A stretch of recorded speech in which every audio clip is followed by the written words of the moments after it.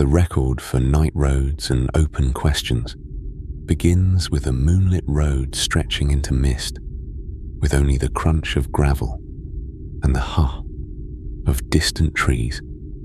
In plain terms, the question is, what happens when the world feels a little less solid underfoot?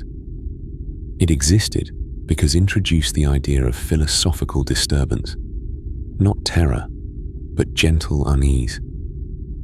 The useful shape is record, problem, implication, and the small part that still refuses to close.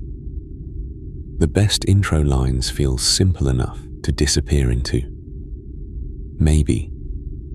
The most disturbing philosophical and metaphysical existential ideas is what you meant to learn about.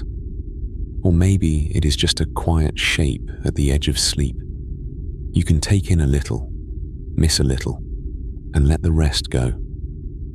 Tonight, this can be something to follow, or something to let pass by. Tonight's subject is the most disturbing philosophical and metaphysical existential ideas. The objects, habits, odd little choices, and quiet explanations sitting underneath the main story. A small note before we begin. The visuals are kept dim, the motion is slow, and the background sound stays underneath the voice. The whole thing is meant to be easy to leave on.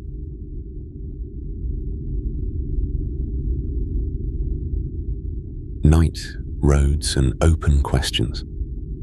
The first record is not a doctrine, but a sensation. A person walking at night along a narrow road, hearing gravel shift underfoot, and noticing that the world has not vanished exactly, but has become less certain. The fence is still a fence. The trees are still trees. A road sign catches the moon in its reflective paint. Yet the ordinary arrangement of things feels briefly provisional, as if someone has loosened the screws on reality and then walked away without leaving instructions. That is often how philosophical disturbance begins. Not with terror, not with thunder. More often with a plain question asked at the wrong hour.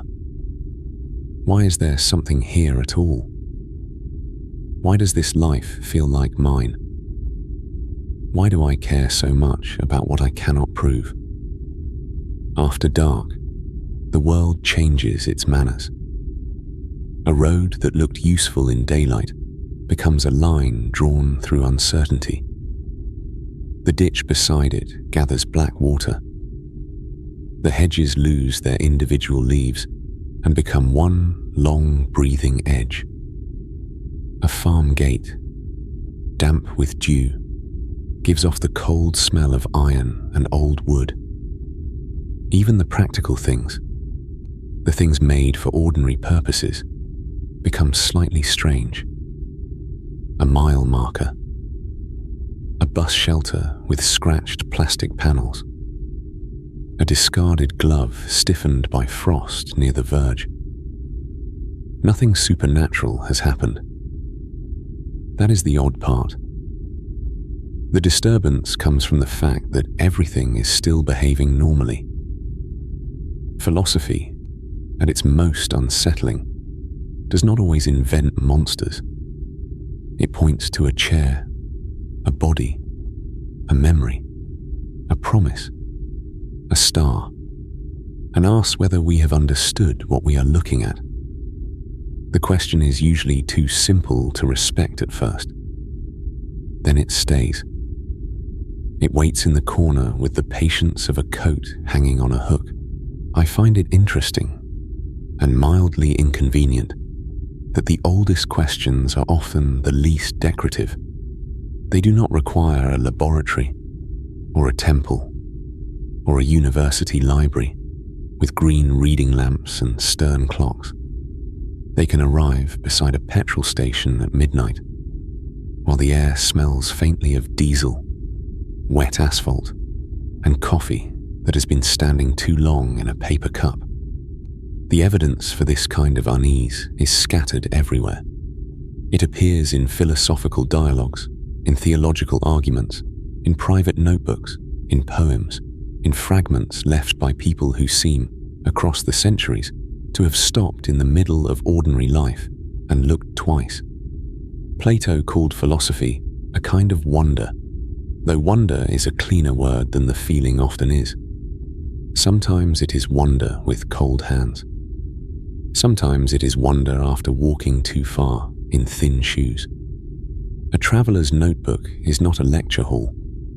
It allows for smudged pencil, wrong turns, and observations made before they have hardened into claims.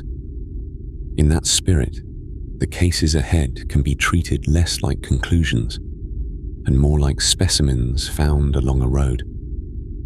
Some are old, some are modern. Some come from metaphysics, some from ethics, some from literature, some from the private weather of being a person at all. Each case has its own shape. Later, one question will ask whether reality needed to contain anything. Another will ask what remains of meaning when no meaning is handed down.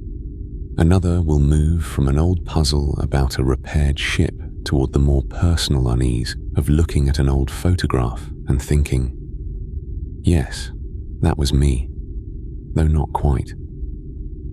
For now, the file stays at the threshold. The threshold matters. Before naming the ideas, it helps to notice the atmosphere in which they become serious. In daylight, a question can seem like a tool. You pick it up, use it, set it down. At night, the same question can become more like a road with no visible end. Not dangerous, necessarily, just longer than expected. The contradiction is simple. Human beings live as if the world is mostly settled. We keep keys in bowls. We write appointments on calendars.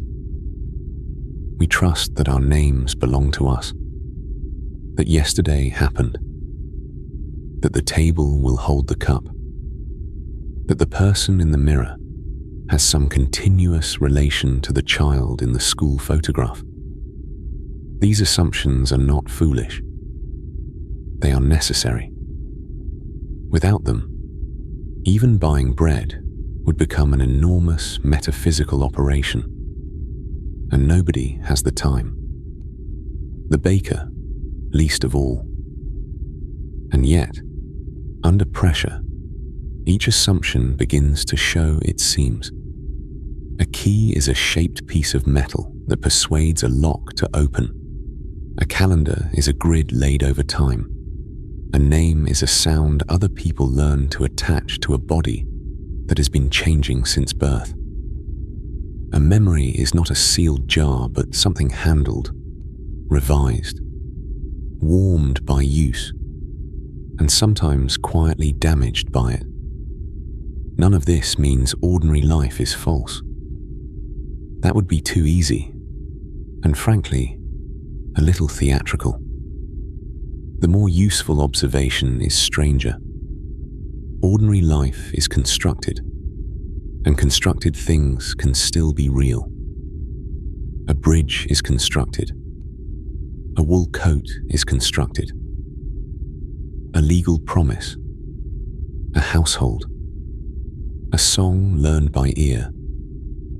A path worn across a field by repeated walking. Constructed does not mean fake. It means held together by materials, habits, agreements, repairs, and time. This distinction will matter again and again. Some unsettling ideas disturb us because they seem to remove foundations, but sometimes they only reveal that what we called a foundation was more like scaffolding. Boards, ropes, bolts, weathered hands, and a willingness to keep maintaining it. A road at night makes this visible in a small way. The road itself is not natural in the sense of being inevitable. Someone surveyed it. Someone poured tar, set gravel, painted lines, hammered posts into the shoulder. Water gets under it. Frost lifts it. Trucks wear ruts into it. Crews return with orange cones and hot asphalt. The road persists because it is repaired. Perhaps some of our certainties are like that. The missing evidence, if we are being honest, is the largest evidence of all. Nobody can step outside existence and inspect it from a safe distance.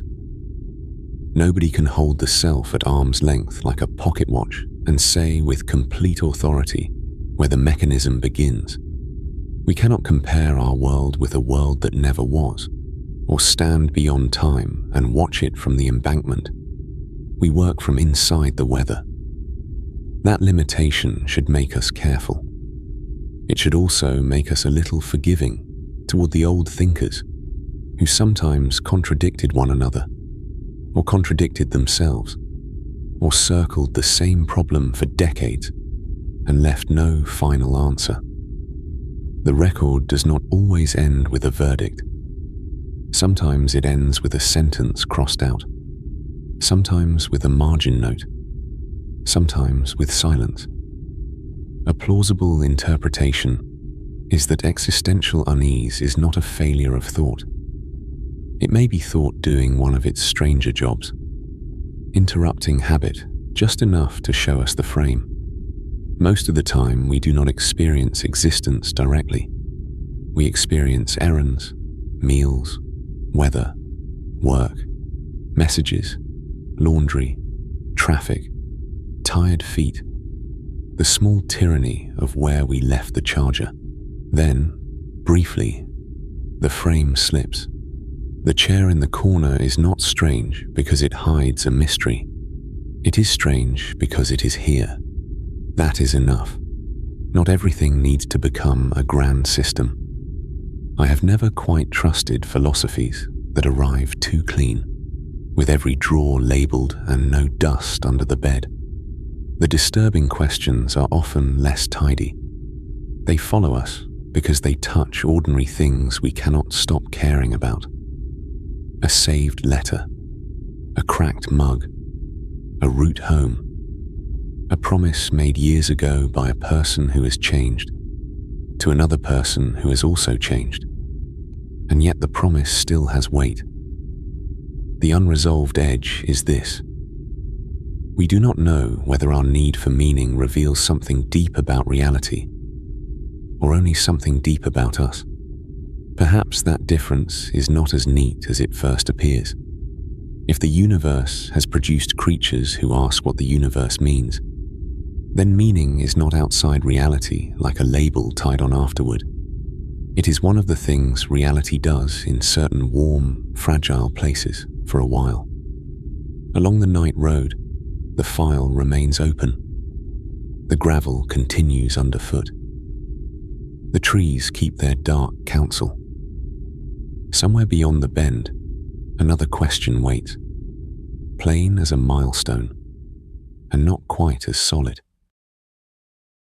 The record for the hollow universe. Metaphysical nihilism begins with the detail of standing at the edge of a field where fog erases the horizon. In plain terms, we are talking about the idea of, can there be a world with nothing in it at all? It existed because philosophers debate if a universe could be truly empty. The useful shape is record, problem, implication, and the small part that still refuses to close. The record begins with a very plain question. Could there have been nothing at all? Not just no people, no animals, no cities, no moon over a road, but no concrete things of any kind.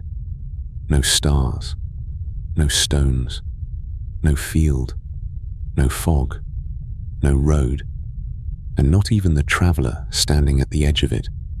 wondering where the horizon went. Metaphysical nihilism is the name often given to this possibility. It is not, quite, the claim that life has no purpose. That belongs to a neighboring room in the archive. Here, the question is colder and more basic. It asks whether reality itself might have contained no objects. The idea has the shape of an empty field at night. You can imagine walking to the last fence post, where the wire is damp and cold under your hand, and seeing the fog thicken until it erases the far trees. Then you remove the trees. Then the fence. Then the wet grass. The gravel road. The mud on your boots. The breath in your chest. Finally, if the thought experiment is allowed to keep going, you remove the one who is imagining it. That is where the file becomes difficult to hold. Philosophers who discuss metaphysical nihilism often begin with possible worlds.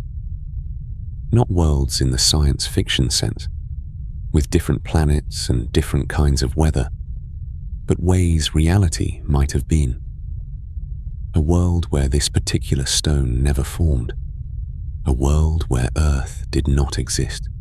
A world where no table was ever built. No hand ever planed the oak. No iron nail was driven in slightly crooked and then regretted. From there, the argument sometimes proceeds by subtraction.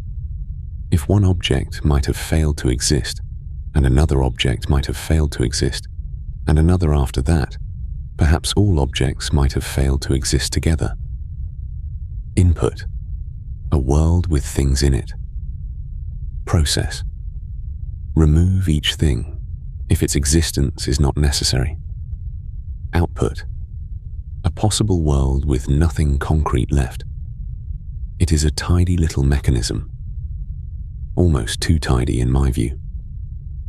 Philosophy has a fondness for taking a broom to the floor and then being surprised when the room is bare. Still, the thought has force.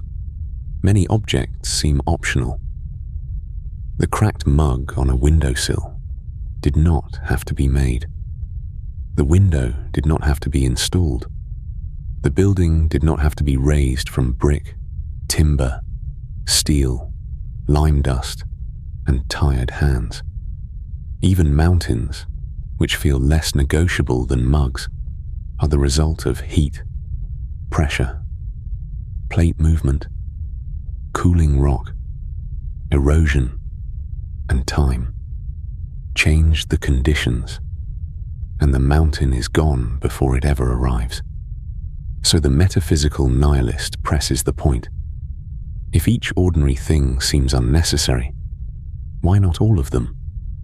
The difficulty is that all of them is not just a larger pile.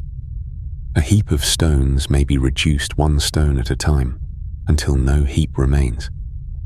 But reality is not obviously a heap. Perhaps some structure must exist. Perhaps laws, properties, numbers, or possibilities remain even when objects are gone. Perhaps a world with no concrete objects is still not nothing, because it contains abstract features, or truths, or the bare fact that it is possible. Here the language becomes slippery. Concrete objects are usually things with some kind of location, causal presence, or physical being. A stone can strike glass. A tree can shade a ditch. A body can feel the cold air gather in its fingers. Abstract things, if they exist, are stranger. Numbers do not sit in the rain. A possibility does not leave a footprint in clay. Metaphysical nihilism, in its sharper form, is not always claiming that there could be no truths, no logic, no mathematics. no possibility. Some versions are more careful. They ask only whether the concrete inventory of reality could be empty. No particles, no fields, no planets, no chairs, no sleepers, no dust on the shelf. A universe without furniture. I find that phrase oddly helpful. Not because the universe is a house, though humans keep trying to make it one, but because furniture is how we notice presence. A chair in the corner is not strange because it is mysterious. It is strange because it is here. Someone cut wood, measured joints, made trade-offs, tolerated a wobble, or did not. Objects carry the mark of being allowed into reality, even when nobody intended them. Take away the chair, and the corner looks larger. Take away the room, and the corner goes with it. Take away space itself, if that is allowed, and the imagination reaches for a wall it cannot find. The odd comfort in this idea is that pure nothingness has no weather. No harm can occur there. No delay, no unpaid bill, no sore knee from kneeling on cold tile, no train missed by half a minute. Nothingness, if it is truly nothingness, does not disappoint anyone. It does not wait. It does not fail. It has no rough edges. This is not a recommendation. It is only an observation. Sometimes the most unsettling ideas have one small, smooth surface where the mind can rest a finger, but then the contradiction returns. To imagine nothing is already to make something. A mental image of black space is not nothing. It is black space. A silent room is not nothing. It has walls, air, temperature, the faint hum of a wire somewhere behind plaster. Even the word nothing arrives with ink, paper, breath, grammar, memory. It is a tool with fingerprints on it. So we never quite reach the thing itself. We stand at the edge of the field, and the fog does the last part for us. Some philosophers doubt that an empty world is possible. They might say that if there is a possible world, then something exists to make it a world at all. Others think this smuggles in too much. Maybe a possible world is not a container that must hold at least one object. Maybe it is more like a description, and one valid description could be no concrete objects exist. The evidence, if that is the right word, is not dug from the ground. No archaeologist can brush dust from a shard of non-being. No telescope can photograph an empty possible world. The debate happens through modal reasoning, definitions, and the pressure we put on ordinary words until they begin to creak.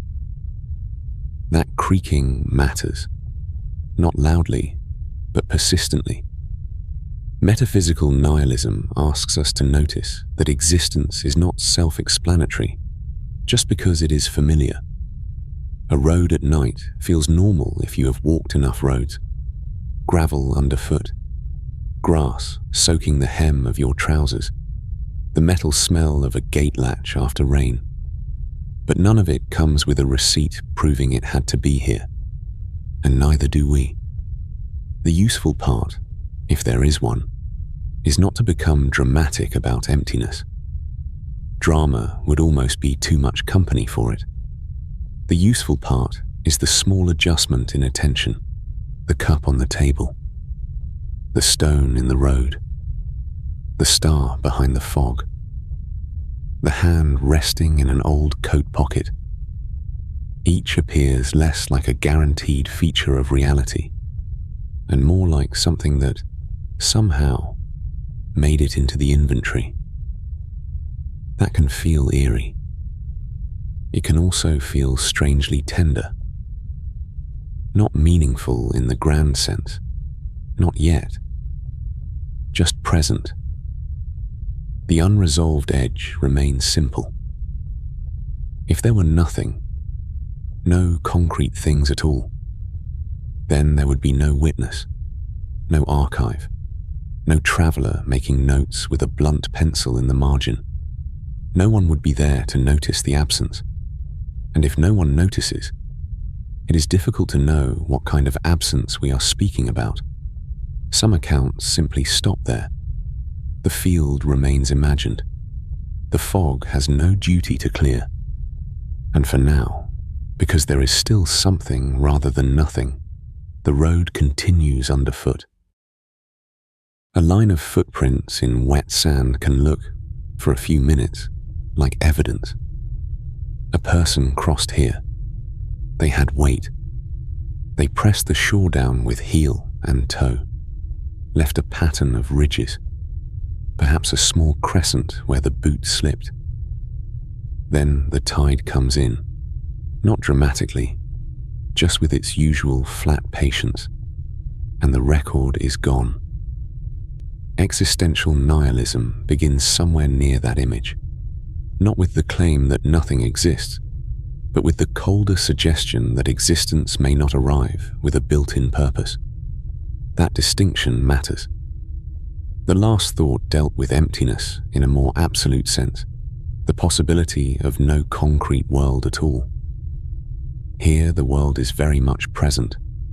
The sand is coarse. The water smells faintly of salt and rotting kelp. A gull complains from a black piling. The problem is not absence of things. It is the absence of an instruction tucked inside them.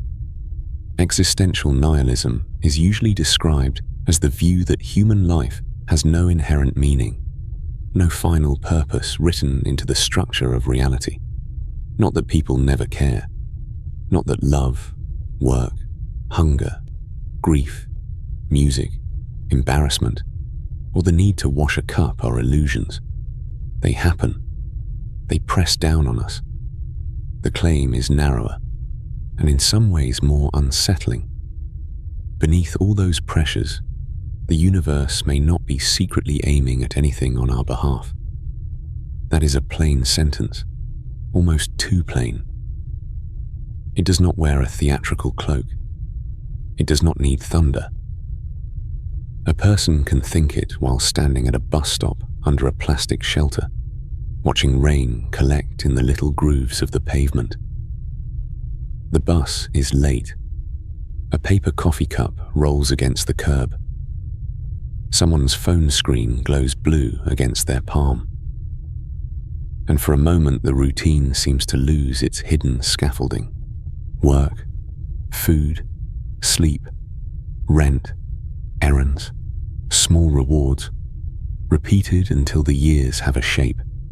The record of this idea is scattered across philosophy, literature, private notebooks, and the less formal archive of people staring into kitchen sinks at midnight. Friedrich Nietzsche is often brought into the file, though he is easy to flatten if handled too quickly. He wrote about nihilism as a cultural and spiritual condition, especially in the wake of old certainties losing their authority. He was not simply saying, with a shrug, that nothing matters. He seemed far more interested in what happens when inherited meanings no longer command belief, but human beings still need to live. That is the useful part to keep. Existential nihilism is not necessarily a performance of despair. More often, it feels like blankness. A hallway after the cleaning crew has passed through. Fluorescent light. The smell of damp mop cotton. No disaster exactly. Just a sense that the signs have been removed from the walls. And the building is still standing. Daily life becomes the first piece of evidence. A person wakes because an alarm makes a sharp little sound from a cheap speaker. They boil water in a metal kettle. They answer messages. They turn a key in a lock. They fill a lunchbox, perhaps badly, with crackers, an apple, a folded napkin, and something wrapped in foil. None of this is meaningless in the ordinary sense. It may be necessary. It may even be beloved. But existential nihilism asks whether necessity is the same as purpose. I find that question both irritating and fair.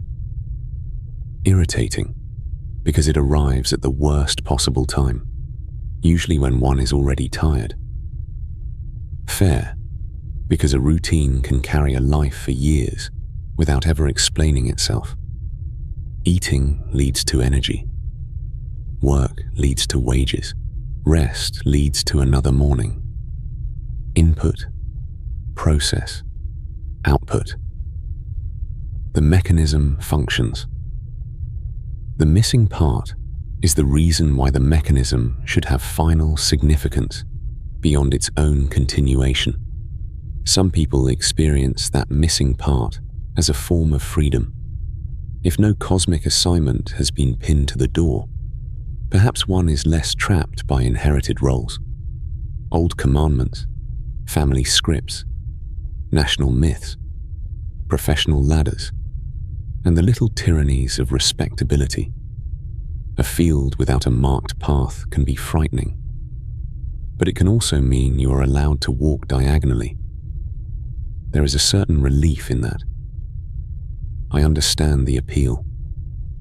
It is pleasant, now and then, to discover that a rule was only chalk on stone.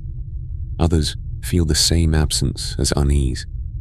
If meaning is not given, then perhaps it has to be made, and making meaning is not like assembling flat-pack furniture with a small hex key and a diagram.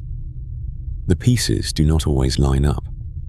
A chosen purpose can wobble under pressure. A belief made in the morning may feel thin by late afternoon. People sometimes say we can simply create meaning, as if meaning were a paper boat folded neatly on a table. But even a paper boat needs paper. It needs hands. It needs water that will hold it for at least a little while. Here the evidence becomes difficult. We cannot step outside human life to inspect reality for a stamped label reading, purpose included.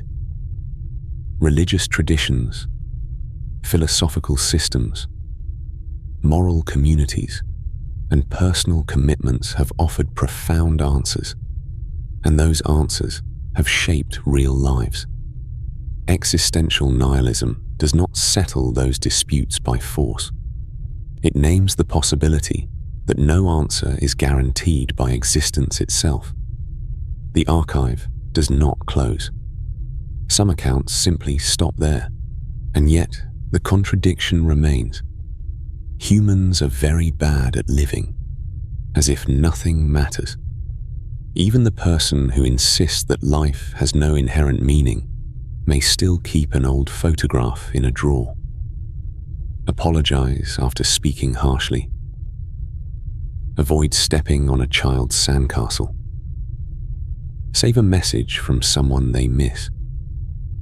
Or feel a small sting of shame over a mistake everyone else has forgotten. This is the odd thing. We may doubt the foundation and still keep arranging furniture in the house. Maybe nihilism is not the absence of meaning, so much as the mourning of expected meaning. We thought there would be a road sign, a final explanation, a sentence at the bottom of the page. Instead, we find weather, appetite, aging, other people, and the recurring need to repair things. A cracked mug, a loose button, a friendship that has gone too long without attention.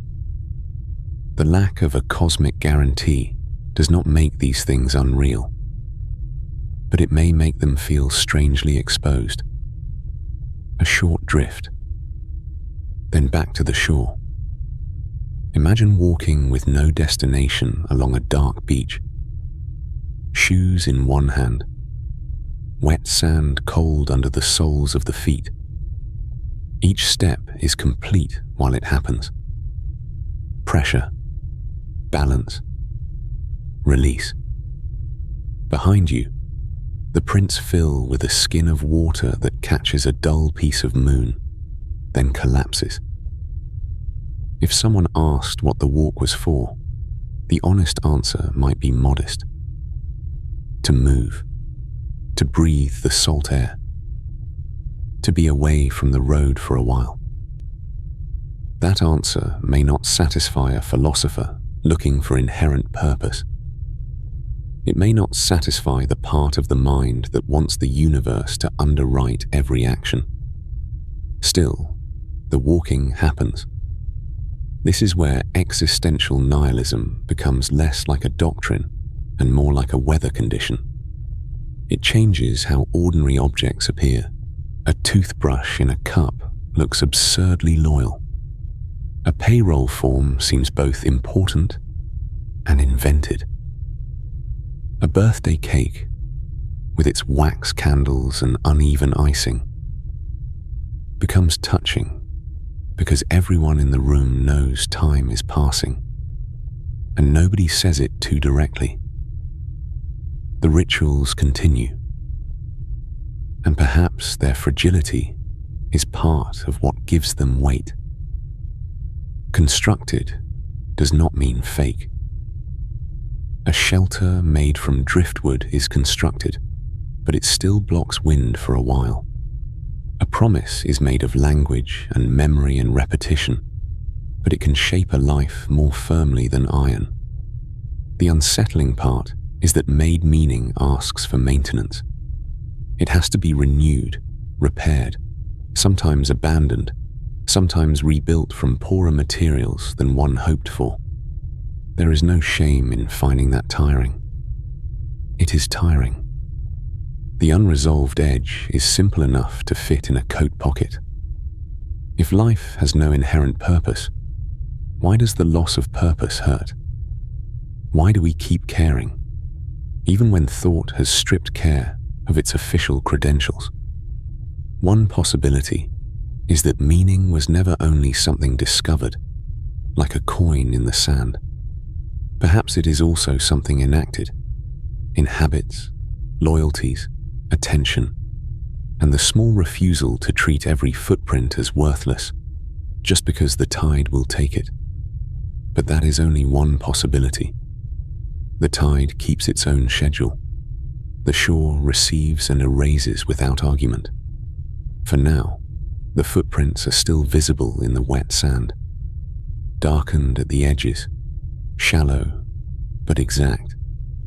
A little farther on, another question waits, less about where the path leads, and more about who exactly is leaving the marks.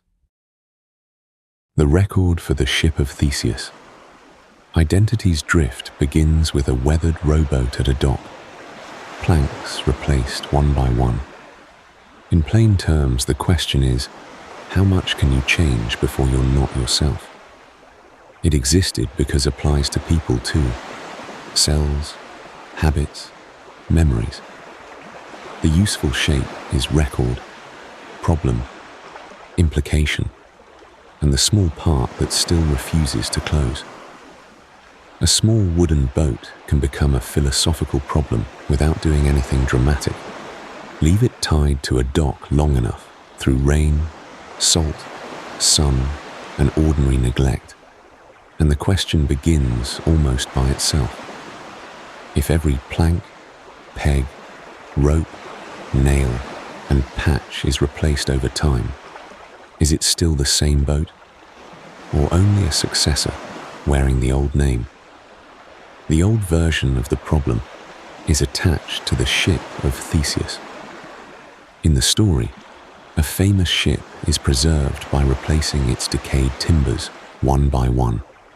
A board weakens. A carpenter removes it. A fresh board goes in. Later, another plank cracks. Then a mast. Then an oar. Then a section of hull. Nothing vanishes all at once. No one stands on the pier and declares the ship dead. The work is practical, almost dull. A tool chest opens. A mallet taps. Wet rope drags over the boards. Someone checks the seam with a thumb and adds pitch where the water might enter. That is what gives the puzzle its particular chill. The change is not sudden enough to be mourned. A weathered rowboat at night makes the matter easier to picture than a grand Athenian vessel. Imagine it resting at the edge of a dock, half in moonlit water, half in the black reflection beneath the pilings. Its paint has been applied in layers, blue, then white, then a tired green that flakes at the corners. The oarlocks are dull metal. A coil of rope lies stiff with salt. Along the bottom, bilge water gathers in a shallow, cold oval, smelling faintly of algae, rust, and old wood. Now a boatkeeper begins to repair it. First, one plank along the port side has softened. Water has entered the grain, and the wood gives slightly under pressure. So the plank is removed and replaced with a new strip of oak, planed smooth, bent into shape, fixed with copper rivets. The boat still feels like itself. No one hesitates to call it by its old name. A season later, another plank goes. Then the transom. Then a seat. The rope is replaced because it has frayed into pale fibers. The oars are changed because one split at the blade. The paint is scraped, sanded, brushed over again. The process is simple. Damage, removal, repair, continued use. Input, process, output. Rot enters the material. Human hands intervene. The boat remains useful. The limitation is harder to name. At what point has care become substitution? The practical answer is usually generous. If the boat has the same shape, the same owner, the same place at the dock, the same name written in chipped letters near the bow, we allow it to continue. People are tolerant about identity when paperwork, memory, and habit are on the same side. I find this both sensible and suspicious. Sensible, because otherwise the world would become impossible to manage. Suspicious, because convenience is not the same as truth, although it often dresses for the same weather. The older philosophical record does not give us one settled answer. Plutarch mentions the ship preserved by the Athenians, and later thinkers sharpened the difficulty. Some versions ask whether the repaired ship remains the original. Others add a second problem. What if someone gathered the discarded old planks and rebuilt another ship from them? Which one would be the true ship of Theseus? The maintained vessel in public use, or the reconstructed vessel made from the original material? The evidence, if that is the right word for a thought experiment, points toward a strange split. Identity can mean material continuity. It can mean functional continuity. It can mean historical continuity. It can mean recognition by a community. The same word, same, is doing several jobs, and it is not always honest about the overtime. A carpenter would probably ask what the boat is for. Can it float? Can it cross the harbour? Will the seams hold in bad weather? Philosophy, being less useful and occasionally more interesting, asks what remains when usefulness is not enough. And then the problem comes ashore. A person is not a boat, of course. That distinction matters.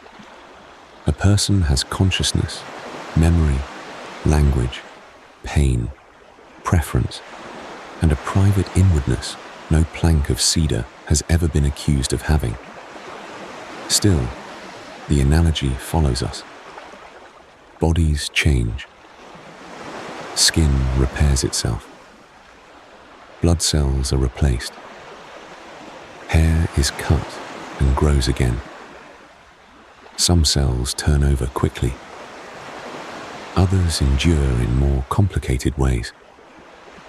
The body is not a warehouse of identical parts kept in permanent storage. It is closer to a river system with maintenance crews working at odd hours. Habits change too, though with less visible carpentry. A word you used constantly 10 years ago disappears from your speech. A food you disliked becomes ordinary. A political opinion softens, hardens, or quietly slips away without leaving a note. You stop wearing a certain jacket, then forget why it mattered. A fear that once directed whole days becomes eventually a small historical object. Not gone exactly, catalogued poorly. Memory may be the most delicate plank. We tend to treat memory as a stored thing, like a photograph kept in a drawer. But remembering often seems to alter what is remembered. Each return to an old scene may polish one corner, darken another, add a tone that was not there before. The mind is not only an archive, it is also a restorer with imperfect eyesight and strong opinions about lighting. This is where the ship begins to feel less clever and more personal. Finding an old photograph can do it, or an old message, or a playlist with songs you once believed had been placed in the world specifically for your private weather. The handwriting is yours. The jacket is yours. The awkward worry in the sentence is certainly yours. And yet, the person who cared with that exact intensity has partly vanished. You remember being them, but you may not quite be able to enter the room they were standing in. An old project can feel the same way. A notebook, a drawing, a draft saved under a file name that made perfect sense at the time. The finished object stays still, but the maker keeps moving. Eventually, your own work can look as if it were made by someone adjacent to you, someone with your hands and a different climate inside the chest. The odd thing is that we do not usually experience this as fraud. We say, "That was me," even when the evidence suggests a more complicated statement. That was me then. That was one version. That was a temporary arrangement of body, memory, appetite, embarrassment, hope, sleep debt, weather, and borrowed language. The self may not be a statue. It may be more like a flame, continuous from a distance, constantly changing up close. Still, the word I persists. It persists through dental records, bank forms, childhood nicknames, scars, passwords, old friends, legal documents, and the small muscle memory of signing one's name. It persists because life requires a working thread. Without it, apologies would become difficult. Promises would dissolve. Responsibility would lose its address. A person who says, "I am not the same one who did that," may be speaking in one sense truthfully, and in another sense trying to avoid returning a borrowed tool. This is the practical sympathy I have for identity. We need it, even if it is less solid than it feels. A boat with no stable name cannot be insured, repaired, inherited, or blamed for leaking. A person with no continuity cannot keep faith with others, or even with tomorrow's errands. Philosophy can loosen the boards, but breakfast still expects someone to arrive. So one plausible interpretation is that identity is not a hidden core inside the object. It is a pattern maintained across change. Shape, history, use, memory, and recognition hold together long enough for a name to make sense. The ship remains the ship because each replacement is connected to the last by a chain of care. The person remains the person because change is not merely erasure. It is also continuity under revision. But the unresolved edge remains. No firm line appears. No single plank carries the whole identity. No single memory contains the self. Remove one, and the thing continues. Remove many, and it may still continue. Remove all gradually, and language keeps walking forward, as if nothing impossible has happened. Maybe that is why the Ship of Theseus stays with us.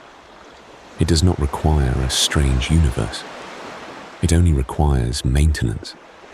A dock, a ledger with repair dates, a chisel left damp beside a bucket, a rowboat that has survived because almost none of it is original. And perhaps, after enough years, we are something like that boat.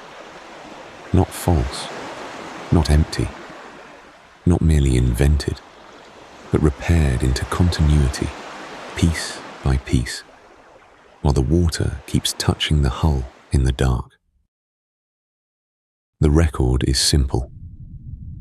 Eternal recurrence is the thought that every event, every gesture, every ordinary hour returns again and again without end. Not a similar life. Not another person with your habits. This life, down to the smallest misplaced key, the same cup on the table, the same sentence spoken too quickly, the same footstep on the same worn piece of earth. A circular path is a useful object for it. Not a symbol exactly, more of a working model. Imagine a footpath cut into a field under starlight, where the grass has been pressed flat by many passings. Gravel gathers at the low points. Mud darkens where shoes have turned after rain. A gate latch clicks in the same place each time. Metal against metal. A small sound that has no ambition beyond being heard. You walk the loop once and return to where you began. Then again. After enough circuits, the path stops feeling like travel and starts feeling like a question. The old philosophical problem is not only whether time might be circular rather than straight. That is the grand version, the cosmic diagram, the wheel drawn in chalk. The more intimate problem is what such a wheel would do to the value of a single moment. A line lets us imagine escape. It says, this passed, that is over. Something else will come. A loop has poorer manners. It says, no, not over. Again, Nietzsche gave eternal recurrence one of its most famous modern forms, though even there the record is not a tidy proof. In The Gay Science, he presents it as a strange visitation of thought. What if a figure told you that you must live your life again, every pain and pleasure, every thought and sigh, in the same sequence. Later, in Thus Spoke Zarathustra, the idea returns with more weight, almost as a burden and a test. Scholars still disagree about how literally Nietzsche meant it.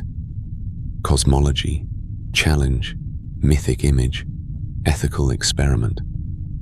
The evidence points in several directions, and then, rather inconveniently, does not stand still. I find that inconvenience almost appropriate.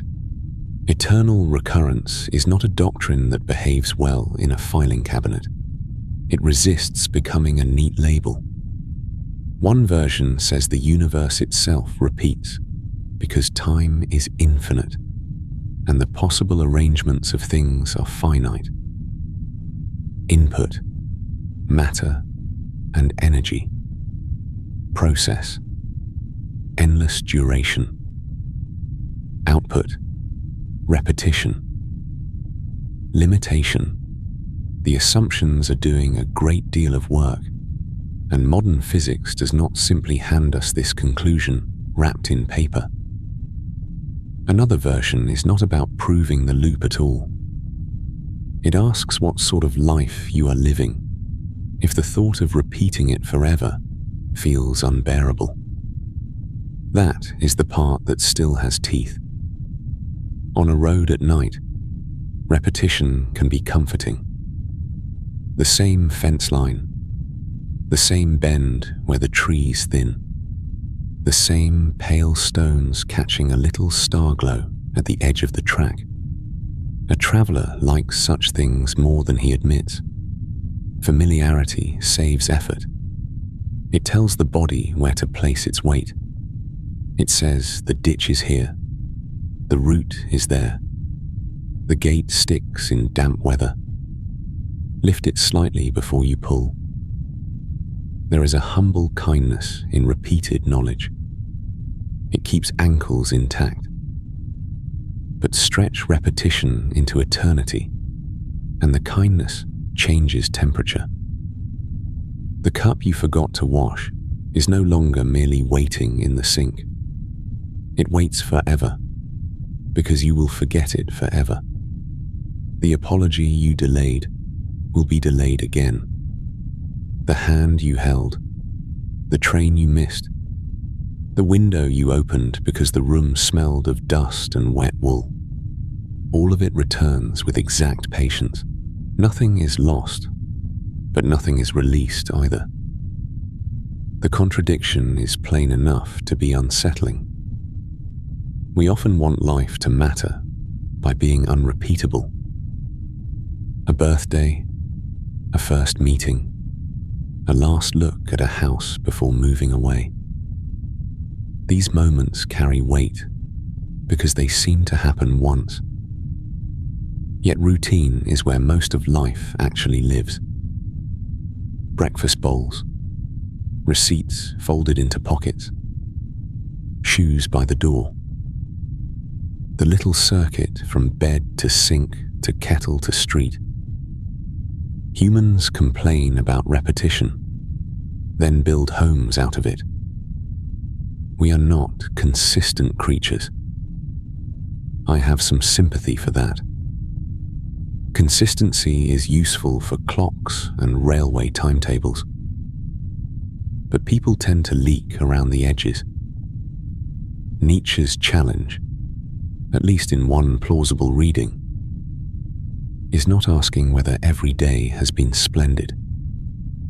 That would be a foolish standard.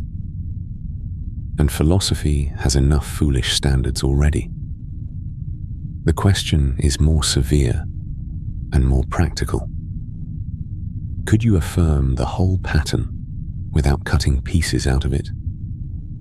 Not enjoy every moment, not call every loss good, but somehow say yes to the fact that this was your life, with its cheap furniture, its badly timed words, its winter mornings, its brief astonishments. A small detail matters here. Eternal recurrence does not offer improvement. It is not reincarnation with lessons learned. It is not a spiral that rises. The loop gives no promotion for insight, no cleaner second draft. If it returns as it was. The same ink blot on the page, the same cracked phone screen, the same stone in the shoe during the last mile home. That lack of revision is what makes the idea so austere. Most of us can tolerate memory because memory edits. Recurrence would not edit. It would restore. Older traditions have also imagined time in cycles, though not always in Nietzsche's exact way. Stoic philosophers, for example, considered a cosmos that periodically burns and begins again, repeating the same pattern. Many religious and philosophical traditions have pictured vast cycles of creation and dissolution, though the meanings differ greatly, and it is better not to flatten them into one convenient wheel.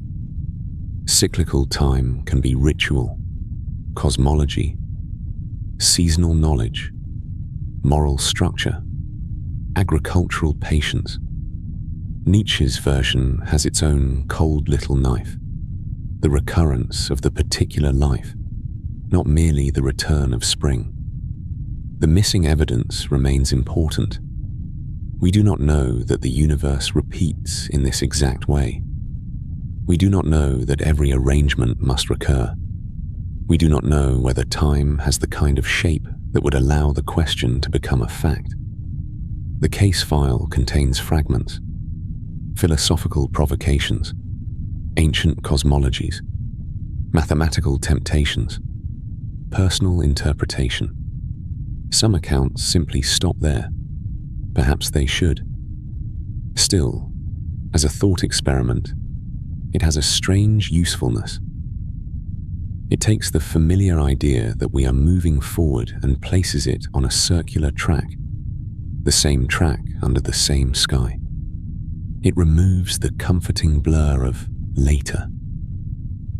Later, in ordinary life, is where we store a surprising amount of hope and clutter. Later, I will become kinder. Later, I will answer the letter.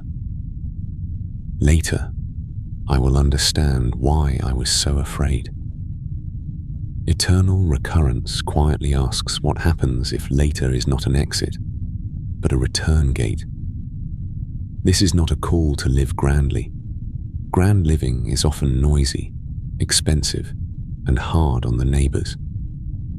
The thought may be more useful when brought down to smaller things. The tone used with someone tired, the way a room is left for morning, the walk taken out of habit that turns out, in memory, to have been a life. If a moment had to repeat forever, perhaps the first question would not be whether it was impressive. Perhaps it would be whether it was bearable to meet again. The comfort of the loop is that nothing vanishes. The discomfort is also that nothing vanishes. A child's laugh in a hallway returns. So does the hour of waiting. The smell of rain on warm pavement returns. So does the foolish sentence you wish had dissolved before reaching anyone's ears. A wheel is generous and merciless in the same motion. It carries everything. And maybe that is why eternal recurrence feels less like a theory about time than a pressure placed on attention. It asks us to look at the ordinary path and notice that it is already being repeated. Not infinitely, perhaps. Not cosmically, but enough. The same worries, the same comforts, the same little ceremonies of staying alive. Grass flattened by many passings does not need metaphysics to become a circle. Ahead, the road will open into a different solitude, where the question is not whether life returns, but what one does under stars that may offer no instructions. For now, the path bends back on itself, and the old gate gives its small metal click once more. The record for atheistic existentialism, alone under the stars, begins with a lone figure lying in a field, watching constellations drift. In plain terms, the question is what changes when there's no higher plan. It existed because responsibility for one's own choices, without guidance. The useful shape is record, problem, implication, and the small part that still refuses to close. A person lying in a field at night has very little equipment for metaphysics. A coat under the shoulders, damp grass pressing through the cloth, a few burrs on the cuff. Above, the stars make no announcement. They do not deny anything, exactly. They simply continue being stars, cold and distant, while the person underneath them begins to suspect that no higher plan is going to descend and explain what to do next. That is the record in its plainest form. Atheistic existentialism does not merely say that God is absent. Many people have lived with disbelief without becoming existentialists. The sharper claim is that if there is no divine author, no cosmic script, and no built-in human purpose, then a person is not handed a role before living. No sealed envelope, no carved instruction beneath the ribs. The old phrase often attached to Jean-Paul Sartre is that existence precedes essence. First, one exists. Then, slowly, clumsily, publicly, one becomes something through choices. The troubling part is how ordinary this sounds. No thunder is needed, no collapsing temple. Just a person standing at a crosswalk after midnight, waiting for the signal to change, holding a paper bag with bread in it, realizing that a life may not come with a final examiner. The light changes from red to white. The little walking figure appears. Traffic hisses on wet asphalt. And still, the decision has to be made. Sartre wrote in the 20th century, especially after the old European certainties had been badly damaged. Being and nothingness appeared in 1943, in a world of ration cards, military papers, overheated rooms, and train platforms where people waited with more fear than luggage.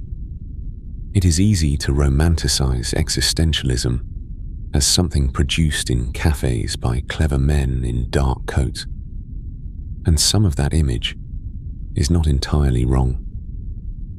But I have never trusted the cafe version by itself. Philosophy is usually less elegant when it arrives. It comes with unpaid bills, bad weather, a body that needs sleep, a letter one has not answered, a door one must either open or leave closed. The evidence for this idea is not like the evidence for a bridge or a fossil. No one digs up atheistic existentialism with a trowel. Instead, the evidence is experiential, literary, historical. It appears wherever people feel the withdrawal of guaranteed meaning and find themselves still required to act. A person may not believe in a divine judge, yet still feels guilt. A person may reject cosmic purpose, yet still makes promises. A person may doubt destiny, yet still worries about wasting a life. Humans are very bad at living as if nothing matters. That is one of the small, stubborn facts in the file. Atheistic existentialism is often placed near nihilism, but it is not quite the same cold room. Nihilism can say that there is no inherent meaning. Existentialism, in this form, notices the same absence and then points to the workbench. Meaning is not discovered like a coin in the soil. It is made, revised, argued over, repaired. This is not always comforting. Handmade things can wobble. A chair made by hand may have one leg slightly short. A life built without instructions may creak under weight. Still, constructed does not mean fake. A footpath across a field is constructed by repeated feet. It is not less real because no architect drew it. A promise is constructed from language, memory, and future pressure. It is not nothing because it had to be spoken. Even a grave marker, cut from granite and set into earth, carries meaning because people returned to it, brushed leaves from the name, and stood there in weather. The universe may not have written the inscription. That does not make the hand that carved it meaningless. The contradiction is that freedom, here, is both release and burden. If there is no cosmic script, then one is not trapped in a pre-written character. That part can feel spacious. A person is not simply a profession, a family role, a childhood wound, a diagnosis, a nation, a mistake, or a talent. But the same freedom removes an excuse. If no higher order has assigned one's part, then choosing becomes heavier.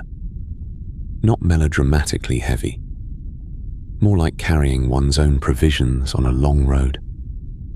Bread, matches, a folded map that may be out of date, a tin cup that knocks softly against the pack. I find that practical side easy to overlook. Philosophers speak of freedom, and the word sounds clean.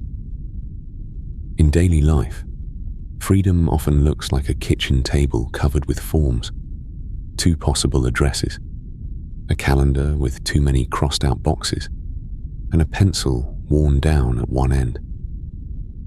It is not always glorious. Sometimes it is just being unable to hand the decision to the sky. These lines should feel more like standard YouTube creator language. A note left in a coat pocket than a proclamation. A small reminder that the disturbing part is not simply being alone under the stars. It is being alone under the stars and still having to decide how to treat the person beside you in the morning. Sartre's version of this thought puts great pressure on responsibility. To choose oneself, he suggests, is also to present an image of what one thinks a human being may be. That claim can be debated, and has been.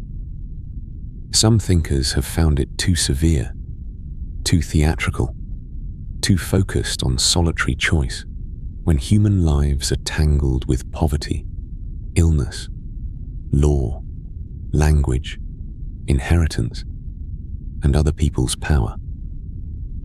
That criticism matters. No one chooses from pure air. A person chooses from a particular body, a particular street, a particular history, sometimes with very few options on the table. The record becomes uneven there. Existential freedom is not the same as unlimited possibility. The field at night may look open, but fences still run through it. Wet shoes still get cold. Hunger changes a person's philosophy faster than a seminar does. What atheistic existentialism seems to preserve even under constraint, is not the fantasy that everyone can do anything.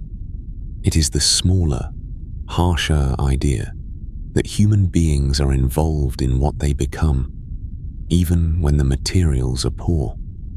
A stone wall built from field stones is a useful image. The stones are not chosen in their original shape.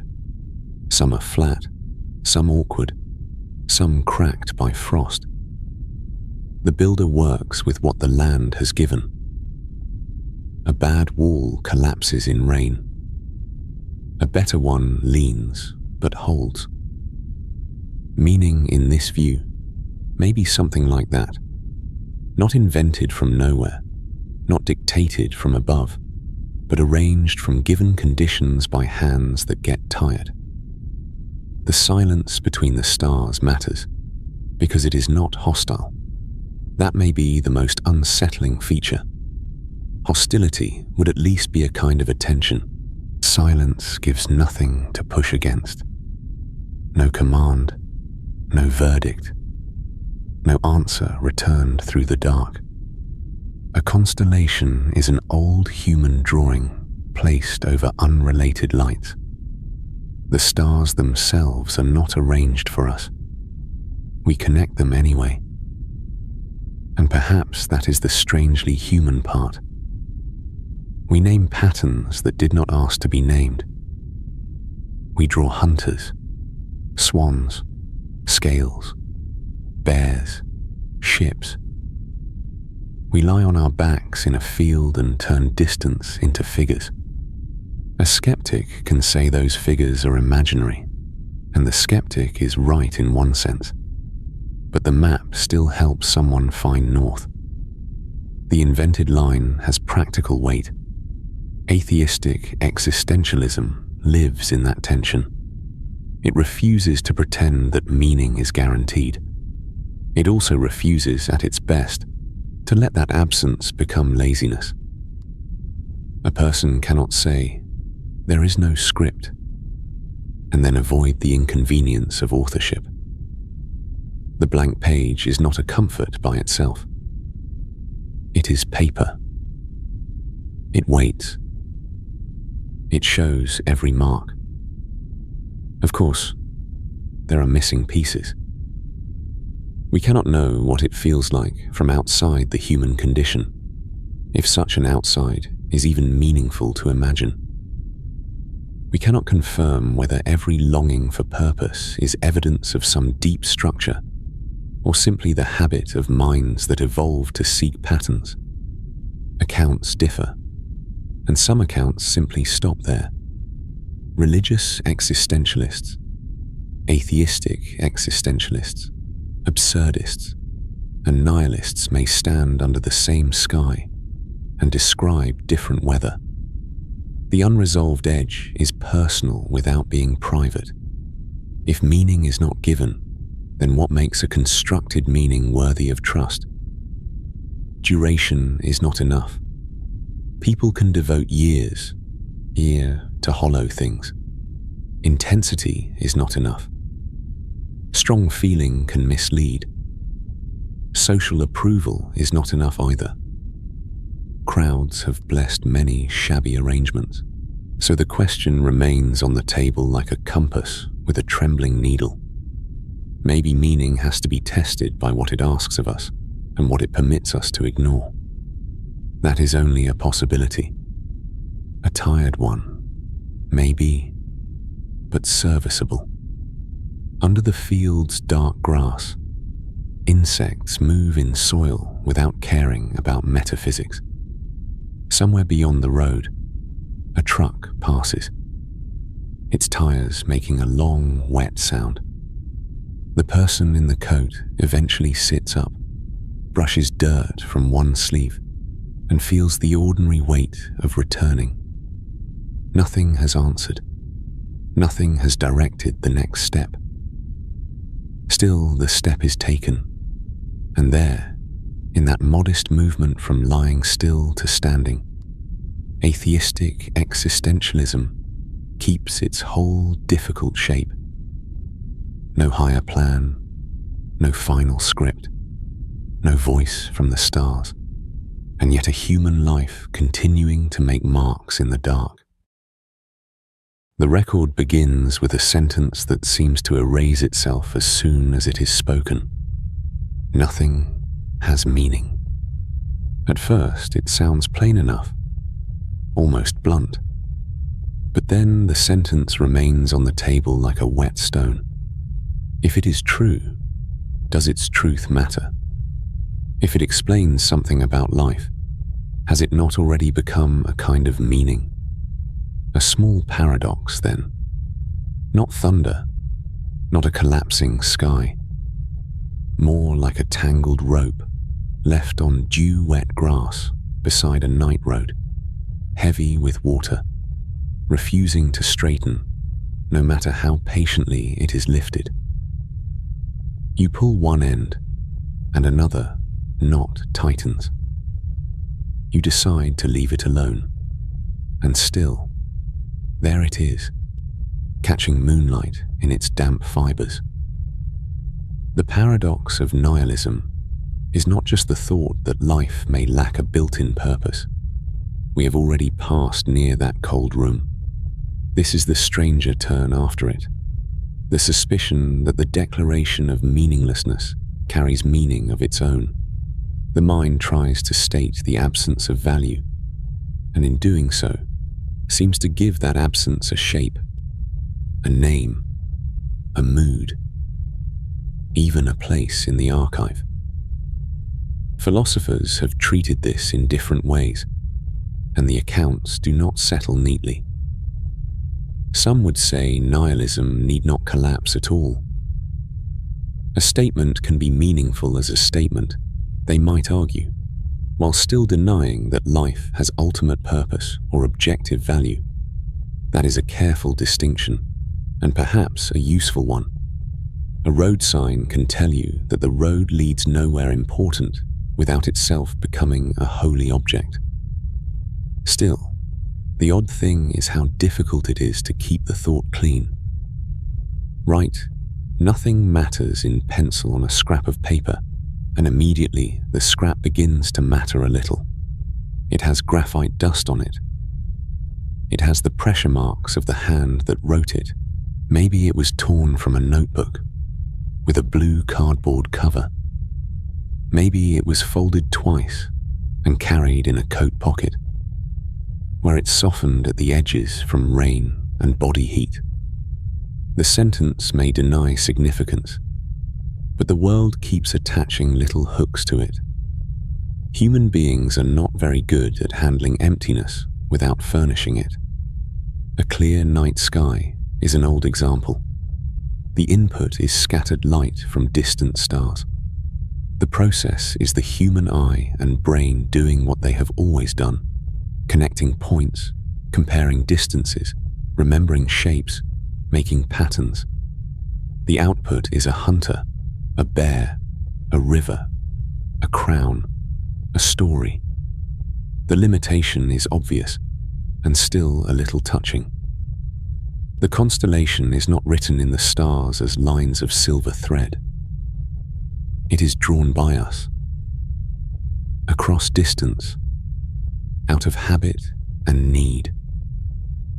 Something similar happens with meaninglessness. The input is absence. The process is thought. The output is a doctrine, a mood, a black mark in a notebook, a sentence repeated on a walk home at 2 a.m. The limitation is that absence, once noticed, no longer behaves like simple absence. It becomes an object of attention. That may be the center of the case. A quiet gesture of appreciation. Consider a museum after closing, not the grand hall, but the service path behind it. A strip of concrete, a metal door with a push bar worn smooth by hands. A mop bucket left under a pipe. Outside, the grass is beaded with dew, and somewhere beyond the wall a delivery truck reverses with that soft, intermittent beep that always sounds lonelier at night. In a glass case inside the building, a broken bowl may be labeled as ritual, domestic, uncertain. The label admits what the curator does not know. The object remains anyway. Some subjects seem better explored slowly. There are more like this waiting quietly nearby. Nihilism can feel like that label. Uncertain. No known purpose. No surviving explanation. But the act of labeling is already an act of care. Someone measured the shard. Someone typed the card. Someone chose acid-free paper and a small font. I find this practical detail strangely important. Even when we cannot recover meaning, we often preserve the place where meaning might have been. There is a dry inconvenience here for anyone who wants nihilism to be simple. To say there is no meaning is not the same as ceasing to behave meaningfully. The person who insists nothing matters may still prefer one chair over another, still wince at an unkind sentence, still keep an old key in a drawer because throwing it away feels premature. Humans are full of these small contradictions. Philosophers may sharpen the terms, but the coat pocket already knew. One plausible interpretation is that nihilism is not always the absence of meaning, but the mourning of expected meaning. Not the discovery of a blank wall exactly, but the disappointment that the wall did not contain a hidden door. We thought purpose might arrive fully assembled, like a carved stone tablet, clean and authoritative. Instead, we find string, memory, weather, appetite, affection, fear, language, and the clumsy tools of attention. Constructed does not mean fake. This is a useful distinction, and I wish it were taught with more ordinary examples. A wooden gate is constructed.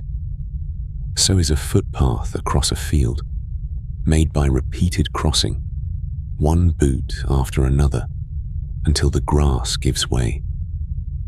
So is a promise, which has no weight in the hand, yet can alter a life more than a brick wall. If meaning is made, that does not automatically make it counterfeit. It may only mean that meaning belongs to the class of things humans build because bare ground is not enough. And yet, the paradox does not vanish. If a person says, "There is no truth," we tend to ask whether that statement is true. If a person says, "Nothing is meaningful," we may ask whether that statement has meaning. The circle is plain, almost too plain. It has the modest stubbornness of a gate latch that sticks in cold weather. You can explain the mechanism, oil the hinge, lift the door slightly as you pull, and still, on certain mornings, it catches. Some philosophers try to solve the problem by separating levels. A claim about meaning does not have to belong to the same category as a life's purpose. Others suggest that nihilism is best understood not as a single sentence, but as a family of doubts. Doubts about moral facts, cosmic purpose, personal significance, final explanations. The evidence points toward confusion, partly because the word meaning is asked to do too much work. It means purpose, value, interpretation, direction, importance, and sometimes merely the definition of a sentence. A tired little word, carrying several suitcases. This is where the record becomes incomplete. We do not have one agreed object called meaning, polished and set on a table. We have uses of the word. We have arguments. We have people standing under bus shelter roofs in winter rain, deciding whether a life can be bearable without a final answer. Accounts differ because the thing being measured changes under the ruler. The mind's pattern making is not a flaw exactly. It is how a person notices footprints in mud, recognizes a friend's voice through static, repairs a fishing net, reads weather in the smell of wet asphalt. The same faculty that invents stories also keeps us oriented. But when it turns toward emptiness, it does something peculiar. It traces the outline of the void, and then becomes attached to the outline.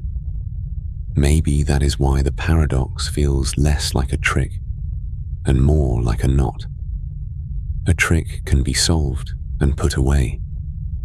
A knot belongs to rope, tension, fingers, moisture, time.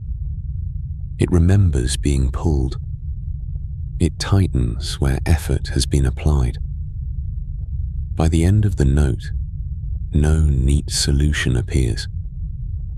Nihilism may not refute itself, or it may reveal that the human mind cannot encounter meaninglessness without turning it into an event. Both possibilities remain on the grass, damp and visible, under the cold open sky. The rope is still tangled. The hand lets go for now. And the question stays there, not answered exactly, but no longer pretending to be simple. The record for the consciousness trap. Ligotti's Pessimism begins with a lantern flickering in a dark forest, illuminating only a small circle. In plain terms, we are talking about the idea of is consciousness itself a source of discomfort? It existed because awareness as an accidental burden, not a gift. The useful shape is record, problem, implication, and the small part that still refuses to close. Record 8 begins with a plain complaint. Awareness does not merely reveal the world, it makes the world impossible to ignore. Thomas Ligotti, best known as a writer of strange fiction, gives this complaint an unusually cold shape. In his pessimistic view, consciousness is not the crown placed on human life. It is closer to a trap door that opened beneath us, and then refused to close. That is the problem filed under his name. Not simply that life can hurt, or that people suffer, or that the universe is indifferent. Those ideas have their own rooms in this old museum. Ligotti's darker suggestion is more specific. He seems to ask whether the very condition of being aware is already a kind of injury.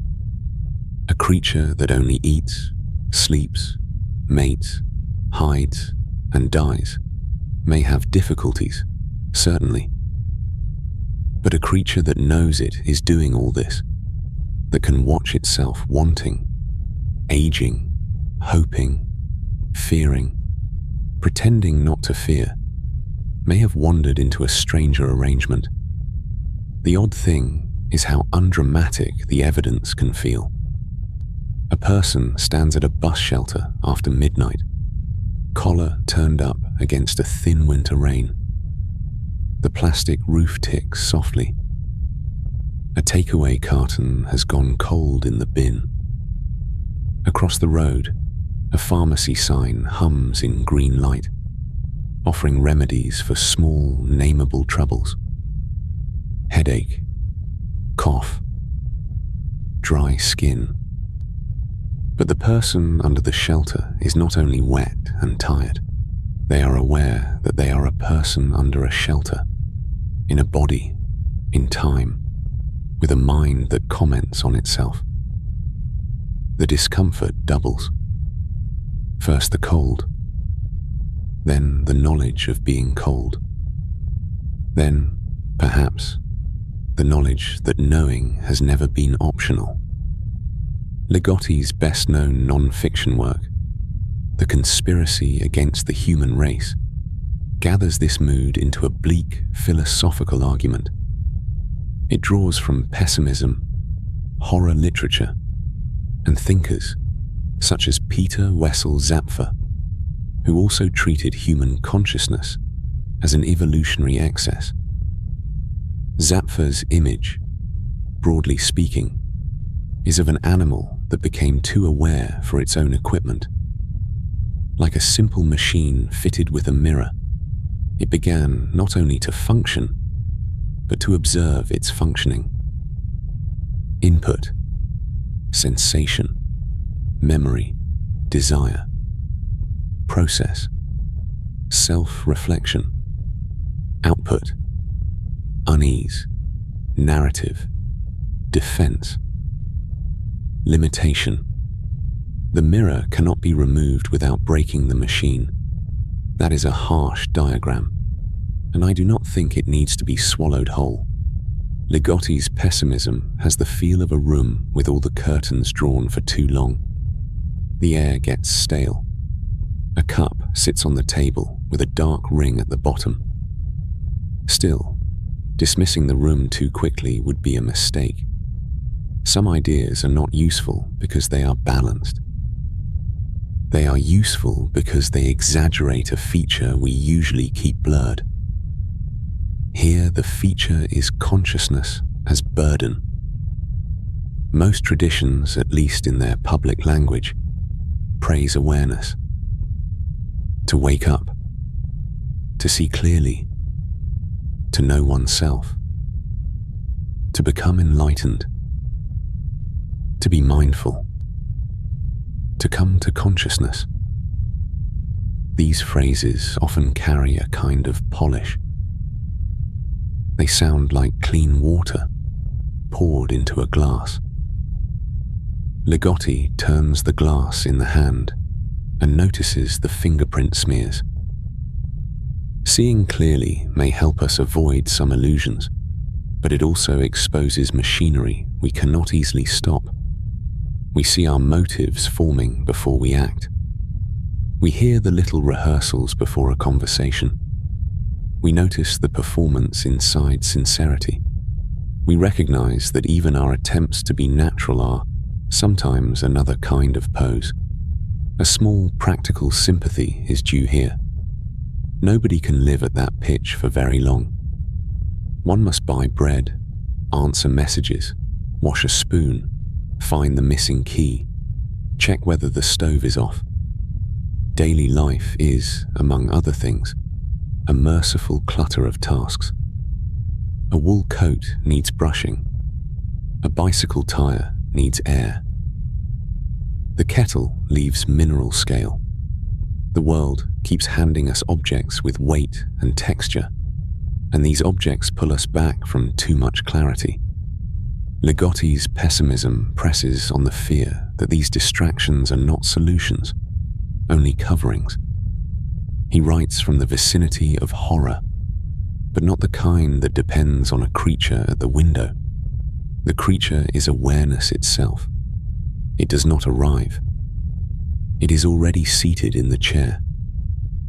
It has your posture. And yet, the contradiction is important. If consciousness is such a trap, it is also the only instrument by which the trap can be described.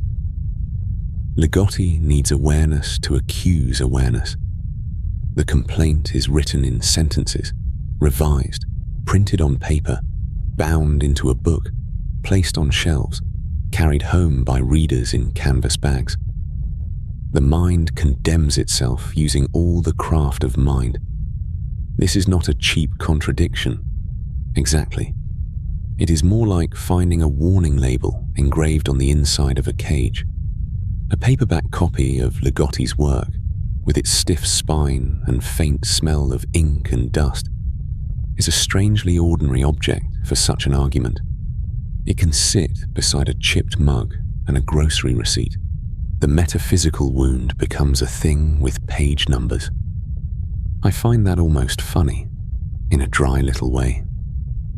Human beings can turn even a verdict against existence into publishing logistics. Someone chooses the typeface. Someone checks the margins.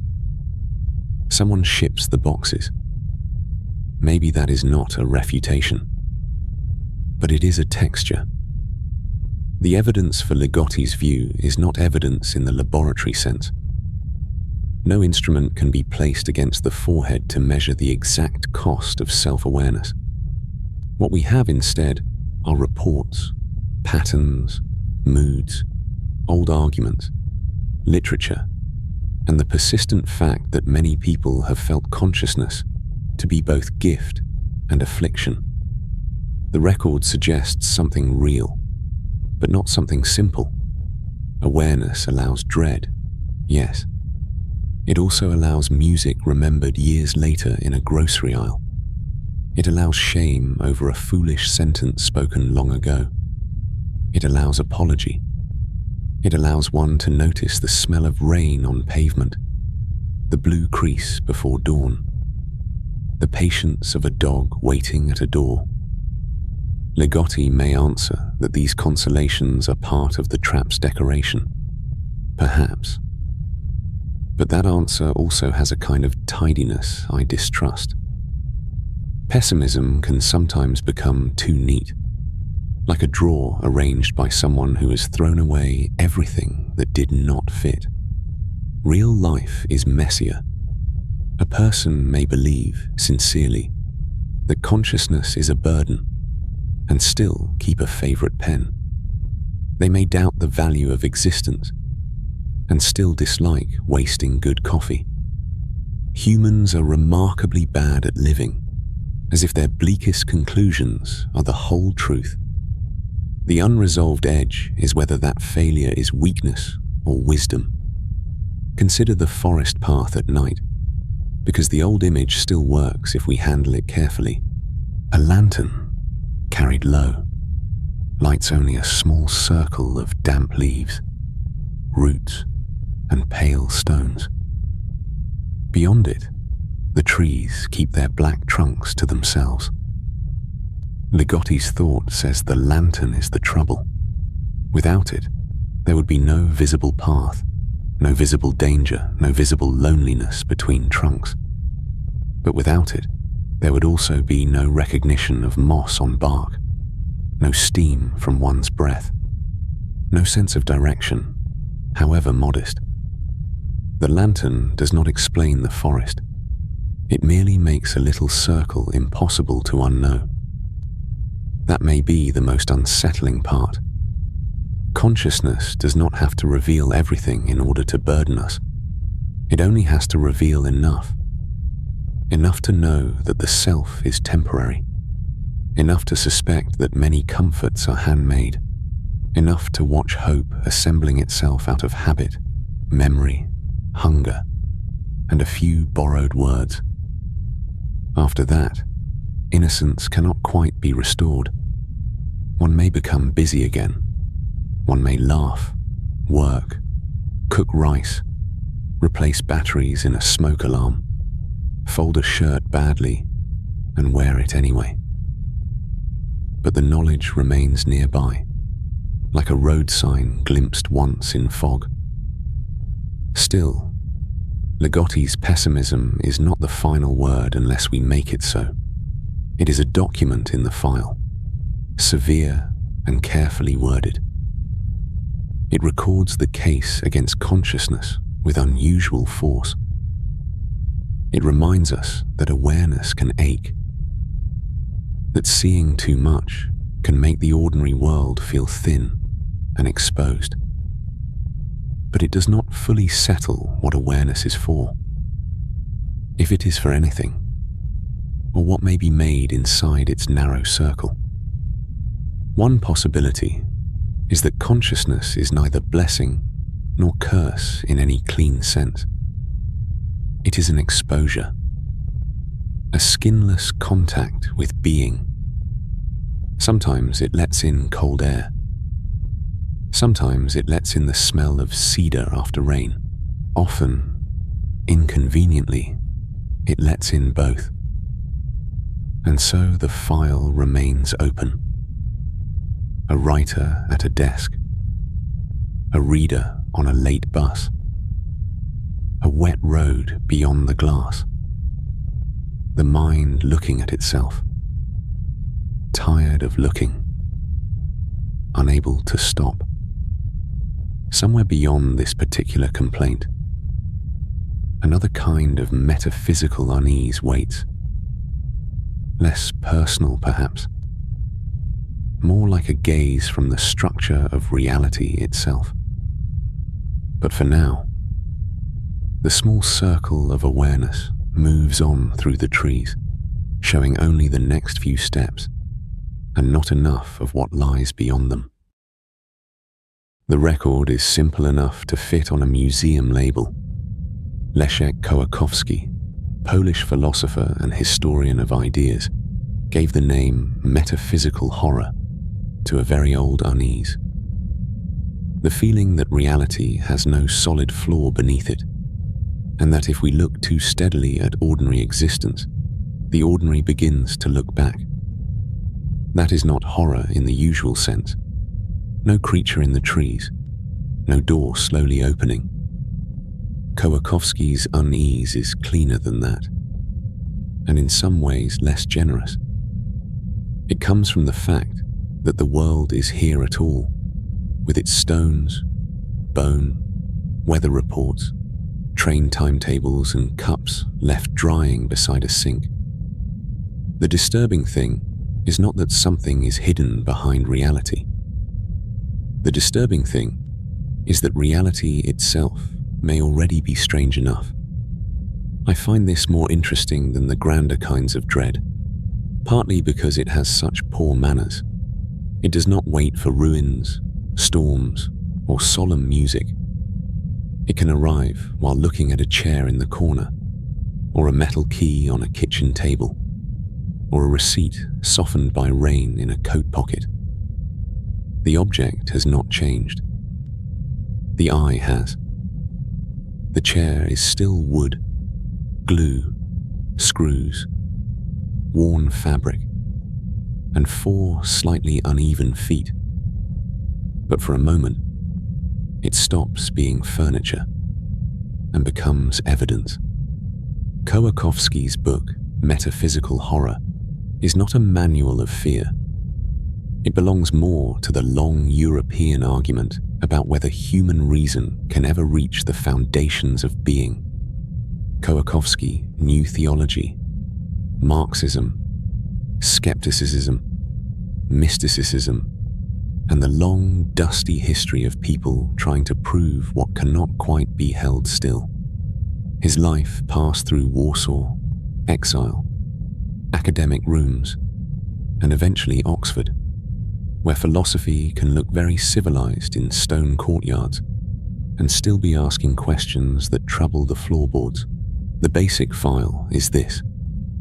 Human beings keep asking ultimate questions, even after learning that ultimate answers may be unavailable. Why is there something rather than nothing? What is being?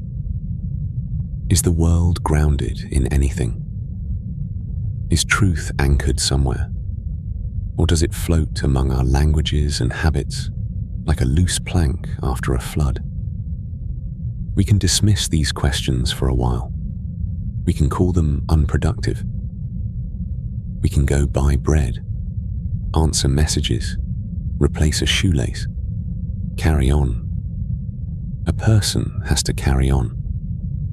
But the questions return with the patience of damp. Here is the contradiction Kołakowski is circling. We cannot seem to live without metaphysical questions, yet we may not be built to answer them. The mind asks for a foundation. The world offers surfaces. Stone, paper, skin, water, glass, asphalt, cooling after sunset. We press on them, and they hold, mostly. A bench holds the body. A road holds the weight of a bus. A notebook holds ink. But none of these things explains why there is holding in the first place. At night, this becomes easier to notice. Imagine a stone bench in a moonlit clearing. Not dramatic, just cold and a little damp at the edges. The gravel path has pale chips of limestone in it. A few leaves are pressed flat against the ground, dark with old rain. Nothing much happens. Yet the bench, empty except for its own shadows, begins to feel like a question someone left behind. It is made of cut stone. It has weight. It will chill the back of a coat if you sit too long. And still, the strange fact remains. It exists. Philosophy, in this form, becomes a kind of restrained ghost story told without ghosts. A metaphysical question takes an ordinary object and removes the insulation around it. The cup is no longer simply a cup. It is matter arranged into use, accepted by habit, named by language, trusted by hand. Input: clay, heat, glaze, the potter's wheel, perhaps a slight wobble near the rim. Process: firing, cooling, handling, repetition. Output: a vessel that can hold tea. Limitation: none of this tells us why matter is available to be shaped, or why a mind is here to notice the shaping. That is the mechanism of metaphysical horror, if one can use such a practical word for it. Attention goes in. Habit is stripped away. Strangeness comes out. The limitation is that too much stripping leaves us unable to use the cup at all, which is inconvenient, because tea does get cold. I have a small sympathy for ordinary habit here. Habit is not always a prison. Sometimes it is the little bridge that lets us cross the day without falling through every metaphysical crack in the pavement. The previous thought, Ligotti's Pessimism, made consciousness itself feel like the trap. Kołakowski's gaze is different, because the unease seems to come from the world's unanswered depth rather than from awareness alone. One piece of missing evidence is important. We do not possess a final report from reality. No stamped document, no last page, no foundation stone with the builder's signature on it. Traditions disagree about what stands beneath the world. Some speak of God, some of necessity, some of emptiness, some of language. Some simply refuse the question as badly framed. Kołakowski does not make the uncertainty disappear. If anything, he treats the persistence of the question as part of the evidence.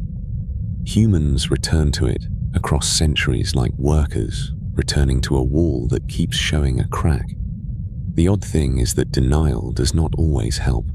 A person may say that metaphysics is useless, and in many daily situations this is perfectly sensible. The plumber does not need a theory of being to fix a pipe under the sink. He needs a wrench, a dry cloth, a workable valve, and enough room for his shoulder. But after the water stops leaking, the same person may stand in the hallway and wonder why there is a hallway, a body, a wet sleeve, a morning appointment, and a world in which copper pipes corrode at all. Practical life settles the leak. It does not settle existence. This may be why Kołakowski's idea feels less like despair and more like exposure. The world is not necessarily hostile. It is not even necessarily empty. It is simply not transparent. Its foundations are not visible from where we stand. We live on the upper floors, so to speak, arranging chairs, paying bills, apologizing too late, making soup, folding shirts still warm from the dryer. Beneath us, the beams disappear into darkness. Most days we do not ask. At night, sometimes the building makes a small sound. A softer interpretation is possible. Maybe metaphysical horror is what wonder feels like when it has lost its ceremonial clothes. Wonder in daylight can be attractive. It belongs to observatories, cathedrals, tide pools, children looking under stones. At night, wonder can become thinner, cooler. The same openness that makes the world feel large can also make it feel unsupported. I do not think these are separate emotions. They may be the same door viewed from two sides, with a different temperature on each side. The unresolved edge is whether this horror tells us something true about reality, or only something true about the human mind. Perhaps the world has no gaze at all. Perhaps the feeling of being looked at by existence is only our own attention returning to us from blank surfaces. A wet stone, a closed book, a field gate clicking once in the wind. It is difficult to know. Some accounts simply stop there. Still, Kołakowski's usefulness lies in refusing to pretend that the question is childish. He allows the unease to remain intelligent. Not every unanswered question is a failure of method. Some may be marks left by the shape of being itself, or by the limits of creatures who can ask more than they can receive. That is a dry arrangement, maybe even a little unfair, but it has the ring of life as actually lived, so the file remains open. A philosopher gives a name to the sensation. A bench sits under moonlight. A cup cools on a table. A key keeps its small metal promise. Reality continues to be ordinary, and therefore not quite harmless. The road goes on through the dark fields, and for a while the world seems to walk beside it, saying nothing at all. The most severe version of solipsism begins with a small rule. Only one's own mind is certain to exist. Not likely, not comforting, not useful for buying bread or answering letters.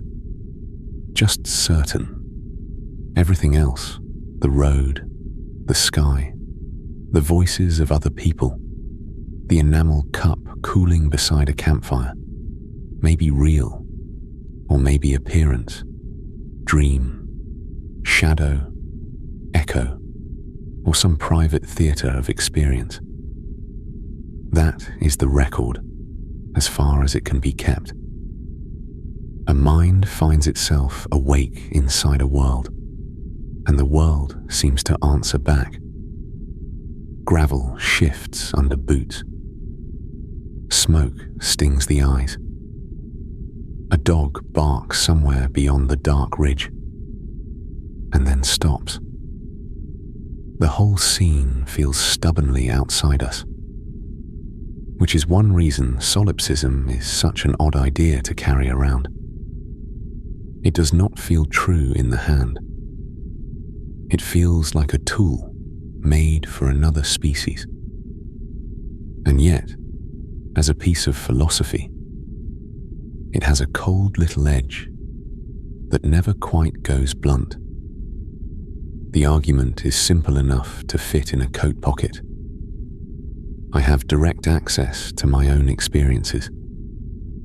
I know that I seem to see the valley, hear the wind, remember breakfast, feel the wool blanket scratch at my wrist. But everything beyond that arrives through experience. Other people appear as faces. voices, gestures, written messages, bodies moving through doorways, hands lifting cups, shoes left by the entrance with the laces untied. I do not climb inside another mind and inspect the machinery. I only receive signs. The nearby chapter on other minds will linger with that social puzzle more directly. Here the thought is harsher and emptier. Perhaps there are no other minds at all.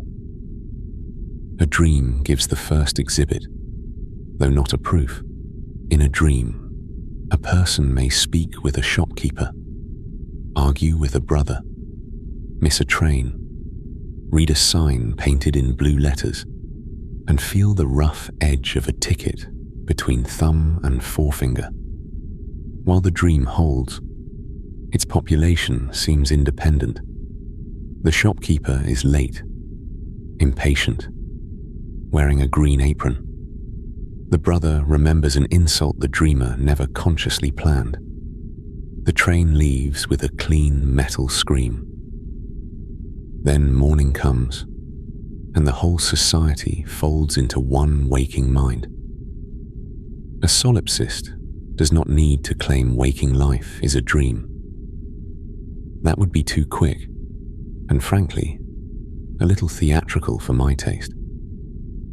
The more careful claim is only that experience cannot step outside itself to verify the world from a godlike balcony. We can test one experience against another. We can touch the stone wall after seeing it. We can ask a friend to count the coins in a drawer. We can return the next day and find the same rusted gate, the same bent nail, the same smell of wet pine after rain. These are excellent practical tests. They keep bridges standing and kitchens functioning, but they still occur inside experience. This is where the missing evidence matters. The solipsist asks for a receipt from beyond the mind, stamped by reality itself. Philosophy, being an old clerk with tired eyes, cannot produce one. It can offer coherence, regularity, shared language, successful prediction, and the plain inconvenience of pretending the world is not there. I find the last one underrated. A philosophy that makes it difficult to mend a boot, keep an appointment, or apologize after being rude has some explaining to do. Still, inconvenience is not refutation. Imagine a single campfire in a wide valley at night. Not a heroic wilderness scene, just a tired fire, low in the coals, with one blackened kettle balanced on two stones, a tin spoon beside it, and a folded map held down by a pocket knife, because the wind keeps worrying at the corners. Beyond the ring of warmth, the valley opens into darkness. The slopes are present, but vague. The river can be heard before it can be seen, moving over stones with that steady, unbothered sound water has when no one is asking it questions. Now add solipsism to the scene. The valley remains. The kettle remains. The smoke still drifts into the eyes at the least convenient angle, because smoke has a talent for that. But the world becomes strangely silent in another sense. Every distant sign might be part of one mind's display. The dog bark, the river, the remembered face of a woman at a station window, the waiter's tired smile, the letter in the rucksack written in someone else's hand. All of it might be scenery in the only consciousness there is. The contradiction is almost comic, if one is in the mood to be generous. Solipsism is usually stated in language learned from others. Its grammar, its examples, its paper, its ink, its academic footnotes, all depend on a community it quietly doubts. A person declares that only their own mind exists using words inherited from parents, teachers, printers, librarians, and strangers who argued over spelling before any of us arrived. The belief soars at the branch that holds the sentence.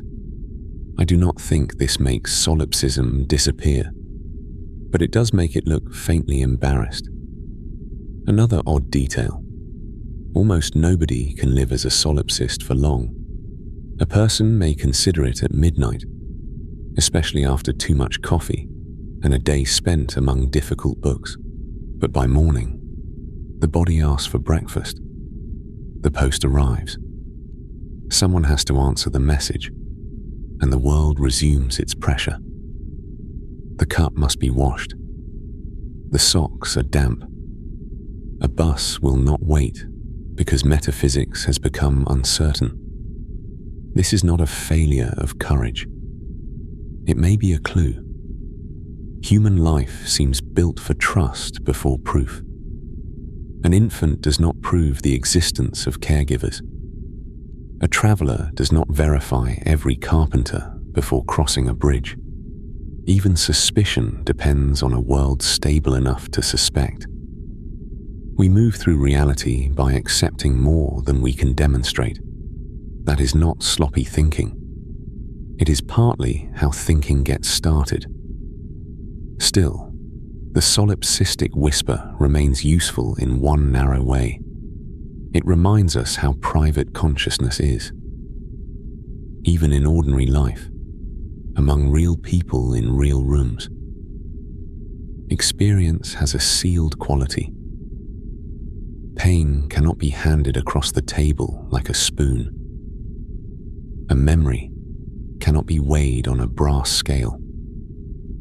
The color of late evening on a road may be described, compared, painted, photographed, but never transferred whole. Each mind is an interior country with poor maps at the border, and yet people keep making crossings. They leave notes. They knock on doors. They put a kettle on when someone is cold. They say, badly but sincerely, that they understand. The solipsist may say these are only appearances, but the appearances have texture. They alter us. A kind word can change the temperature of an afternoon. A careless one can sit in the chest for years, though it weighs nothing and leaves no mark on the skin. The implication is not that solipsism is persuasive as a way of life. I suspect it is too sterile for that, too airless, like a sealed glass case in a museum after closing. The implication is that certainty is smaller than the world we actually inhabit. We want knowledge to be a stone foundation. Often it is more like a footpath across dark ground, used, repaired, trusted, because it has held so far, not because the entire earth beneath it has been opened and inspected. A routine becomes important here. If no final proof arrives, the repeated acts still have their modest dignity. Fold the blanket. Rinse the cup with cold water from the river. Press the ashes down with the heel of a boot. Check the map, even if maps are only marks inside experience. Speak kindly to the stranger at the next road, even if philosophy cannot force the stranger into certainty. The practical world may not answer the deepest doubt, but it gives the hand something decent to do. One unresolved edge remains. If only one mind exists, why does the world so often surprise it? Why does it resist our wishes? embarrass our theories, outnumber our expectations with beetles' weather, bureaucracy, and other people's oddly specific preferences. A dream can surprise the dreamer, yes. A story can surprise its author. But the daily world has a stubbornness that feels, at minimum, like something more than vanity. Not proof, perhaps, just resistance. Some accounts simply stop there. A single consciousness facing an unverified world, with silence where confirmation should be. The fire in the valley burns lower. The kettle ticks as the metal cools. Far off, perhaps, another person is walking along the ridge with a pack, a sore knee, and their own private weather of thought. Or perhaps not. Solipsism cannot settle it. It can only leave the question beside the coals, where it remains small, persistent, and strangely hard to throw away. And from that private valley, the mind may wander next toward another kind of enclosure. Not a world with no others, but a library so vast that meaning itself begins to blur among the shelves. The record is simple enough to write on an index card. Jorge Luis Borges imagined a library that contains every possible book, every arrangement of letters, every true sentence, every false confession, every perfect explanation, and nearly endless shelves of useless noise. The disturbing part is not emptiness. It is abundance. A universe where the answer exists somewhere, but is buried so completely among wrong answers that finding it may be no different from never having it at all. After the whisper of solipsism, where the world narrows around a single mind, Borges gives us the opposite problem. A world too full to hold.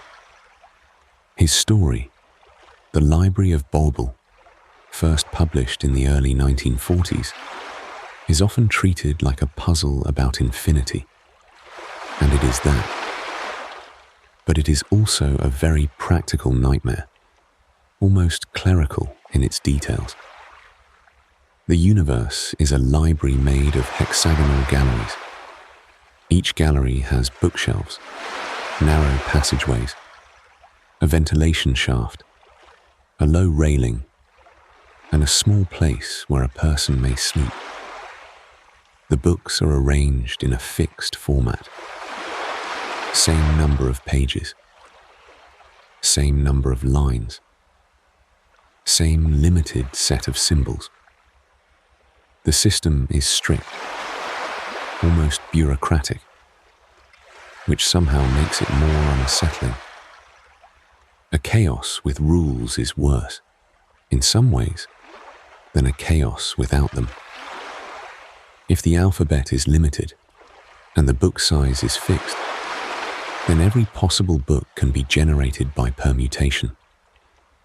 Letter after letter, space after space, comma after comma, input, a finite set of symbols, process, arrange them in every possible order, output, all possible texts.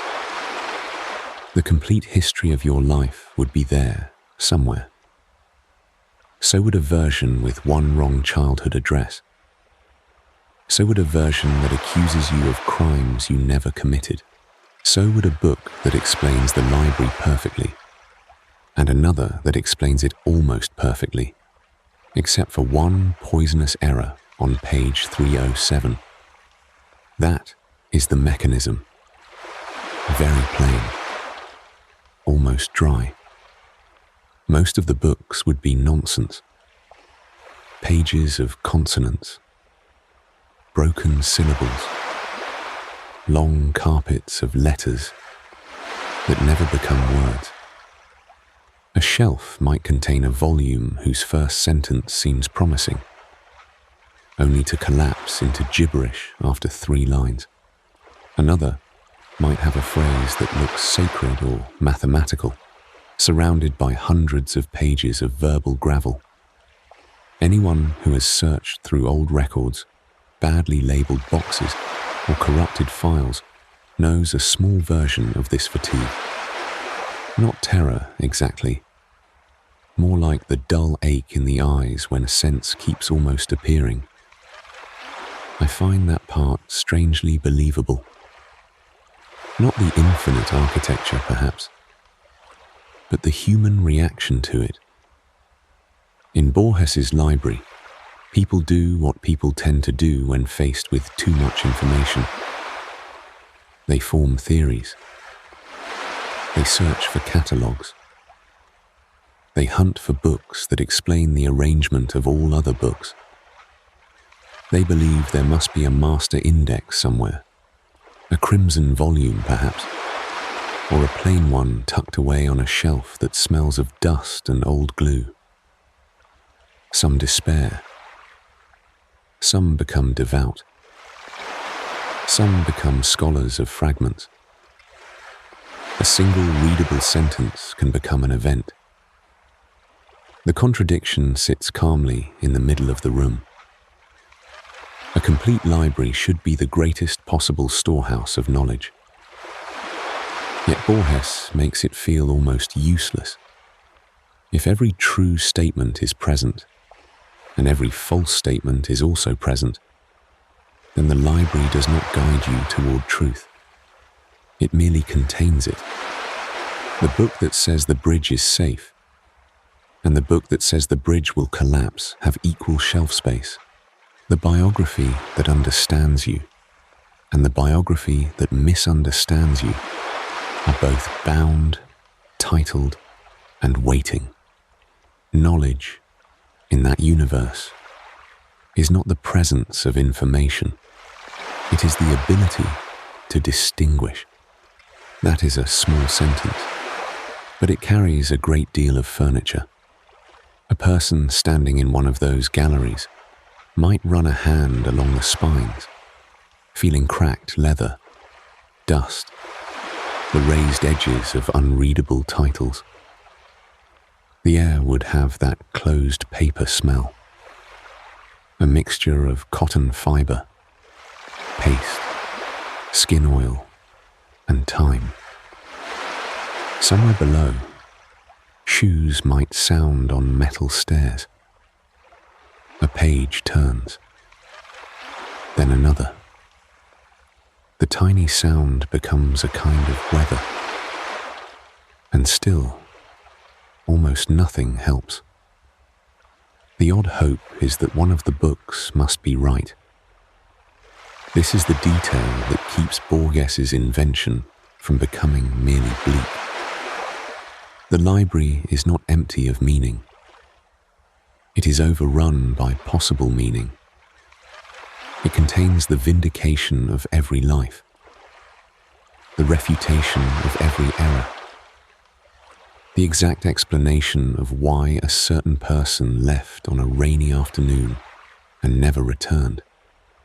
It contains the name you forgot, the sentence you needed at 23, the description of the dream you never told anyone.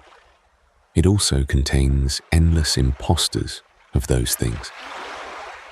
That may be why the image lasts. It does not only describe infinity, it describes searching. Not just scholarly searching either. Ordinary searching. The way a person scrolls through messages for the one line that proves something was real. The way a family keeps boxes of photographs, receipts, postcards and expired documents, because somewhere in the paper there may be an explanation. A library of Bible can be made of cardboard in a garage. It can be made of search results. It can be made of memory, which supplies 10 versions of the same afternoon and quietly asks you to choose. The practical inconvenience is almost comic. in a tired way. A perfect book is no use if it cannot be located. A map is no use if every false map is printed beside it.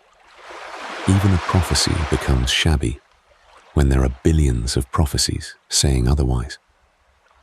Borges understood, I think, that infinity is not always grand. Sometimes it is just bad filing. The evidence inside the story points toward a universe where order exists mathematically, but not humanly. The books can be described by a rule, but the inhabitants cannot live inside that rule with any comfort. Their bodies are finite. Their patience is finite. Their eyesight fails. Their hands get cold on the railing.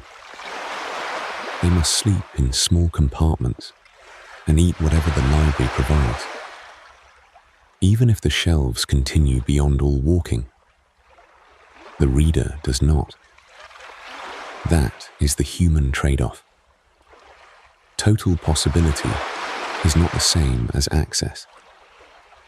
A smaller library with a careful catalogue and a tired librarian who knows where the repair manuals are may serve a human being better than an infinite one.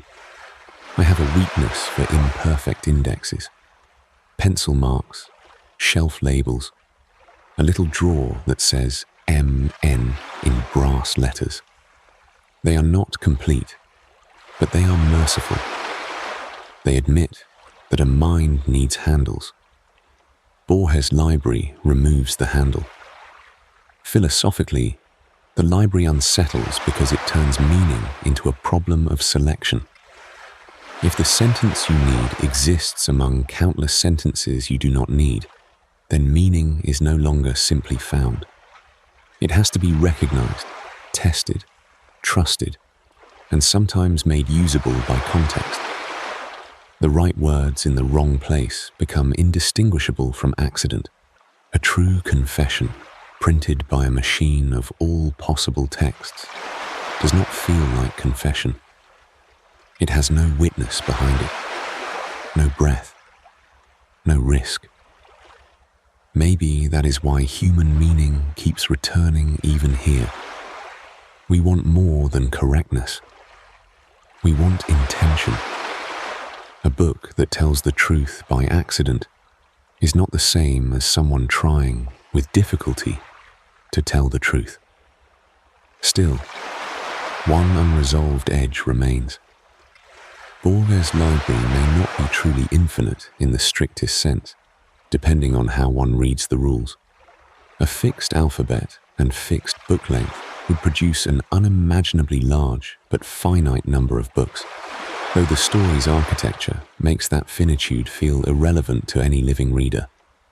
From the inside, beyond the reach of any ladder, lifetime or catalogue, the difference may not matter.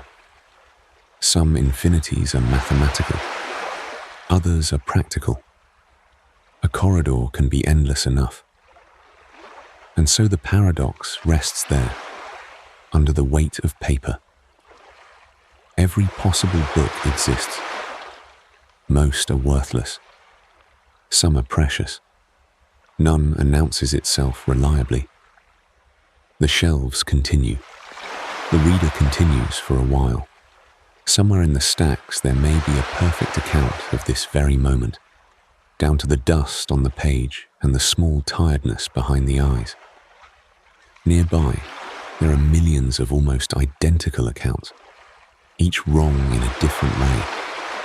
The library does not deny meaning. It makes meaning hard to find. And perhaps that is the more familiar disturbance. Not a silent universe, but one speaking in every voice at once, while a person with a small lamp, sore feet, and limited time tries to decide which book to open next. The record is almost embarrassingly ordinary. Two people walk together at night, matching their steps along a wet pavement, and neither one can enter the other's mind. They may share a street, a cold wind, the smell of rain on asphalt, even the same pause before crossing. but the experience itself remains sealed.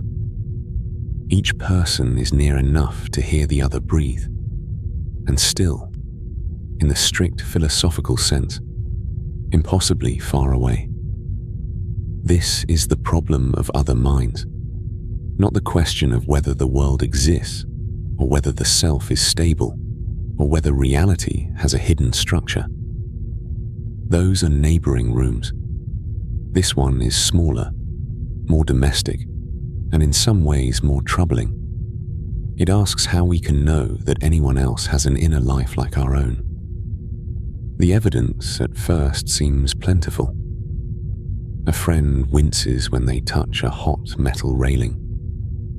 A child laughs at a dog nosing through fallen leaves. Someone at a bus shelter wipes their eyes with the back of a glove and says they are fine, which is often the least convincing sentence in the language. Faces move. Voices tremble. Shoulders rise when the air turns cold. A hand tightens around a paper cup. We read all of this almost without thinking. And most of the time, it works well enough. That last phrase is doing a lot of labor. Well enough. Human life is built on well enough. We do not usually require proof before passing the salt, offering a coat, apologizing, or lowering our voice when someone looks tired. We infer. We guess. We build a little bridge from gesture to feeling and walk across it, because life would be unlivable otherwise. Still, the contradiction remains. Your own pain arrives directly. Another person's pain arrives as a sign, a sound, a facial expression, a sentence, a medical chart, a hand pressed against the ribs. The input is outward behavior. The process is interpretation. The output is belief. The limitation is that the inner event itself never crosses over. That is the small machine of the problem. Philosophers have worried over it in different ways. Some have suggested that our knowledge of other minds comes by analogy. I know what pain feels like when I cry out or pull my hand back. So when you cry out or pull your hand back, I conclude that something similar is happening inside you. It is a practical argument, almost workmanlike. A carpenter might appreciate it. Same marks on the wood, probably the same tool. But analogy has its weakness. It begins with one private case, your own, and tries to extend outward. That is a lot to ask from one sample. A whole philosophy balanced on a single candle stub of personal experience.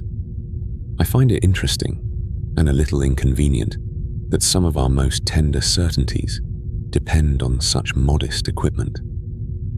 Language seems to help.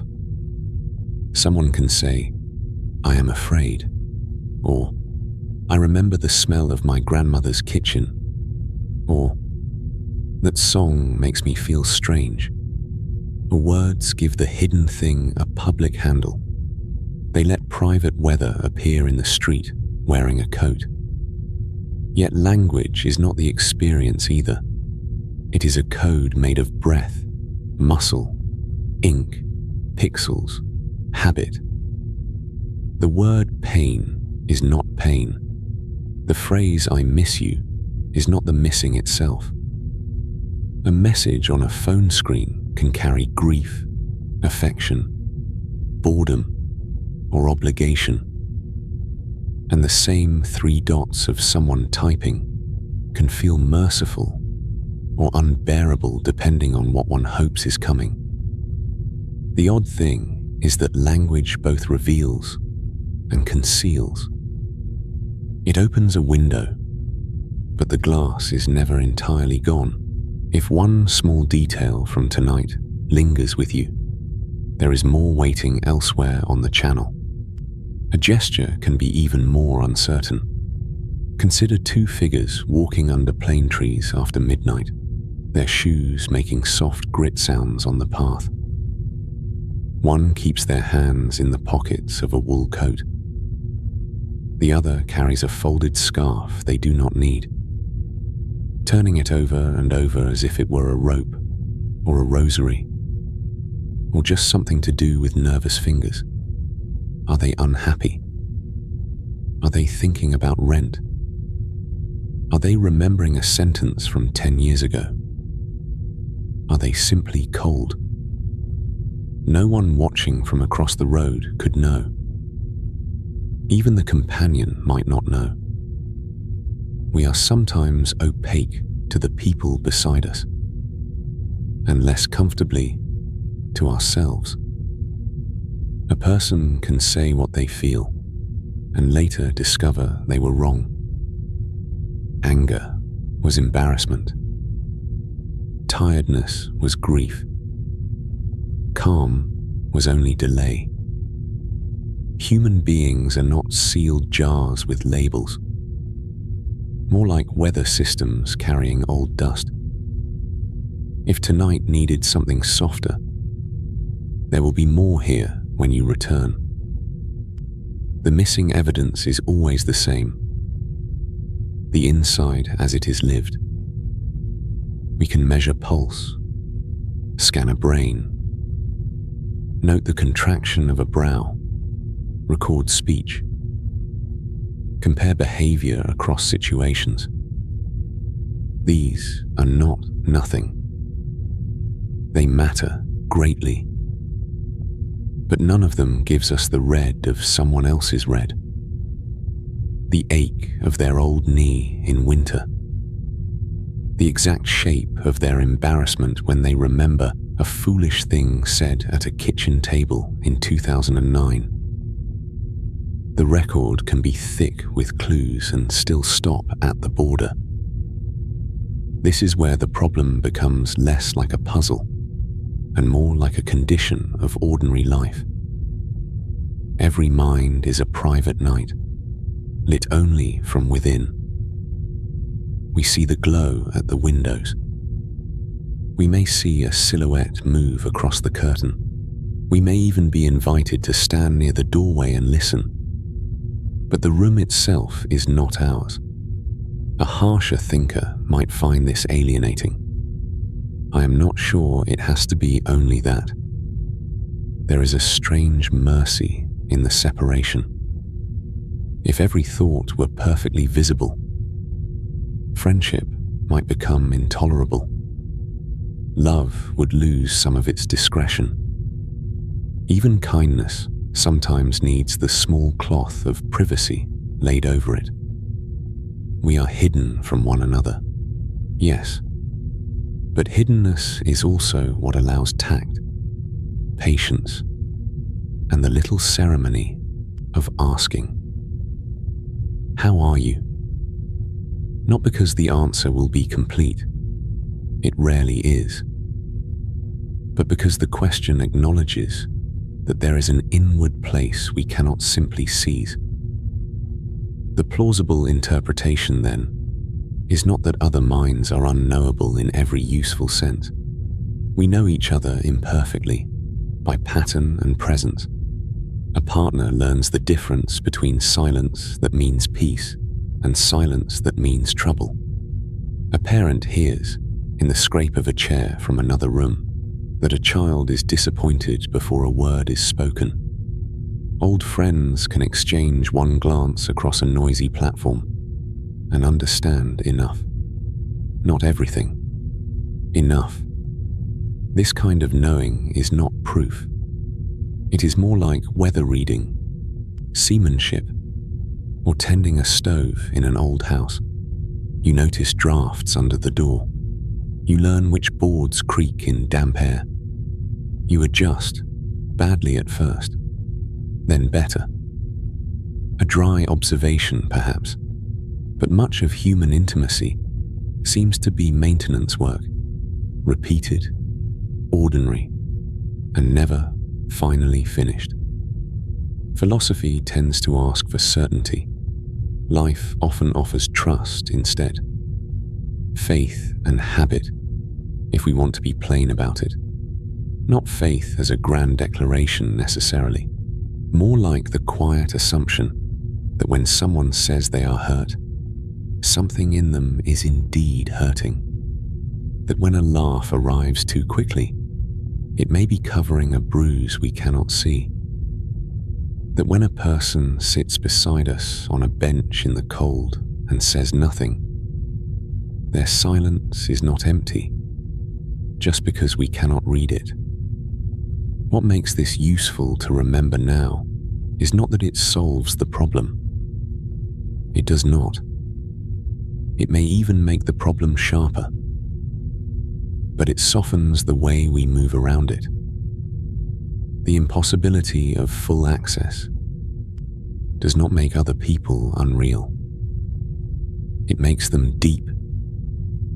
It gives weight to listening, to hesitation, to not assuming too much. A closed door is not the same as an empty room. One unresolved edge remains. We may never know whether another person's inner world resembles ours as closely as we imagine.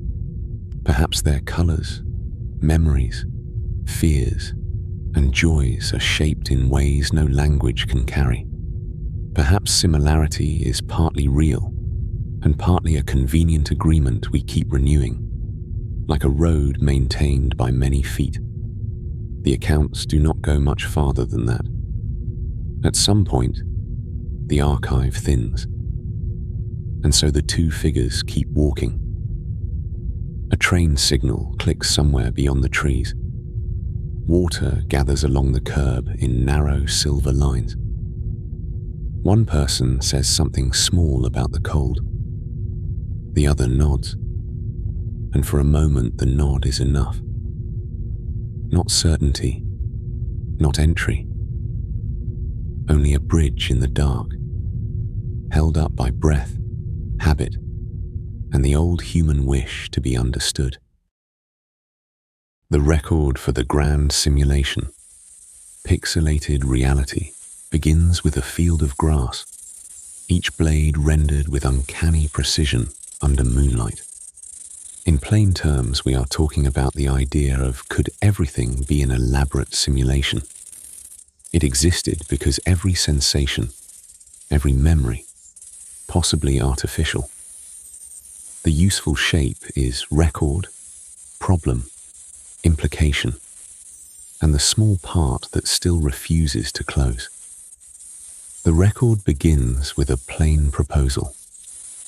The world underfoot may not be made of matter in the way we suppose, but of information, calculated somewhere beyond our reach.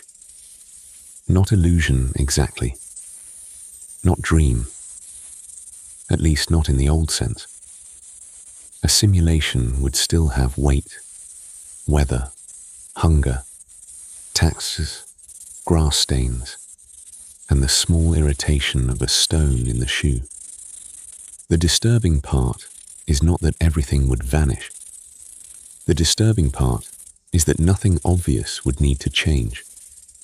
Picture a field at night, because the idea becomes easier to hold outdoors.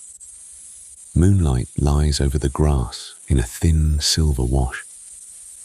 Each blade has a bend, a wet edge, a tiny bead of dew clinging to it with unreasonable precision.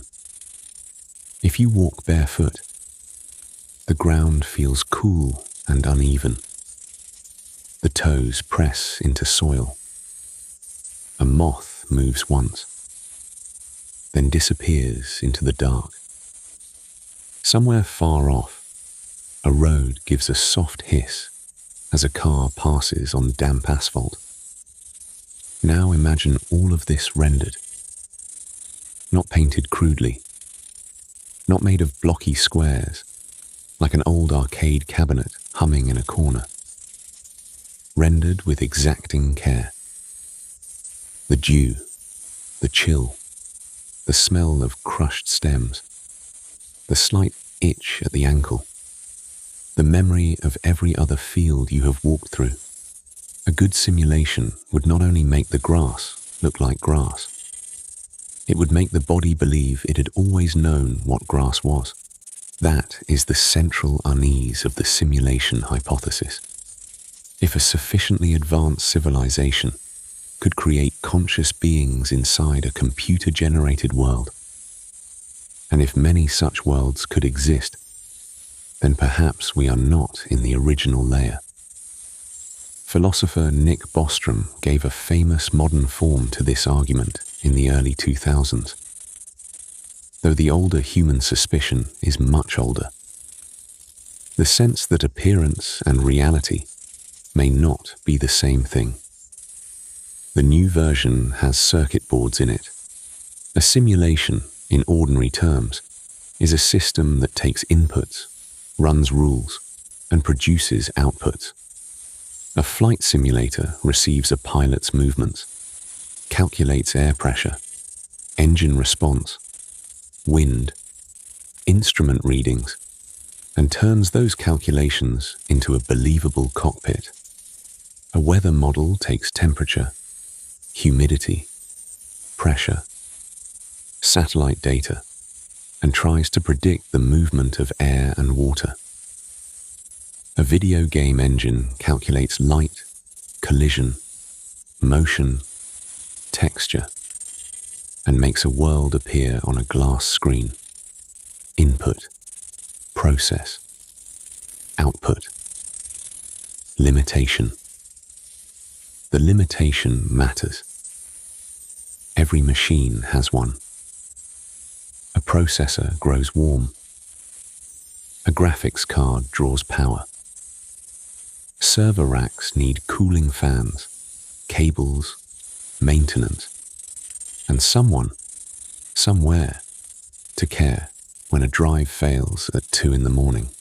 I have a small practical sympathy for machines that are expected to imitate worlds. Even ordinary printers seem offended by the task of printing a boarding pass. Asking a system to render a universe is, at minimum, ambitious. And yet the hypothesis does not require us to know the hardware. That is part of the problem.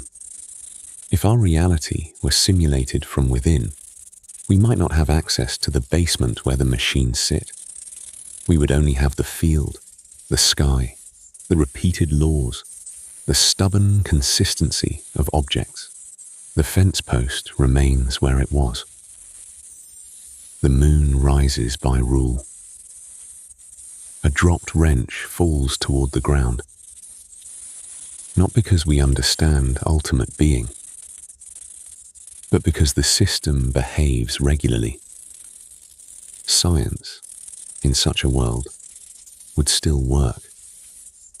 This is an important point, and a slightly deflating one. The simulation idea can sound like it should overturn the table, but daily life would remain almost offensively practical. Bread would still burn if left too long in the toaster. Teeth would still need cleaning. Rain would still get into the seam of a cheap coat. The grocery receipt would still curl in a pocket, warm from the little printer, with a line of numbers no one remembers asking for. That may be the oddest thing. A simulated reality would not necessarily be less real to those inside it. Pain would still be pain. Memory would still organize a life. A promise made inside a program would still be experienced as a promise. Digital grass between digital toes would still be cold. If coldness is the experience the system produces, never interrupted by creator energy. Don't forget to subscribe. The evidence, if we can call it evidence, is slippery. Some people point to the mathematical structure of physics, to the way nature seems expressible in equations.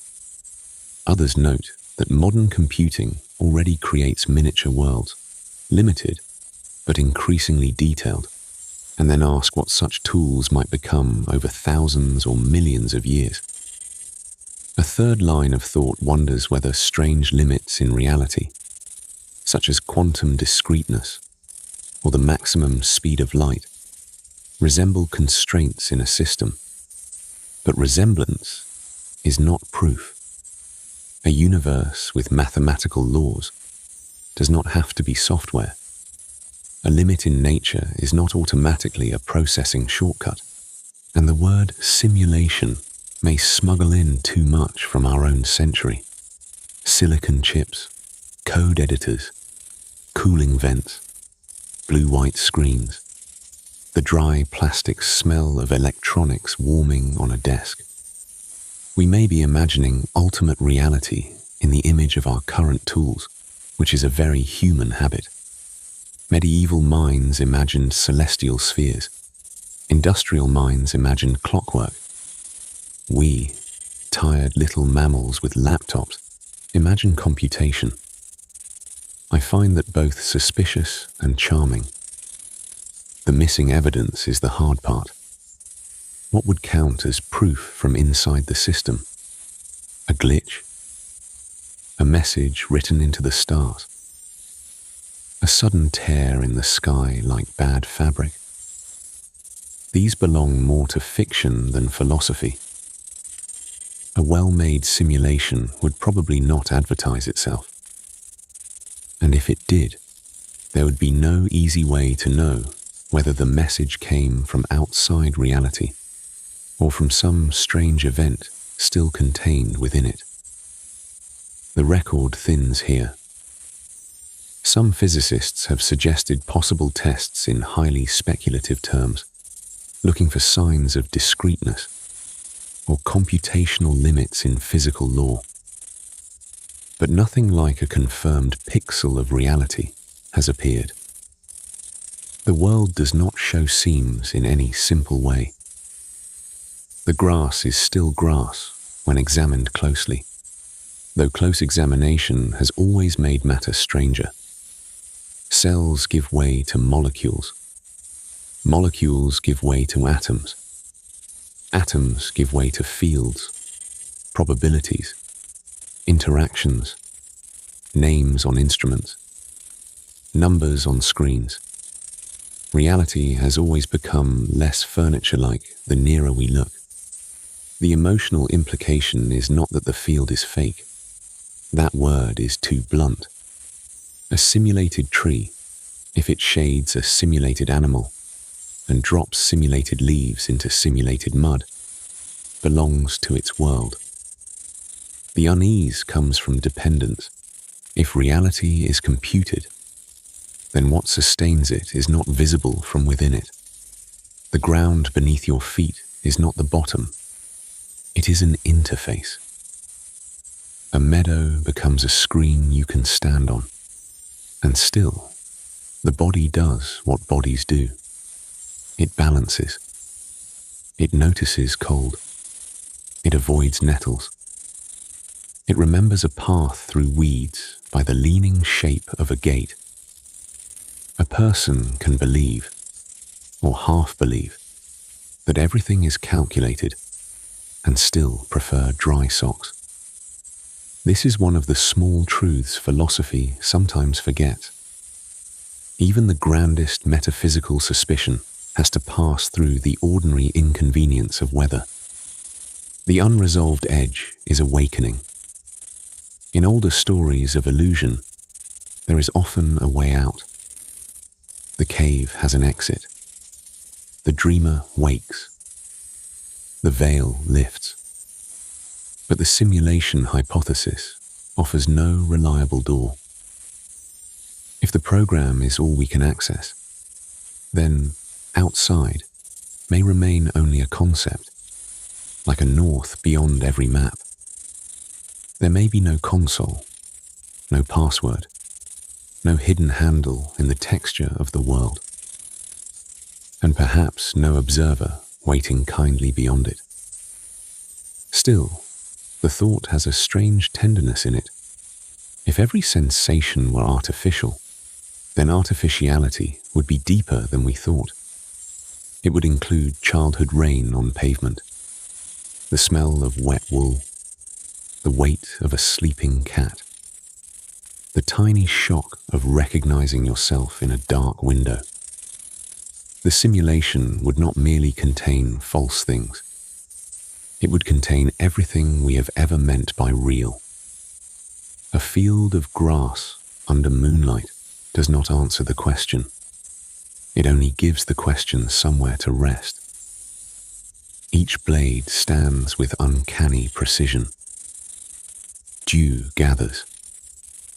A moth crosses the air and is gone. Whether calculated or not, the night continues to render, frame by frame, into the next problem. Why the present never seems to stay. The record for time's arrow and the loss of now begins with a stream reflecting stars. Water always flowing away from the observer. In plain terms, the question is why time move only forward. It existed because memories accumulate, but the present is always vanishing. The useful shape is record, problem, implication, and the small part that still refuses to close. The record is simple enough to fit on the back of a train ticket. Events appear to happen in one direction. A match burns down and does not climb back into its unburned wooden body. Rainwater runs along the curb and does not gather itself back into the cloud. A spoken sentence leaves the mouth, crosses the air, and becomes memory before anyone can catch it. The problem is not that time passes. The problem is that the only part we seem able to inhabit, the present, will not stay long enough to be inspected. A night walk makes this easier to notice. Not a dramatic walk, just a road outside town, gravel under the soles, wet grass along the ditch, a narrow stream carrying bits of leaf and reflected stars. The water looks almost still until a twig comes loose from the bank and slides past the bridge post. Then the whole scene admits what it has been doing all along. Moving. Even the stars in the stream are moving, though the stars above appear patient and fixed. Time's arrow is the name often given to this one-way quality. It is not merely a feeling, though feeling is where most of us meet it first. It is the difference between an intact ceramic cup and the same cup in 5 sharp pieces on a kitchen floor. It is the difference between cream poured into coffee and cream unpouring itself. Pale ribbons withdrawing from the brown liquid like a film run backward. It is the difference between a letter sealed in an envelope and the same letter already read, folded again with a slightly different crease. Physics has a careful way of approaching this. Many fundamental laws, at least in their clean mathematical form, do not seem deeply offended by reversing time. A billiard ball rolling across green felt could, in theory, be described forward or backward. But the ordinary world is not made of one billiard ball. It is made of hot kettles cooling on stoves, breath fogging in winter air, rust spreading across iron gate hinges, batteries draining, bread going stale in a paper bag. The useful word here is entropy, which is often described as disorder, though that word can be a little misleading. More precisely, Systems tend to move from fewer possible arrangements into many more possible arrangements. A cracked egg is the old example, and it remains a good one because it is so annoyingly physical. Shell, yolk, and white begin in a delicate arrangement, held by membrane and curve. Strike the shell against the rim of a bowl, and the contents spread. The input is a small blow. The process is a release of constraint. The output is a mixture that has many ways to be mixed, and very few ways to be exactly unbroken again. Nothing supernatural has happened. The universe has simply taken the easier statistical road. I find that both elegant and faintly rude. This is the physical arrow. Heat flows from hot to cold. Smoke disperses into a room. Footprints in mud blur under later rain. The limitation is that the deeper explanation still has a locked drawer. Why did the early universe begin in such a low entropy condition, so arranged that all this later spreading could happen? Cosmologists have proposals, some more graceful than others, but it is difficult to say the case is closed. The evidence points toward an unusually ordered beginning, and then toward a long release from that order. The record, like many old records, becomes pale at the first page. Beside the physical arrow, there is the arrow inside the head. Memory points backward. Anticipation points forward. A person remembers breakfast, perhaps the chipped blue plate, the bitter edge of coffee, the small task they forgot to do before leaving the house. But tomorrow's breakfast has no such texture yet. It may be planned, but it is not possessed. This asymmetry is so ordinary that we rarely find it strange. We are creatures with archives on one side and weather reports on the other. The odd thing is that the present, which should be the most available part of time, is the hardest to hold. By the time it is named, it has already become a recent past. A clock hand moves over a printed numeral. A phone screen changes from 11:47 to 11:48, with no ceremony at all. The minute does not break. It just ceases to be the minute it was. I have some sympathy for old mechanical watches here, with their tiny gears and tired springs. At least they admit the labor. Digital time simply updates, as if loss were a clerical matter. Nostalgia and regret may be natural responses to this arrangement. Nostalgia is not only fondness for the past. It is a reaction to the fact that the past has weight and texture, while the present keeps slipping out from under the hand. An old receipt in a coat pocket can do it. A train ticket with a date printed in fading black ink. A hotel keycard that no longer opens anything. These objects are cheap little fossils. They prove that a moment once had a room, a temperature, a smell of carpet glue and rain on wool, and then the room closed behind it. Regret belongs to the same arrow, though it has a sharper edge. Regret says that something done cannot be undone in the ordinary sense. An apology may repair. A later act may soften the consequence. But the first event remains placed where it is, like a stone under water. We can reinterpret it, learn from it, forgive it perhaps, but we do not get to walk backward through the stream and lift it out before it falls. That is a severe design feature. Useful, maybe. Not very convenient. At a roadside archive, I once imagined, or half imagined, a clerk kept a drawer labelled Mislaid Afternoons. Each file held a single hour that someone had failed to notice while waiting for a delayed bus, stirring soup, or reading the same paragraph 7 times.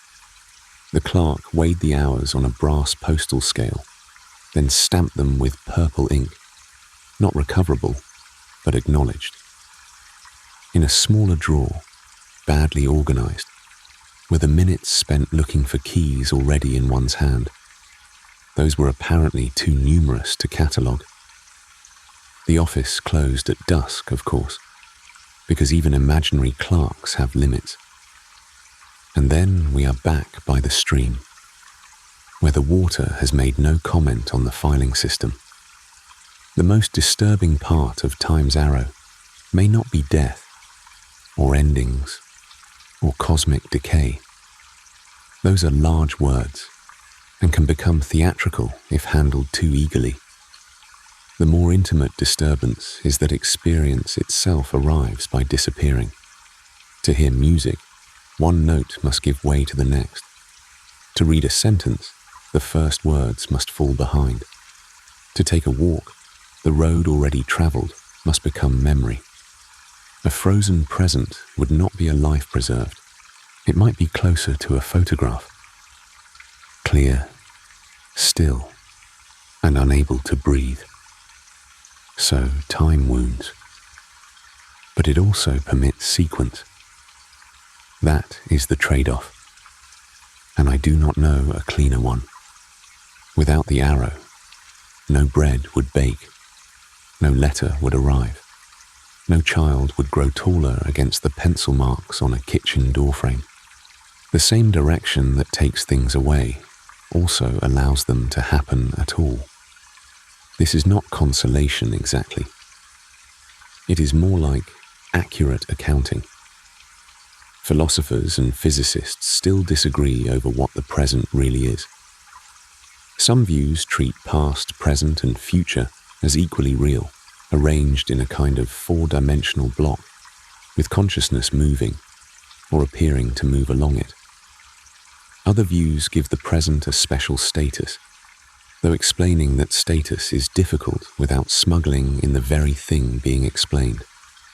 The lived present feels undeniable. The described present becomes slippery. Somewhere between the wristwatch, the equation, and the cold rail of the bridge, the record thins. What makes this useful to remember, at least on a sleepless road, is that the vanishing now is not a personal failure. Nobody holds it, not the careful, not the wise, not the people with tidy calendars and sharpened pencils. The present is not a possession. It is more like water passing over the hands, briefly shaped by the fingers before it returns to the stream. A few stars tremble on the surface, lengthen, break, and form again. The gravel underfoot keeps its small, rough sound. Somewhere behind, a clock has advanced without asking. Somewhere ahead, another hour waits without details. And in between, for less time than it takes to say so, there is this narrow crossing, already leaving, already here. The record for the absurd. Camus' quiet revolt begins with a boulder balanced at the top of a hill, unmoving under soft stars. In plain terms, the question is, what if life's search for meaning is itself meaningless? It existed because the myth of Sisyphus, endless, pointless effort. The useful shape is record, problem, implication, and the small part that still refuses to close. The record is almost too plain. A person wants the world to answer, and the world does not answer in the same language. That gap is what Albert Camus called the absurd. Not meaninglessness exactly, not despair, not a doctrine, not a fashionable darkness, more like standing on a road at night, asking a careful question and hearing only wind moving through dry grass. Camus is useful here because he does not decorate the problem very much. He was not asking us to admire emptiness. He was asking what happens after the old guarantees fall away, and a person still has to rise in the morning, button a shirt, cross a street, eat bread, answer letters, carry on. I find that part of him bracing, in a tired sort of way. Philosophy often tries to climb into the clouds. Camus keeps glancing back at the kitchen table. His most famous image is Sisyphus, the figure from Greek myth condemned to push a stone up a mountain forever. The stone reaches the summit, wavers, and rolls back down.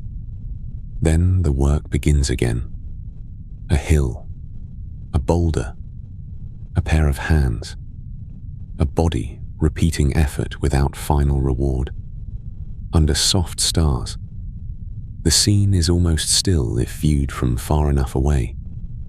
A dark shape climbing, a rounder dark shape above it, gravel shifting underfoot. The disturbing part is not only that the labor never ends. Many labors do not end. Dishes return to the sink. Dust comes back to the shelf. A path cleared after winter fills again with leaves, seed husks, and ordinary mud. The sharper part is that Sisyphus knows. He understands the pattern.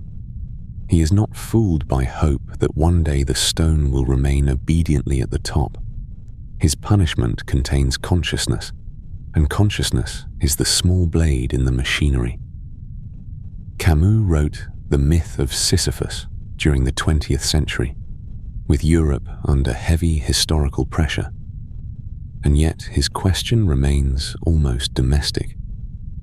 If the universe does not provide a final explanation, why not give up on explanation altogether? Why not retreat into distraction, or false certainty, or a story too neat to be honest? Camus' answer is not soft exactly, but it is cleaner than many alternatives.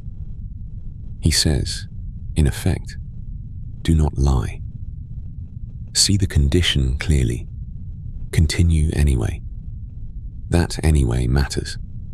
Absurdity, for Camus, is not located only in the world, and not only in the human mind.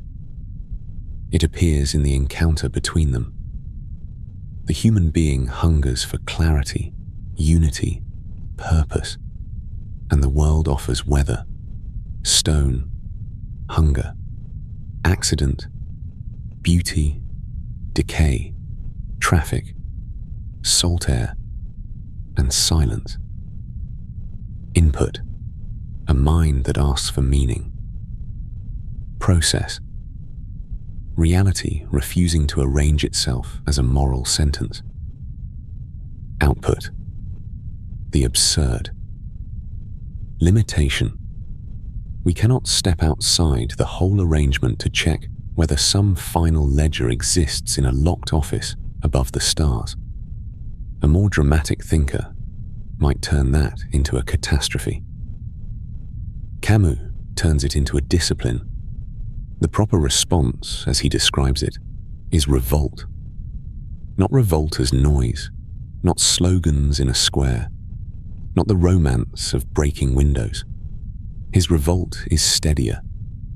It is the refusal to surrender the question, and also the refusal to invent an answer, just to stop the discomfort. He wants a person to live without appeal, which is a hard phrase if taken seriously. No invisible court, no final receipt, no guarantee that the stone is secretly useful, and still, the hands go under the stone. I have some sympathy for the practical inconvenience of this. It is easier, frankly, to be either comforted or crushed. Camus gives neither permission. He asks for lucidity, and lucidity is poor furniture for a tired room. It does not cushion much, but it has the advantage of not collapsing when leaned on. Picture Sisyphus during the descent. Camus is especially interested in that walk back down the mountain after the stone has rolled away and before the next push begins. That is the interval where the myth becomes human. His body may ache. His palms may hold grit in the creases. The night air may cool the sweat at the back of his neck. Below him waits the stone, heavy, blunt, familiar as a household object nobody remembers buying. During that walk, he knows everything. He sees the whole pattern. And because he sees it, Camus thinks he possesses a strange kind of freedom. Not freedom from the task. That would be too tidy. Freedom within knowledge of the task. The old myth gives us very little interior evidence. We do not have Sisyphus's diary. No scraped note on a stone slab. No account of whether he cursed, laughed, counted steps, or learned the mountain's cracks by memory. Some versions of the myth are more concerned with why he was punished than with what his punishment felt like from the inside. The record simply thins out there. Camus enters that thin place and makes an interpretation. It may not be the only one, but it has endured because it notices something odd. A person can be defeated in outcome and still not be entirely defeated in stance. That is the quiet revolt. It resembles certain routines more than grand gestures. The baker who wakes before dawn and lifts trays of dough into heat. The nurse washing hands again and again beneath a harsh tap. The person sweeping grit from a shop threshold, knowing the wind will bring more by evening. The parent folding a small shirt that will be unfolded almost immediately. None of these are absurd in the full Camusian sense, but they help the body understand repetition. Human life is full of tasks that do not stay done. Civilization itself is partly the art of redoing what nature and time keep undoing. The odd thing is, repetition does not automatically empty an action. Sometimes repetition is how value shows itself. A promise is not proved by saying it once in a clear voice. It is proved by returning to it when the weather is bad, when the floor is cold, when nobody is keeping score. Camus does not turn this into moral comfort. He is not saying the universe secretly applauds the effort. He is saying the lack of applause is not the same as defeat. Acceptance, in this sense, is not resignation. Resignation slumps. Acceptance stands, perhaps with a sore back, and names the situation without theatrics. Then revolt begins as a kind of posture. Shoulders set, breath taken, the stone touched again. A small bridge from the earlier thought may help. If nihilism mourns the meaning we expected to find already waiting, absurdism asks what we do after that mourning has gone on long enough. It does not fill the empty place with easy certainty. It also does not worship the emptiness. It stays with the tension. That is what makes Camus' answer feel less like a conclusion than a weather condition. The absurd remains. It is not solved by courage, art, routine, friendship, or a decent cup of coffee at a metal cafe table. Those things do not erase the gap between human longing and the world's silence, but they take place inside the gap. They give the hands something honest to do. Near the end of his essay, Camus asks us to imagine Sisyphus happy. That line is often repeated, sometimes too briskly, as if it were a slogan printed on a notebook. I am not sure happiness is the easiest word there. It may be too bright. What I hear in it is something more worn and durable. A refusal to be spiritually owned by the punishment. The mountain is real. The stone is real. The repetition is real. But so is the mind that sees it, measures it, and does not kneel inwardly before it. Under the night sky, the boulder waits at the bottom again. Its surface is cold, pitted, a little damp where the air has settled on it. Sisyphus comes down the slope with dust on his ankles. Perhaps he pauses. Perhaps not. The myth does not say. And in that missing detail, Camus leaves us the narrowest kind of room. Not escape from absurdity, not victory over it, but the plain human act of beginning again without pretending the hill is other than it is.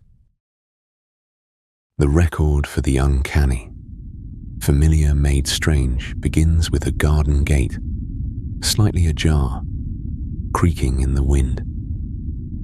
In plain terms, the question is why the familiar sometimes feel wrong. It existed because a coat on a chair mistaken for a stranger. The useful shape is record, problem, implication, and the small part that still refuses to close.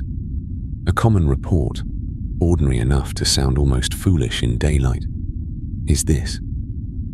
A person walks past a chair at night and mistakes a coat for someone waiting there. Nothing moves. No voice speaks.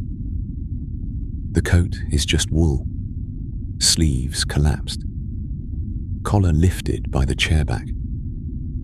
And yet, for one brief second, the familiar room has made a stranger. That small mistake belongs to the territory of the uncanny. Not terror, exactly. Not danger, necessarily. More like a shift in the surface of things. A hallway, a garden gate, a toy, a reflection in dark glass, a family photograph on a shelf. The object remains itself, but the feeling around it changes. The ordinary world has not broken. It has only become slightly untrustworthy. I find this more interesting than grander metaphysical alarms, partly because it requires almost nothing. No cosmic machinery, no formal argument. Just a coat, a chair, a tired mind, and the poor practical lighting that most houses seem to accept as a personality trait. A garden gate can do the same work.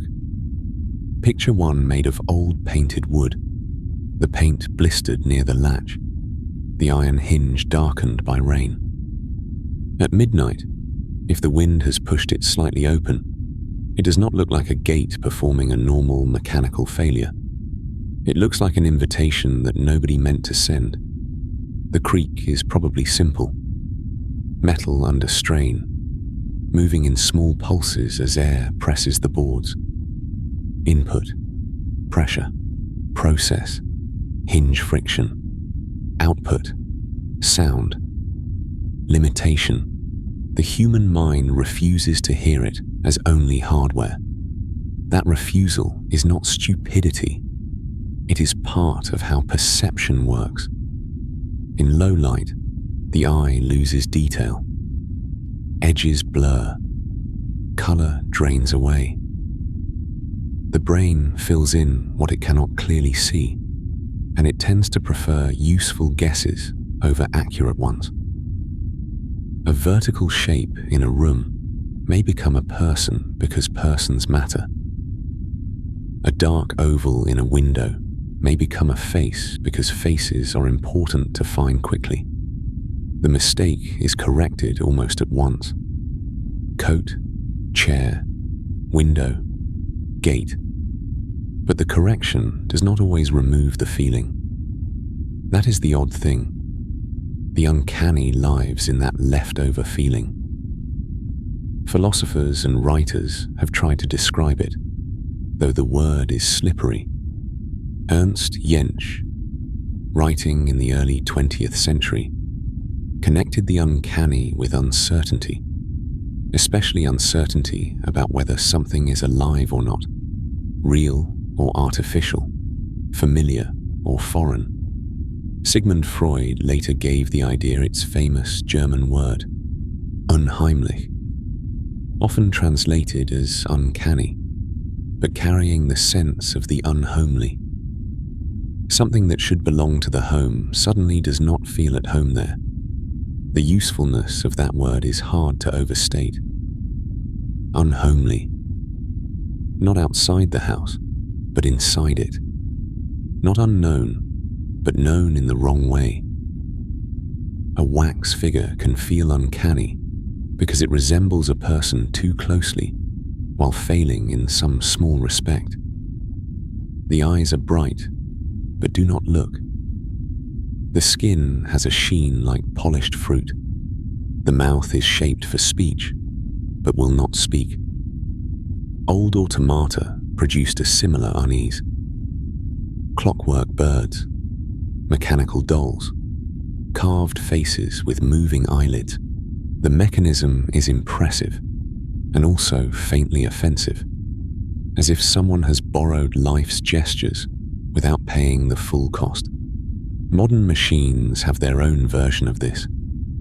A synthetic voice, almost speaking naturally. A digital face, almost smiling correctly. A household robot paused in a corner, waiting for a command with its plastic shell clean and its wheels tucked beneath it. The trouble is not that these things are monsters. Most of them are useful, or at least expensive. The trouble is that they cross a boundary and then hesitate there. The uncanny often appears at thresholds. Doorways, mirrors, stair landings, windows after sunset. Places where one category becomes another. Inside and outside. Awake and asleep. Human and object. Remembered and present. A street that looks harmless at noon may feel altered at 2 a.m, when shop shutters are down, bicycle chains glint on railings, and the air carries the smell of wet pavement and cold stone. Nothing has happened to the street. The daily explanations have simply withdrawn for a while. Night is good at removing explanations. A mailbox becomes a hunched figure. A row of bins becomes a small gathering. A plastic bag caught in a hedge moves like an animal until the wind stops. Then it is only a bag again, pale and torn, with rain gathered in one corner. I have a practical sympathy for the mind in these moments. It is doing its work under poor conditions, with incomplete evidence, and perhaps too many old stories stored in the back office. Still, philosophy is interested in why the correction does not finish the matter. If the coat is only a coat, why does the body take another minute to believe it? Why does the chair retain, faintly, the shape of the mistaken visitor? One answer is that perception is not a clean photograph delivered to the mind. It is an active arrangement. The world offers marks, textures, shadows, distances. The mind sorts them into a usable scene. Most of the time, this works so well that we forget it is happening. The uncanny is what happens when we notice the sorting. For a second, the furniture is no longer furniture by nature. It is furniture because a mind has settled the question. The gate is a gate because the category holds. The coat is a coat because the first panic has been revised. Daily life depends on these revisions being smooth, quick, and mostly invisible. When they show their seams, ordinary existence feels handmade. That may be the deeper unease. The uncanny suggests that familiarity is not a permanent property of the world. It is a relationship we maintain. We keep recognizing the same kitchen table, the same street corner, the same garden path with its cracked paving stones and weeds in the joints.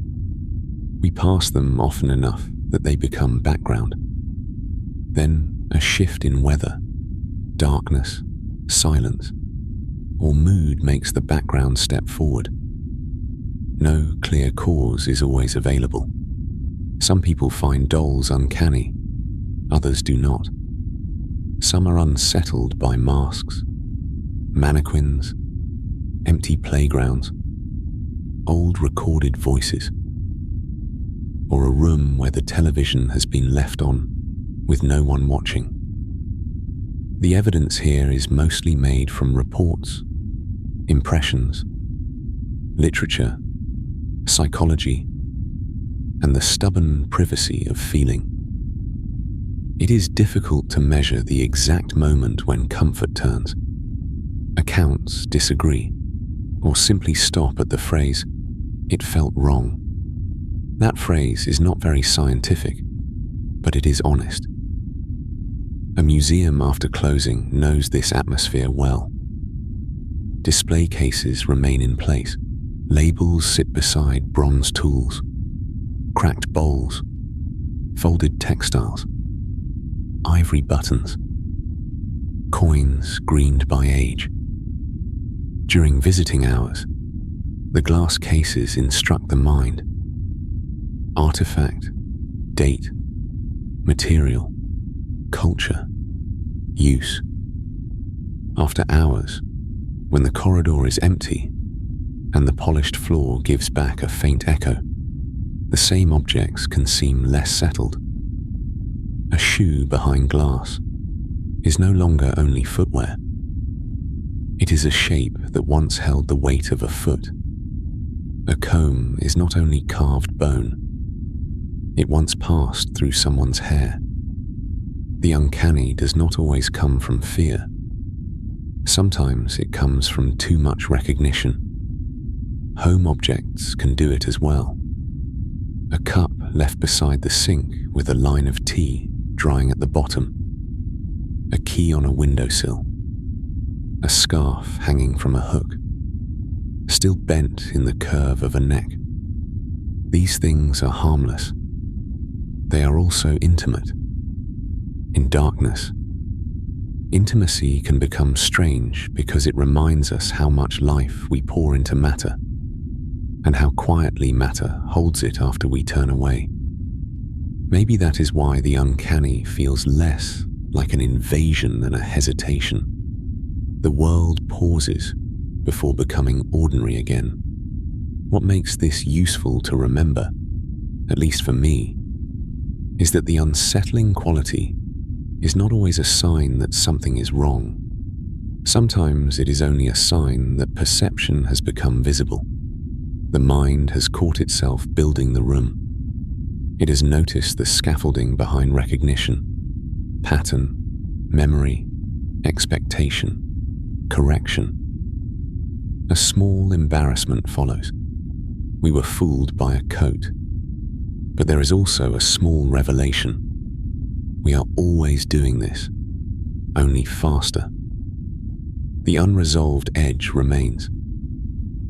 Why do some objects return immediately to innocence, while others keep a trace of strangeness?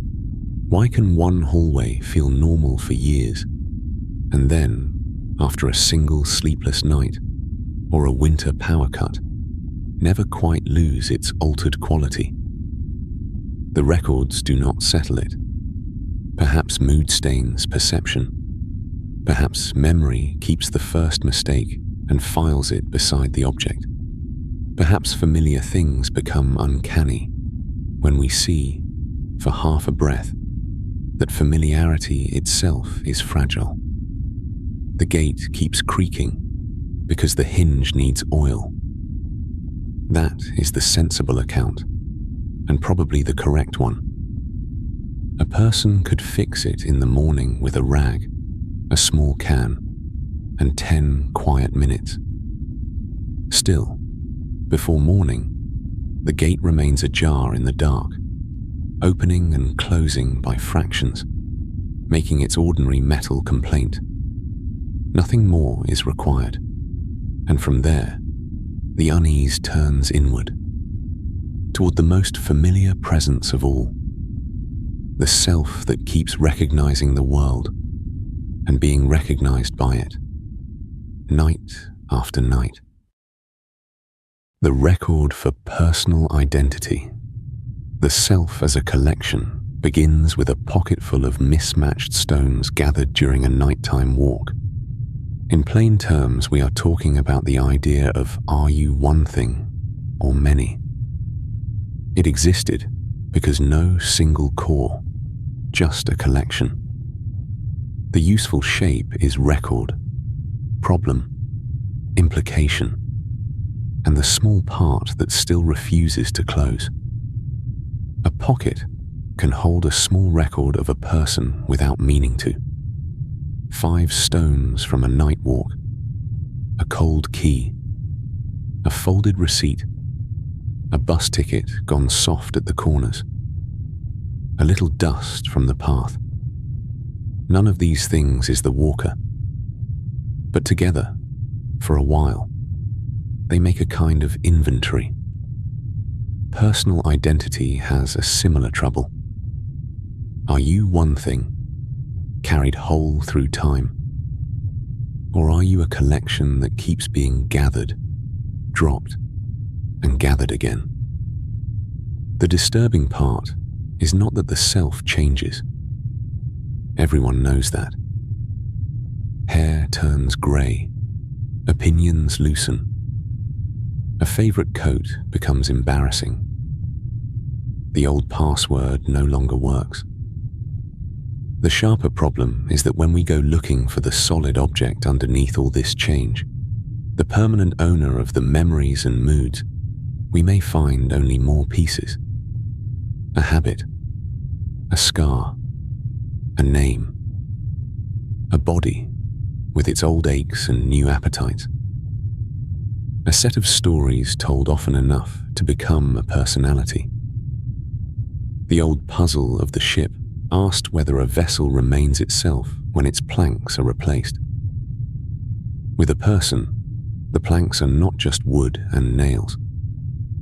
They are the smell of a childhood hallway, the way a hand reaches for a cup, the private tone of an apology, the phrases inherited from parents, the faces that still appear uninvited in memory. The question comes closer to the skin. How much of me can disappear before the word me becomes a story I am telling out of habit? Philosophers have approached this question with different tools.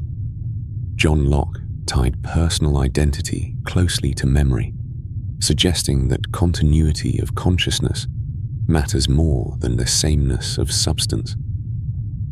David Hume, with an honesty that can feel a little rude at this hour, looked inward and reported that he could not find a simple self at all. He found perceptions, impressions, feelings, thoughts passing through. The self, on this view, is less like a hidden pearl and more like a bundle tied with string. I find that image useful, though not entirely comforting. Bundles come apart. String phrase. Anyone who has packed in a hurry knows that a bundle is not a fortress. A wool scarf, a notebook, a cracked phone charger, and a toothbrush can all be held together by one strap until the strap slips and everything rolls under the train seat. Still, the bundle theory has a practical honesty. When you look back at an old photograph, the evidence is plain and slightly unfair. The person in the picture is you. The jawline, the jacket, the posture, the particular way of pretending not to pose. And yet, the distance is obvious. That version of you wanted things with a heat you may not feel now. They worried about names you barely remember. They sent messages with a confidence or a panic that no longer quite belongs to you. An old playlist can be worse. A photograph only shows the outside. A playlist remembers the weather inside the skull. 3 songs in, and a whole former weather system returns. Cheap headphones, wet pavement, a room with a radiator ticking in the corner, the blue-white glow of a screen at 1:17 in the morning. The songs are the same files. The listener is not, or not exactly. The evidence for a collected self is everywhere. If we are patient with ordinary things, a passport offers one version. Name, date, photograph, issuing authority. A face made official under flat light. A diary offers another. Uneven handwriting, private exaggerations, sentences crossed out with more force than necessary. A medical form gives a list of allergies, height, family history. A friend remembers a joke you have forgotten making. A sibling remembers a cruelty you have quietly edited out. The archive does not agree with itself. That may be the most honest file we have. Memory, especially, is not a wax seal pressed once and preserved. It behaves more like a path across grass. Each time it is walked, it becomes easier to walk again. But the route may shift slightly. A detail is added because it fits.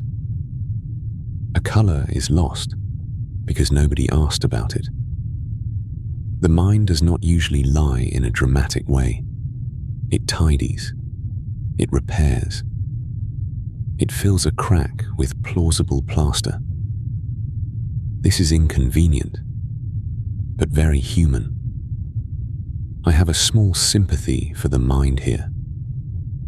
It is doing paperwork in poor lighting, with too many forms and not enough shelf space. If memory helps hold identity together, and memory itself changes when touched, then the self is not a fixed statue in a public square. It may be more like a cairn on a mountain path, stones stacked by different hands over time, some added deliberately, some knocked loose by weather. From a distance, it is one marker. Up close, it is granite, slate, quartz, grit, lichen, and a few pebbles that never quite fit. A body gives another kind of continuity, firmer in some ways, stranger in others. Skin renews. Blood circulates. Cells die and are replaced. Muscles remember movements long after the mind has stopped explaining them. The body preserves certain facts with stubborn craft. A hand knows how to sign a name. Feet know the uneven step outside an old apartment. The shoulders tighten before a conversation the mind claims not to fear. No single part settles the matter. A person with changed memories may still be recognized by a walk. A person with a changed body may still be recognized by a laugh. A changed belief can make someone feel newly distant, even if their face has hardly altered. Identity seems to depend on overlaps, not on one sacred center. That is the collection theory in its most workable form. Not no self exactly, not a false self, more like an ongoing assembly. Each night adds or subtracts a piece, a sentence heard in passing, a disappointment folded away, a book left unfinished on a chair, the taste of metal from a bitten lip in winter air, a decision made because there was no better one available. Some pieces become permanent looking. Others fall through almost at once. Most are never labeled. The comforting version says this gives us room. If the self is assembled, then it can be reassembled, at least partly. We are not sealed inside one first draft. A shy child can become a careful adult. A reckless adult can learn steadier ways. A person can outgrow a fear, or a certainty, or an old performance that once seemed necessary for survival. Constructed does not mean fake. A home is constructed. So is a bridge. So is a song. The uncomfortable version says there may be no inventory. No last drawer to open and say, here is the real one. Here is the person underneath. Beneath the mask. Another mask, perhaps. Beneath the habit. Another habit. Beneath the story. A need for stories. And yet people still eat promises. They still apologize for things done by older versions of themselves. They keep rings in small boxes. Save letters in kitchen drawers. Carry keys to houses they no longer live in. The law, friendship, guilt, and love all depend on treating a changing person as continuous enough.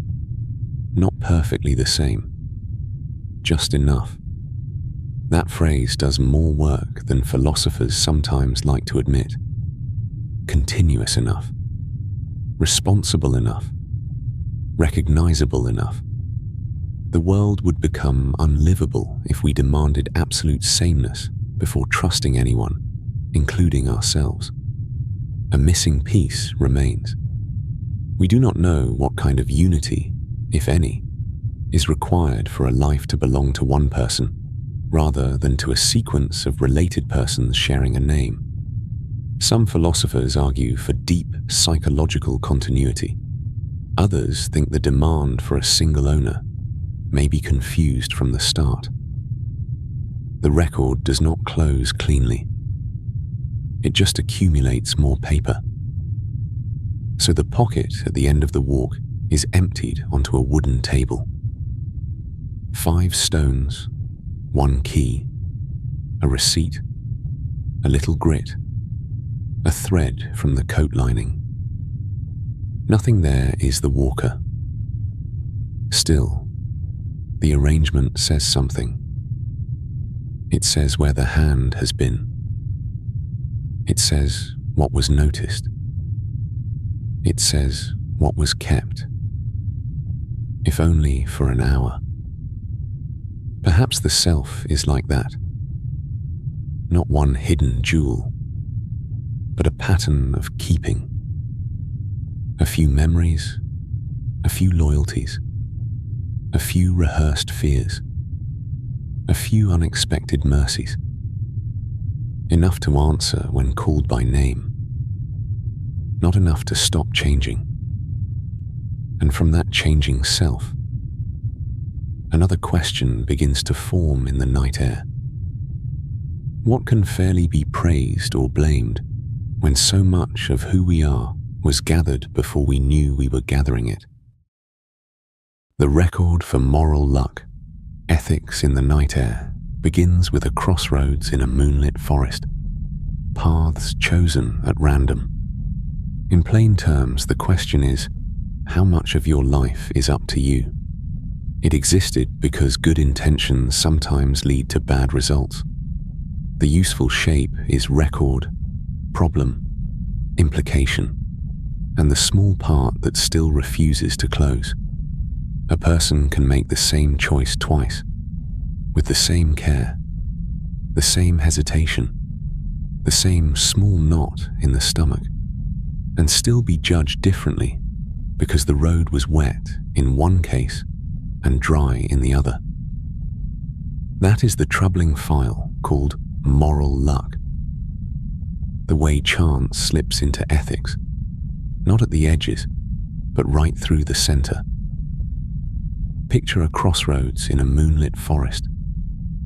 Not a dramatic one, just two narrow roads, both rutted with old tire marks, both bordered by black pines and damp leaves. A wooden sign has lost one of its arrows. The metal bolt holding it is rusted orange. Somewhere farther down, water moves under a small bridge, making that hollow sound water makes when it passes through stone. A traveler stands there with a paper map folded badly in one hand. The map is soft at the creases. The compass needle gives a little tremble, not enough to be useful. One road will bring them safely to the village. The other will lead them into mud, delay, and a snapped axle. But at the moment of choosing, both roads look nearly the same. Afterward, everyone will say the choice was obvious. That is often how moral judgment feels from a distance. Clean, reasonable, well lit. We look at the outcome, then walk backward through the story, placing signs along the way as if they had always been there. He should have known. She should have waited. They should have chosen the other path. And perhaps, sometimes that is true. Carelessness is real. Cruelty is real.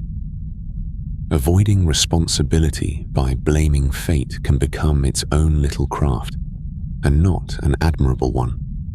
But moral luck is interested in the uneasy cases, the ones where two people act with similar intentions, similar knowledge, and similar negligence. But the world answers them differently. Thomas Nagel and Bernard Williams gave the modern discussion of moral luck much of its shape in the late 20th century, though the problem is older than that. It rubs against a principle many people find almost instinctive, that we should be morally judged only for what is under our control. The idea has a tidy fairness to it. If you could not control it, how can it belong to your moral record? And yet ordinary life does not keep such tidy books. Consider two drivers leaving work at night. Both are tired. Both glance away for a moment, perhaps at a dashboard clock glowing pale green, perhaps at a phone vibrating against a cup holder. One road is empty. The other has someone stepping from behind a parked van at just the wrong second. The first driver goes home embarrassed by a lapse in attention and promises to do better. The second driver carries a much heavier moral weight because the same lapse met a different world. The input is similar: fatigue, distraction, a brief failure of attention. The process is ordinary. Tires on asphalt, a hand on the steering wheel, a delay of a second or two. The output depends on chance. Who happened to be there? Whether the road was slick, whether the street lamp was working, whether the brakes caught well enough. The limitation is the unsettling part. Our moral language does not know how to ignore the result. We may say, carefully, that intention matters. We may insist that the two drivers were equally negligent, but we rarely feel that they are morally identical. The world has marked one of them more deeply. I find that uncomfortable and also difficult to deny. Human judgment has always had a weakness for visible consequences. We are not pure accountants of inner will. We are creatures who notice broken glass. Moral luck comes in several forms, though the categories need not be handled too stiffly. Resultant luck concerns what actually happens because of an action. Circumstantial luck concerns the situations a person finds themselves in. Constitutive luck concerns temperament, upbringing, fearfulness, patience, anger, the grain of the wood from which a person seems made. Causal luck reaches even further back, asking how much of any choice is shaped by prior causes we did not choose. That last one can become too large very quickly, like unfolding a map that covers the whole table and then the floor.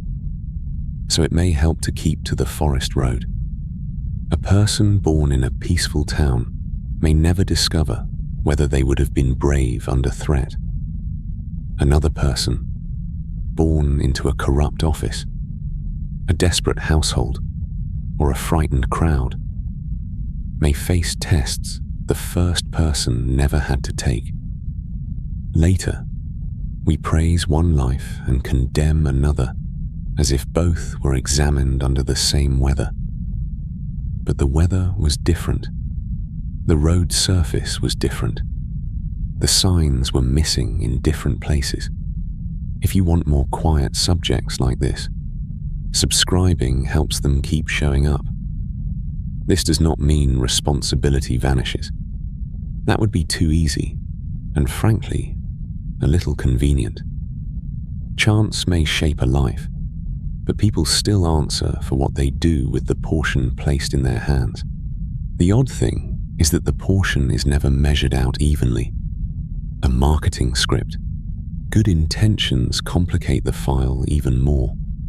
Someone gives advice meant to protect a friend, and the friend follows it into loss. Someone refuses to interfere, hoping to respect another person's freedom, and later sees that silence as abandonment. A parent, a doctor, a teacher, a judge, a tired supervisor with a ring of keys at midnight. All of them may act from reasons that look decent from the inside, while the result turns sour in the air. Ethics often wants a clean path from motive to act to judgment. Moral luck keeps putting fog on the path. There is a small practical sympathy I have for anyone who has had to make decisions with incomplete information. A nurse reading a chart at 4 a.m. A sailor choosing whether to leave harbour before the pressure drops. A mechanic listening to a faint rattle under a hood and deciding whether it is harmless or the beginning of something expensive. The world rarely pauses to hand over all the evidence. Most of the time we choose while the paper is still damp, the ink not fully dry. Then, later, the outcome returns as if it had been inevitable. That may be the most quietly disturbing part. Moral luck reveals how much of ethical life is edited after the fact. If the risk works out, we may call it courage. If it fails, we may call it recklessness. If the difficult sacrifice leads to success, we may describe it as visionary. If it leads nowhere, we may see it as vanity or neglect. Bernard Williams used the example of an artist leaving ordinary obligations in pursuit of work that may or may not justify the damage done.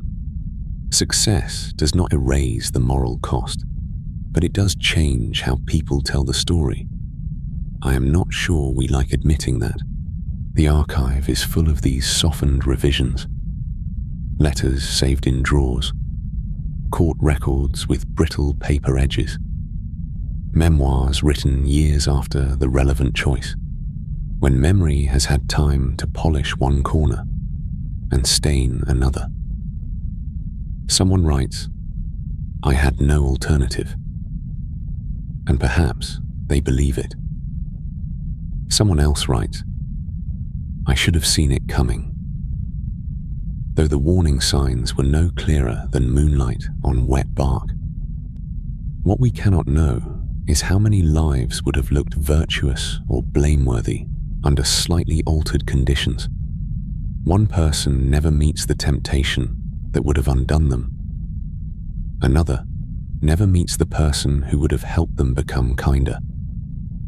A third avoids disaster only because a train was late, a gate was locked, or a stranger asked for directions and delayed them by 3 minutes.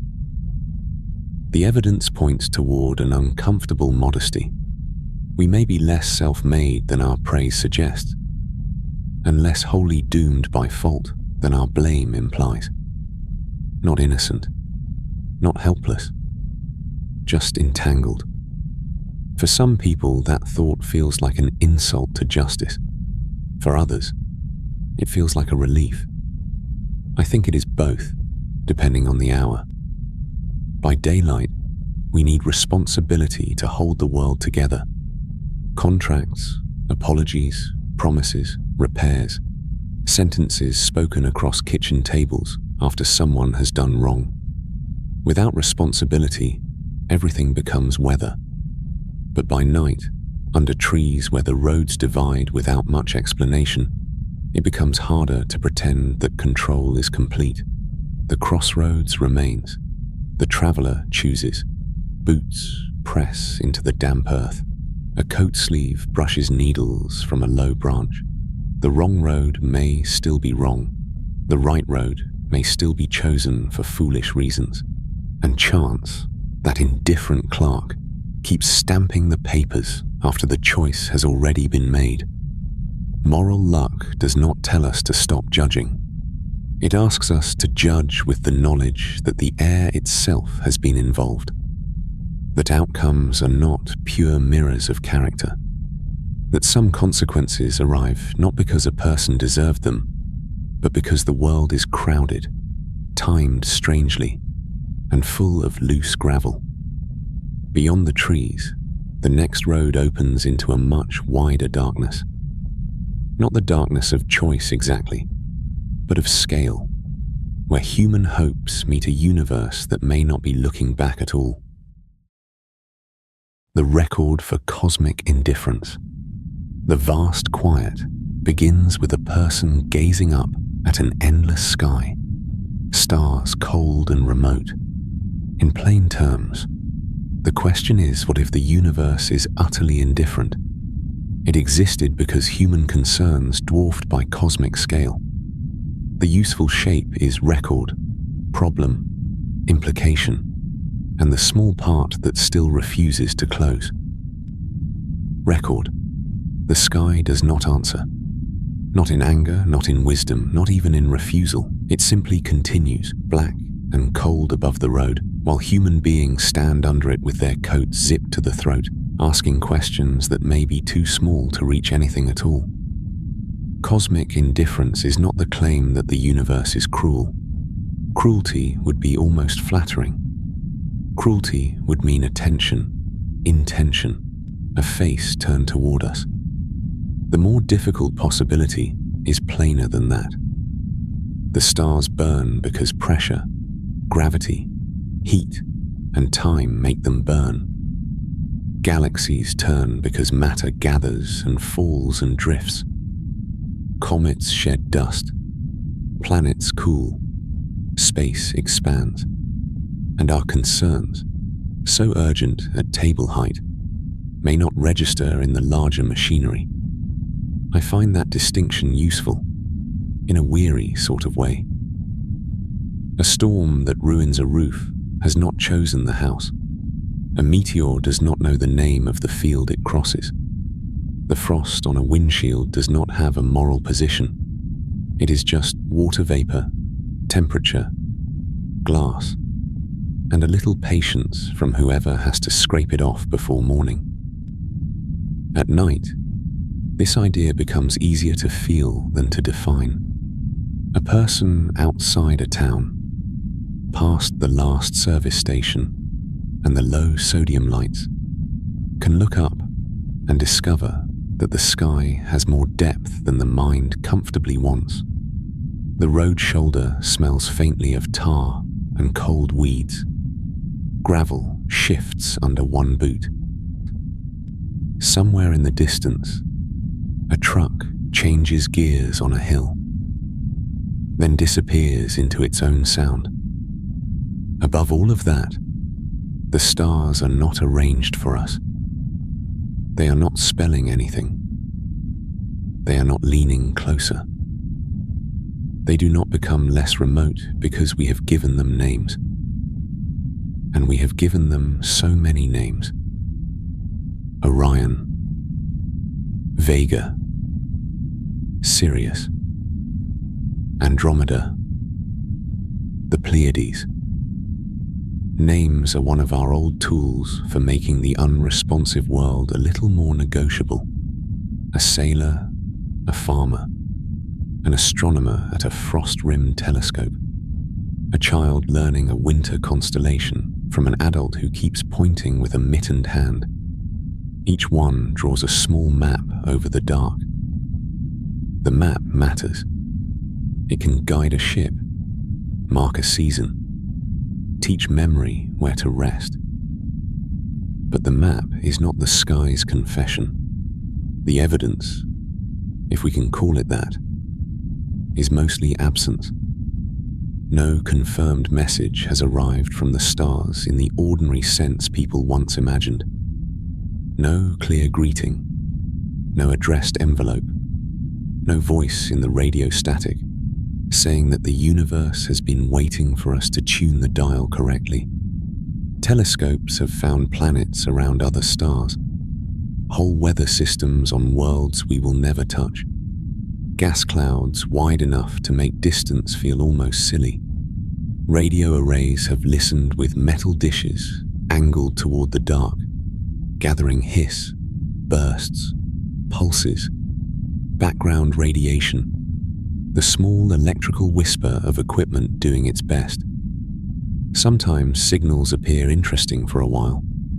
Then they turn out to be satellites, aircraft, microwave ovens, natural pulsars, human error, or something still unresolved but not quite enough.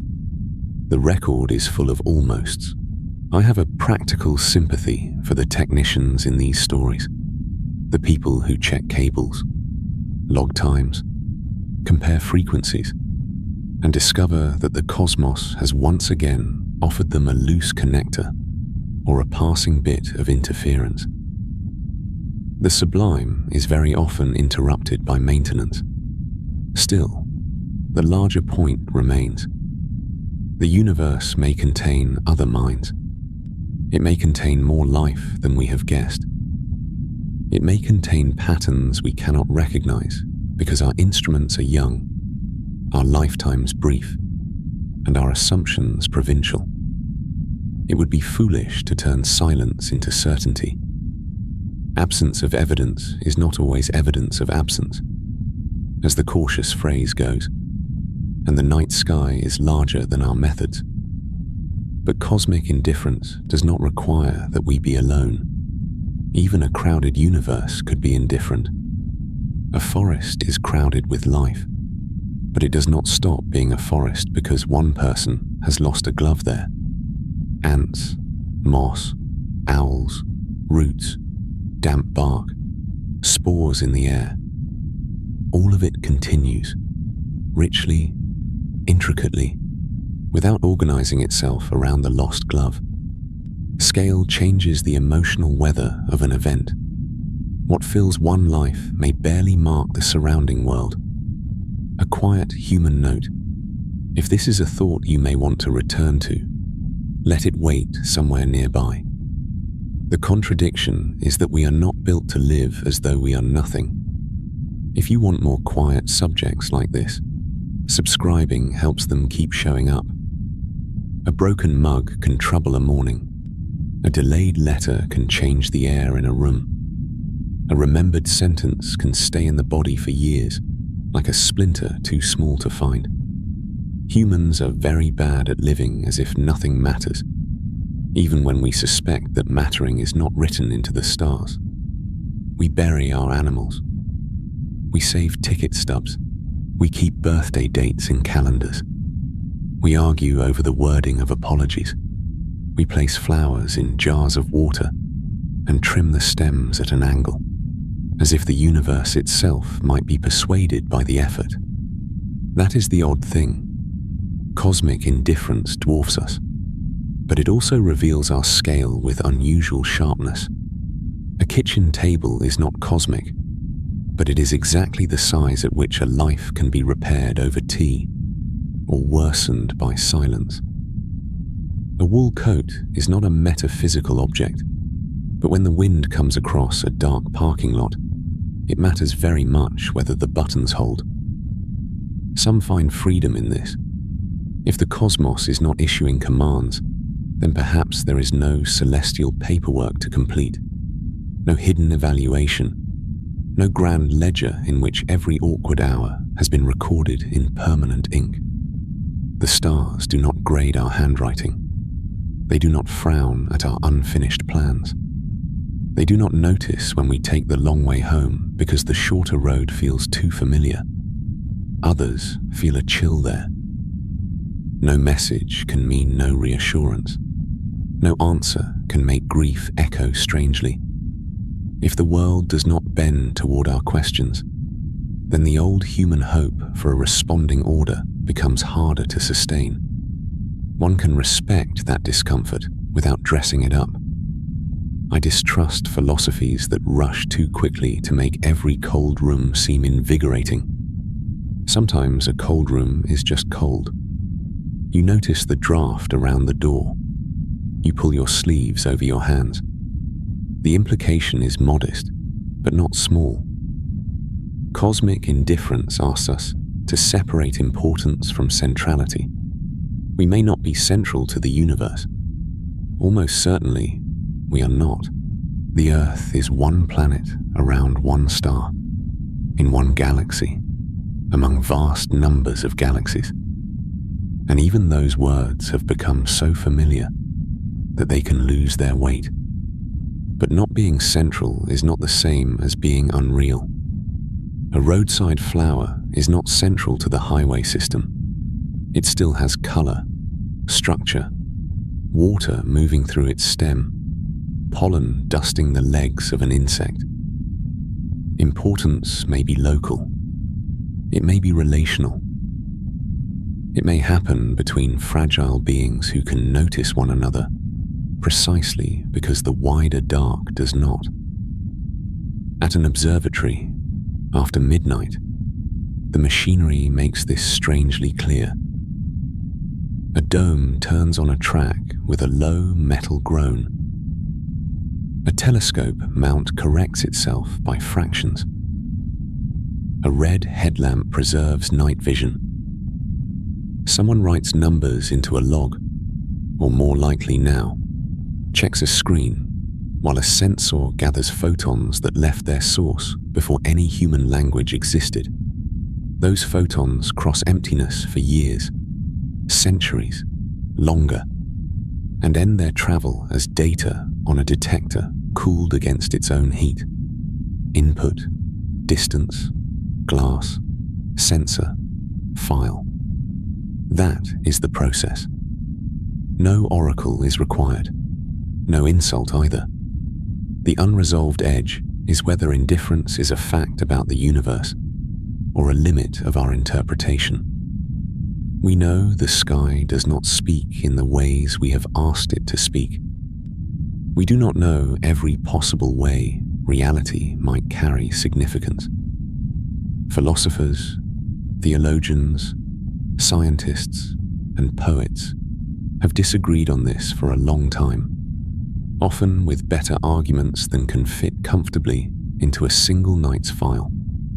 Some accounts simply stop at silence, Others hear silence as room.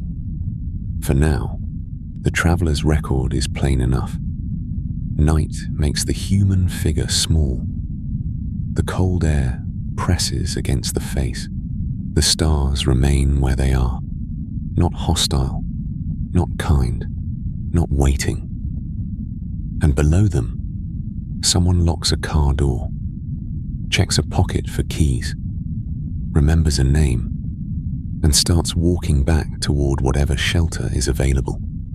The vast quiet does not answer, but it leaves space for the next question, the harder one, about why a silent world can still contain pain, care, and the old problem of evil waiting in the dark. The old record of the problem is almost embarrassingly plain. If the world is governed by goodness, power, and intelligence, why does suffering exist at all? Not suffering as an idea in a book, but the small, stubborn kind. The locked door in winter, the bad news under a porch light, the animal limping at the edge of a road, the person who did nothing obvious to deserve the weight they are carrying. The question has followed theology and philosophy for centuries, not because it is clever, but because it keeps finding ordinary places to stand. A moonlit path is a good place to notice it.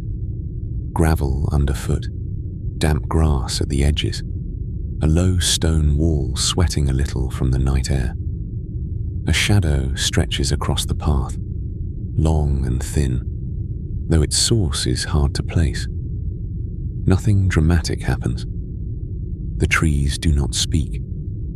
The sky does not answer. And still, the mind begins its old accounting work. If there is order, why this disorder? If there is justice, why this unevenness? If there is meaning, why pain that seems to teach nothing at all? The problem of evil is often stated as a logical puzzle. In one old form, associated with Epicurus and later writers, it asks whether a divine being is willing to prevent evil, but not able but not willing, both able and willing, or neither. The phrasing has the clean edges of a tool kept in a drawer. It is useful. A little too useful, perhaps. It can make suffering sound like a misplaced number in a ledger. But real suffering rarely arrives as an argument. It arrives with wet sleeves, a missing train, a hospital corridor smelling faintly of disinfectant and old coffee. It arrives as a name written on a form in blue ink.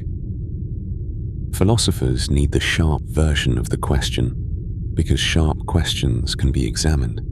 People living through the question often have no such luxury. They are busy finding a chair, making tea, answering the same phone call twice. That is one reason the problem has never belonged only to professional philosophers. It belongs to priests, nurses, parents, judges, farmers after a failed harvest, and anyone who has stared at the ceiling at 4 a.m, wondering whether the world is arranged, neglected, or simply difficult beyond our measuring. Several answers have been offered, and some have given real comfort to real people. Augustine, writing within a Christian tradition, argued that evil is not a substance in itself, not a dark material poured into creation, but a privation, a lack, a distortion of the good. Rot is not its own kind of fruit. Blindness is not its own kind of sight. On paper, this has a certain elegance. It preserves the idea that being itself is good, and that evil is parasitic, dependent on what it damages. I find that answer intellectually graceful, though not always emotionally sufficient. A cracked cup may be defined as a cup lacking wholeness, but if it spills hot tea into your lap, the lack has become quite practical. Philosophy sometimes forgets the laundry. Still, Augustine's idea matters because it refuses to grant evil the dignity of being ultimate. It says, in effect, that damage is real, but it is not the deepest thing. Another answer turns toward freedom. The free will defense suggests that a world containing genuine moral choice must allow the possibility of wrong choice. If human beings are not puppets, then their actions must have real consequence. Input, freedom. Process, persons capable of choosing. Output, love, loyalty, cruelty, betrayal, mercy, neglect, limitation. The same open space that permits kindness also permits harm. This answer has weight. A promise means little if it cannot be broken. Forgiveness means little if nobody could have done otherwise. Yet here, too, the shadow lengthens. Freedom may explain some forms of suffering, especially those caused by human action. It does not so easily explain fever, earthquake, drought, or the quiet failure of a body that has no moral lesson to announce. The path divides there, and many accounts simply slow down. A different tradition, sometimes called soul-making, is associated in modern discussion with John Hick, drawing partly from earlier ideas linked to Irenaeus. It suggests that a world with difficulty may be a place where courage, compassion, patience, and moral depth can develop. A soft world, without resistance, might produce creatures who never grow into themselves. The idea has a certain workshop smell to it. Wood shavings, iron filings, a plane pushed over rough grain, friction shapes, and yet some suffering seems excessive for any shaping we can honestly describe. This is where I become wary of tidy explanations. Not all pain looks like a chisel. Some of it looks like waste. If an answer requires us to look at another person's grief and declare it useful, the answer has probably become too comfortable in its own chair. There are things one should say only with shoes on, standing nearby, ready to help carry something. The Book of Job, in the Hebrew Bible, is one of the strangest and most enduring records of this refusal to simplify. Job's friends offer explanations. They are orderly men in their way. They want cause and effect, wrongdoing, punishment, righteousness, reward. Their mistake is not that they think morally, but that they think too quickly. They try to make the universe legible by making Job guilty. It is a very human habit, and not an attractive one. When the answer finally comes, as from the whirlwind, it is not an explanation in the modern sense. Job is shown a world vast with creatures and forces beyond human management. Wild animals, weather, sea, dawn, storehouses of snow. The response does not solve the problem so much as relocate it inside a larger mystery. Many readers find that unsatisfying. I do, some nights, but it has an honesty that polished theodicies can lack. It does not pretend that the human courtroom is large enough to summon the whole cosmos. Leibniz, centuries later, offered the famous phrase about the best of all possible worlds. This is often mocked, sometimes unfairly, though Voltaire's satire gave the mockery a long life. Leibniz did not mean that every event feels best. or that every broken thing is secretly pleasant. He meant that, from a divine perspective, the total order of reality might be optimal in ways finite minds cannot calculate. The trouble, of course, is that finite minds are the only minds we have for living in our finite kitchens, burying finite hopes, repairing finite roofs after storms. Night complicates the question. By day, suffering often becomes an errand. Forms must be signed, medicine measured, insurance called, bread bought. At night, the practical scaffolding loosens.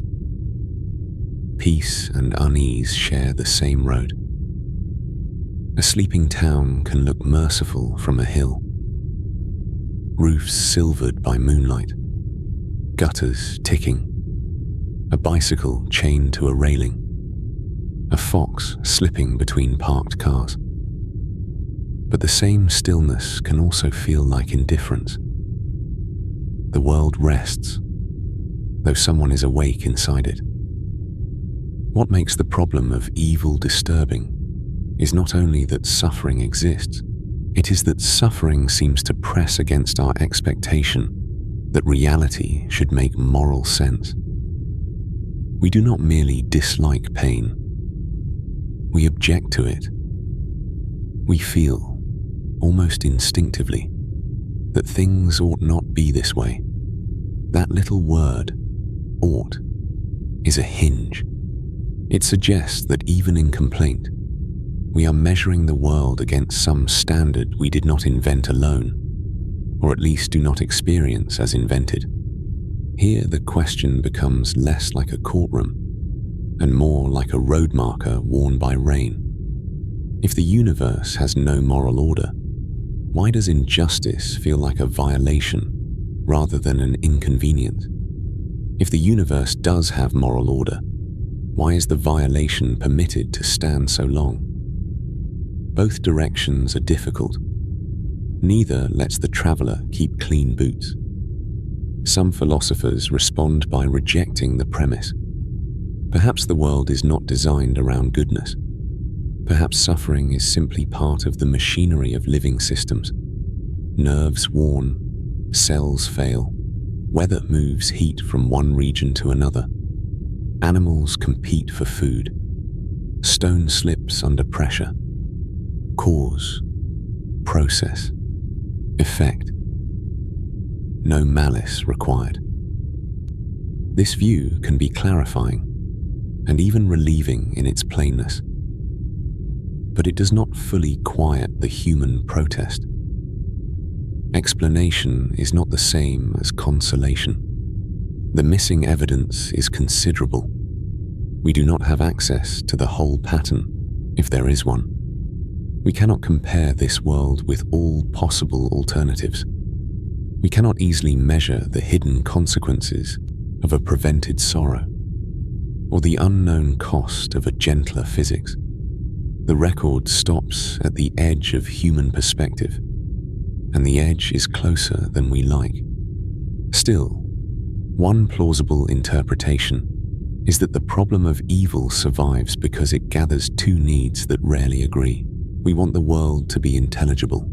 We also want it to be morally trustworthy. Science can often help with the first.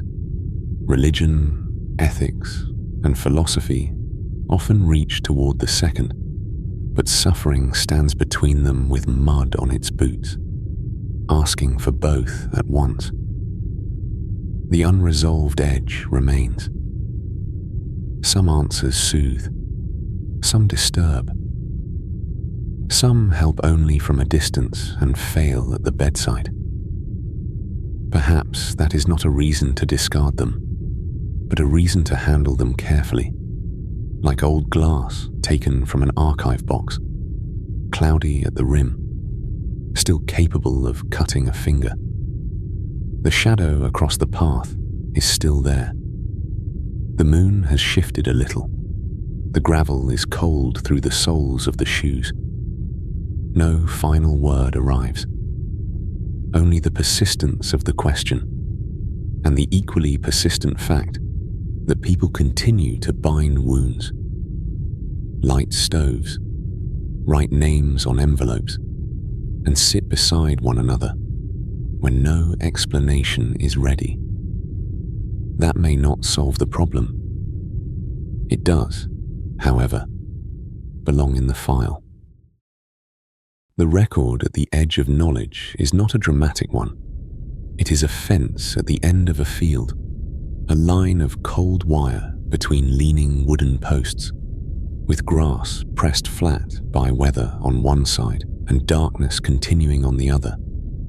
The troubling thought is simple enough to fit in a coat pocket. Some things may not be hidden from us for now, but hidden from us in principle. That distinction matters. A locked cabinet is one kind of mystery. A missing key, a rusted hinge, a patient locksmith, and eventually the drawer may open. But an edge of knowledge is different. It may not be a cabinet at all. It may be the point where the instrument stops receiving, where the map runs out of paper, where the road becomes marsh and then only reflects the sky. Earlier questions in this long night asked what existence means, or what the self is, or why the world contains pain. This one is narrower, and in some ways colder. It asks what happens when even the asking reaches its limit. The evidence is everywhere, though it does not always announce itself. A telescope gathers light, passes it through glass and metal, and gives the astronomer a faint record of something that has traveled for years beyond ordinary imagining. Input, radiation, process, mirror, sensor, calculation, correction, output, an image, a spectrum, a number written into a database, and then the limitation. No telescope sees everything. Some light has not had time to reach us. Some events lie beyond the observable horizon.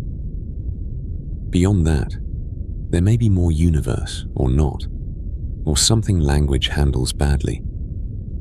The equipment is not foolish. It is simply finite.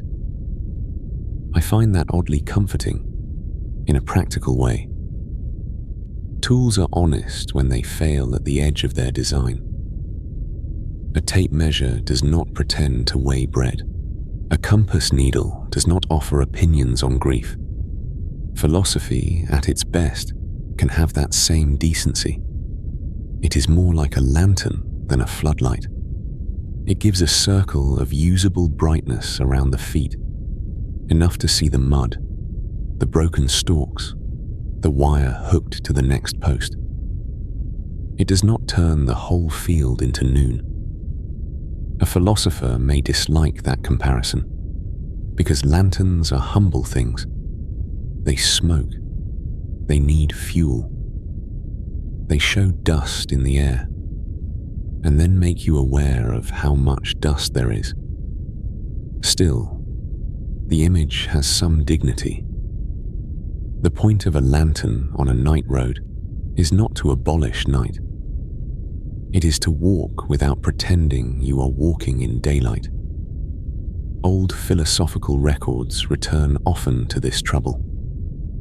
Socrates, at least as Plato gives him to us, is famous for making ignorance feel less like embarrassment and more like a beginning. Kant drew a harder line, distinguishing between the world as it appears to us and the thing as it may be in itself. That line has been debated, softened, resisted, reworked, but its pressure remains. Human knowing arrives through conditions, senses, categories, language, memory, instruments, training, mood, weather, the patience of whoever filed the notes. Even a very ordinary mistake shows the structure. A person hears a sound behind a house at night, Metal against stone, perhaps. A gate chain moving in the wind. The mind receives the sound, compares it with memory, offers a guess. Animal, neighbor, loose latch, something else. The guess may be right, or it may only be the mind doing its office work under poor lighting. That is not a failure of being human. It is part of the arrangement. The contradiction is that we need knowledge in order to live, while knowledge never arrives as pure possession. It comes with fingerprints on it. A field notebook gets damp at the corners. Ink bleeds. The witness was tired. The measuring rod warped slightly in rain. The translation carries a choice that another translator might not have made. Even in mathematics, where the paper is dry and the symbols seem almost weightless, modern thought has found limits, formal boundaries, places where systems cannot neatly contain every truth about themselves. I will not pretend that is a bedside comfort. It is a magnificent inconvenience, and yet life depends on treating partial knowledge as good enough. A farmer reads the sky and brings in tools before rain. A doctor reads test results cautiously with the knowledge available. An engineer calculates the load on a bridge, knowing that steel, concrete, wind, salt, and human use will all have their say. A historian sorts receipts, court records, broken pottery, and the suspicious silence around what nobody bothered to preserve. Nobody waits for total certainty before boiling water, mending a sleeve, or stepping across a road. That may be the real human trade-off. We are creatures that want the whole account, but we mostly live by workable fragments. A map folded in the glove box. A recipe with a stain over one word. A weather report that is useful, not prophetic. The missing evidence is not always a tragedy. Sometimes mystery survives because nobody wrote the detail down. The name of the worker who carved a small mark under a stone step. The exact tone of a voice in a room where a decision was made. The private reason someone kept a pressed flower in a book for 40 years. Archives preserve tax disputes with great seriousness and lose the texture of a morning. That is nobody's fault, exactly. Paper favors certain kinds of life. It has always had that bias. A little fatigue enters here, at least for me. Modern life can make not knowing feel like a personal defect, as if every uncertainty should be converted into an answer by the right search term, the right database, the right machine humming in a cooled room. But the world is not a filing cabinet that has merely been neglected. Some drawers were never built.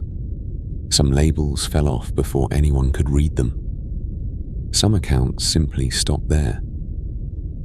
The plausible interpretation is not that inquiry is useless. Quite the opposite. Limits give inquiry its shape. A shoreline does not make the sea pointless. It tells the sailor where the boat begins to matter. Knowing that we do not know everything can make our smaller knowledge more careful, more tender with evidence. The worn hinge, the soil sample, the scrap of speech, the measurement repeated twice because the first number seemed too convenient. These things become precious when certainty is not infinite. Night is an old metaphor for ignorance, but it is not only ignorance. Night also protects distance. Across a dark field, the unseen is not empty, just because the eye cannot sort it. There may be a ditch, a fox path, a low stone wall, a forgotten bucket rusting beside a gate. there may be nothing remarkable at all. The mind does what it can with absence. It sketches. It waits. It sometimes invents too much. That is the unresolved edge. We cannot always tell the difference between a boundary of current knowledge and a boundary of possible knowledge. Perhaps tomorrow's instrument, tomorrow's theory, tomorrow's patient reader of old records will open what now seems closed. Or perhaps some doors are painted on the wall of the mind, convincing from a distance, flat when touched. No shame attaches to standing there. That seems worth saying plainly. Not knowing is not laziness, and mystery is not automatically depth.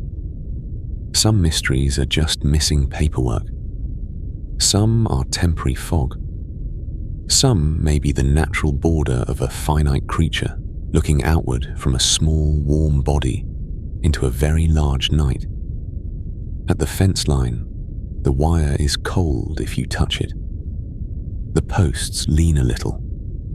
Grass whispers against itself in the dark. Philosophy can bring us to that place and name the boundary, but it cannot always carry us beyond it. Maybe that is not a failure. Maybe it is simply the point where thought lowers its voice, folds the map along its old creases, and keeps the road in mind for morning. The final record in the file is only a folded road map, creased at the corners, with a pencil line running through towns that may or may not have been visited. That seems appropriate. After all the larger questions have passed through the night, the evidence left in the hand is modest. Paper, graphite, a few smudged names, and the old problem of what a traveller carries after looking too long at the road. The map does not answer anything. It only shows where one might have gone. By now, the difficult ideas have done their work. Not loudly, not as thunder, more like cold air slipping under a door. The world is still here. The road still has gravel at its edges. A coat still has weight on the shoulders. A tin cup still tastes faintly of metal and old tea. The ordinary things have not vanished because they were questioned. That is the first note worth keeping. Philosophy can make reality feel unstable, but it does not usually remove the chair, the blanket, the bootlace, the night air, the small ache in the wrist from writing too long. The odd thing is that the ordinary world survives almost every metaphysical suspicion we bring against it. We may doubt meaning, identity, time, knowledge, and the reach of our own minds. And still, a kettle boils when it is placed over heat. Wet wool still smells like sheep and rain. A stone in the path still hurts the foot if you step on it carelessly. This is not a refutation. It is only a practical sympathy. The old philosophers knew this problem in different ways. A person can argue that certainty is impossible and still avoid walking into a ditch. Someone can wonder whether the self is a pattern rather than a thing, and still recognize their own handwriting on a folded receipt. Even a deep skepticism must eventually find its boots by the door. That has always seemed to me slightly comic and slightly tender. The mind can wander out to the edge of being, but the body still wants dry socks. The contradiction in the file is simple. These ideas disturb us because they loosen the frame. Yet we keep returning to frames. We draw maps. We name constellations. We put dates on envelopes. We keep photographs in boxes. and then complain that the boxes take up too much space. We say that nothing may have a final meaning, and then we carefully save one birthday card because the handwriting belongs to someone we miss. Humans are very bad at living, as if nothing matters. That does not prove that meaning is built into the universe like a road sign. It only shows that meaning is one of the things we do, as naturally, perhaps, as making fire, mending cloth, stacking stones, or drawing a line in pencil so tomorrow's road feels less vague than tonight's. Constructed things can be fragile, but fragile is not the same as false. A bridge is constructed. So is a promise. So is a house, with its warped floorboards, its dull knives, its one drawer full of string, batteries and keys whose locks have been forgotten. A useful file does not need to contain certainty. Sometimes it contains a pattern of returns. The evidence points toward this. After the unsettling thought, people come back to ordinary tasks.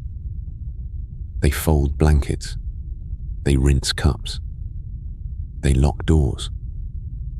They check the sky before crossing an open field. The mind may not be satisfied, but the hands know procedures.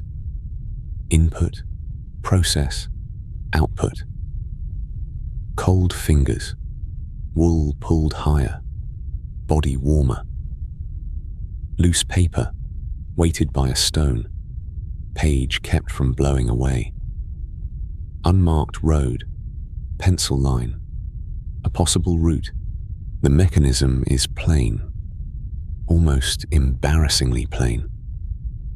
One reason this matters is that philosophical unease is often mistaken for a threat.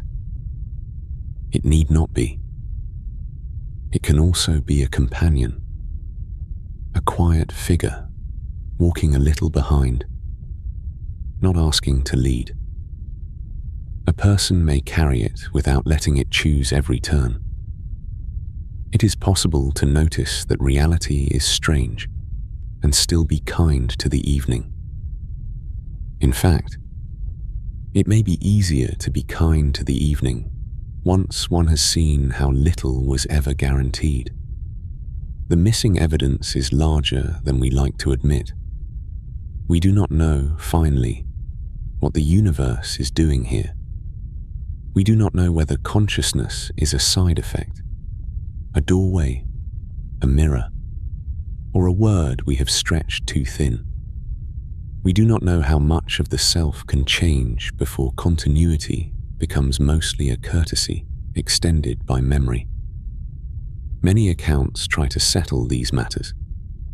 Some are brilliant. Some are dusty in the wrong places. Some accounts simply stop there. The road continues beyond the last line on the map. A traveler can become fond of that edge. Not because it is comforting exactly, but because it is honest. Every map ends somewhere. At the border of the paper, the printed road cuts off abruptly, as if the world has run out of ink. Of course it has not. The road continues into darkness, under power lines, past wet grass, low fences, closed petrol stations, and fields where the soil holds the day's last warmth longer than the air does. The map is incomplete, but not useless. That distinction matters. Maybe the same is true of our ideas. They are not the territory.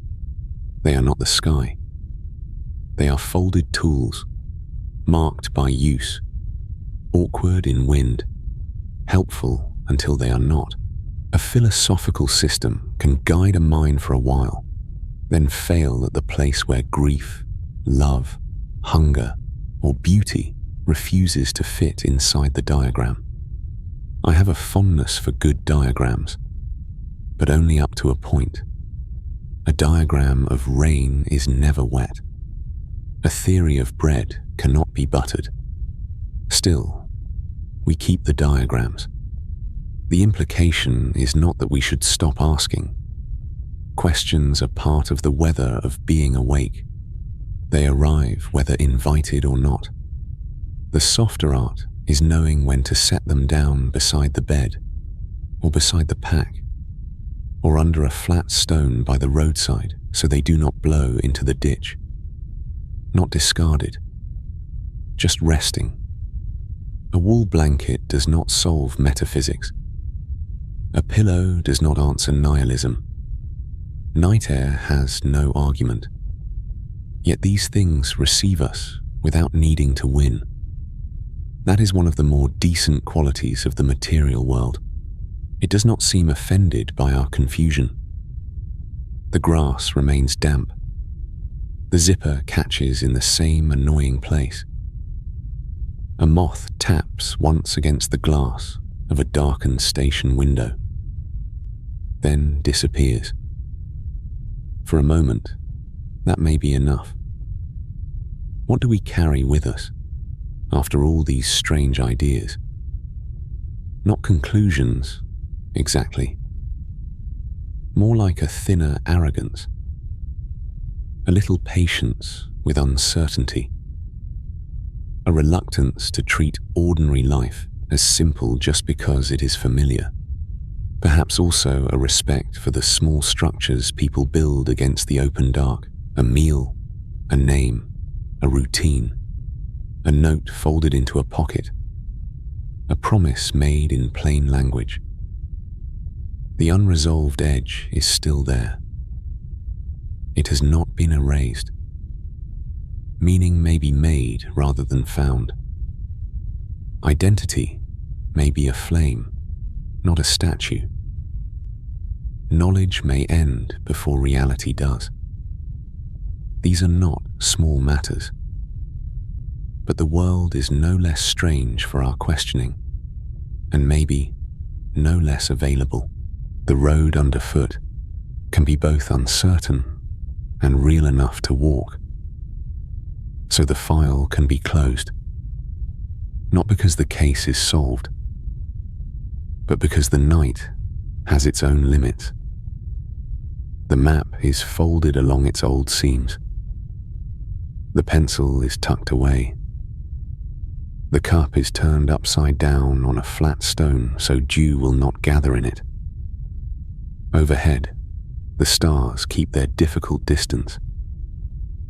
And if these roads are wanted again, they will still be here another night, beginning where they always begin, with a dark path, an open question, and the strange comfort of not needing the final answer before resting.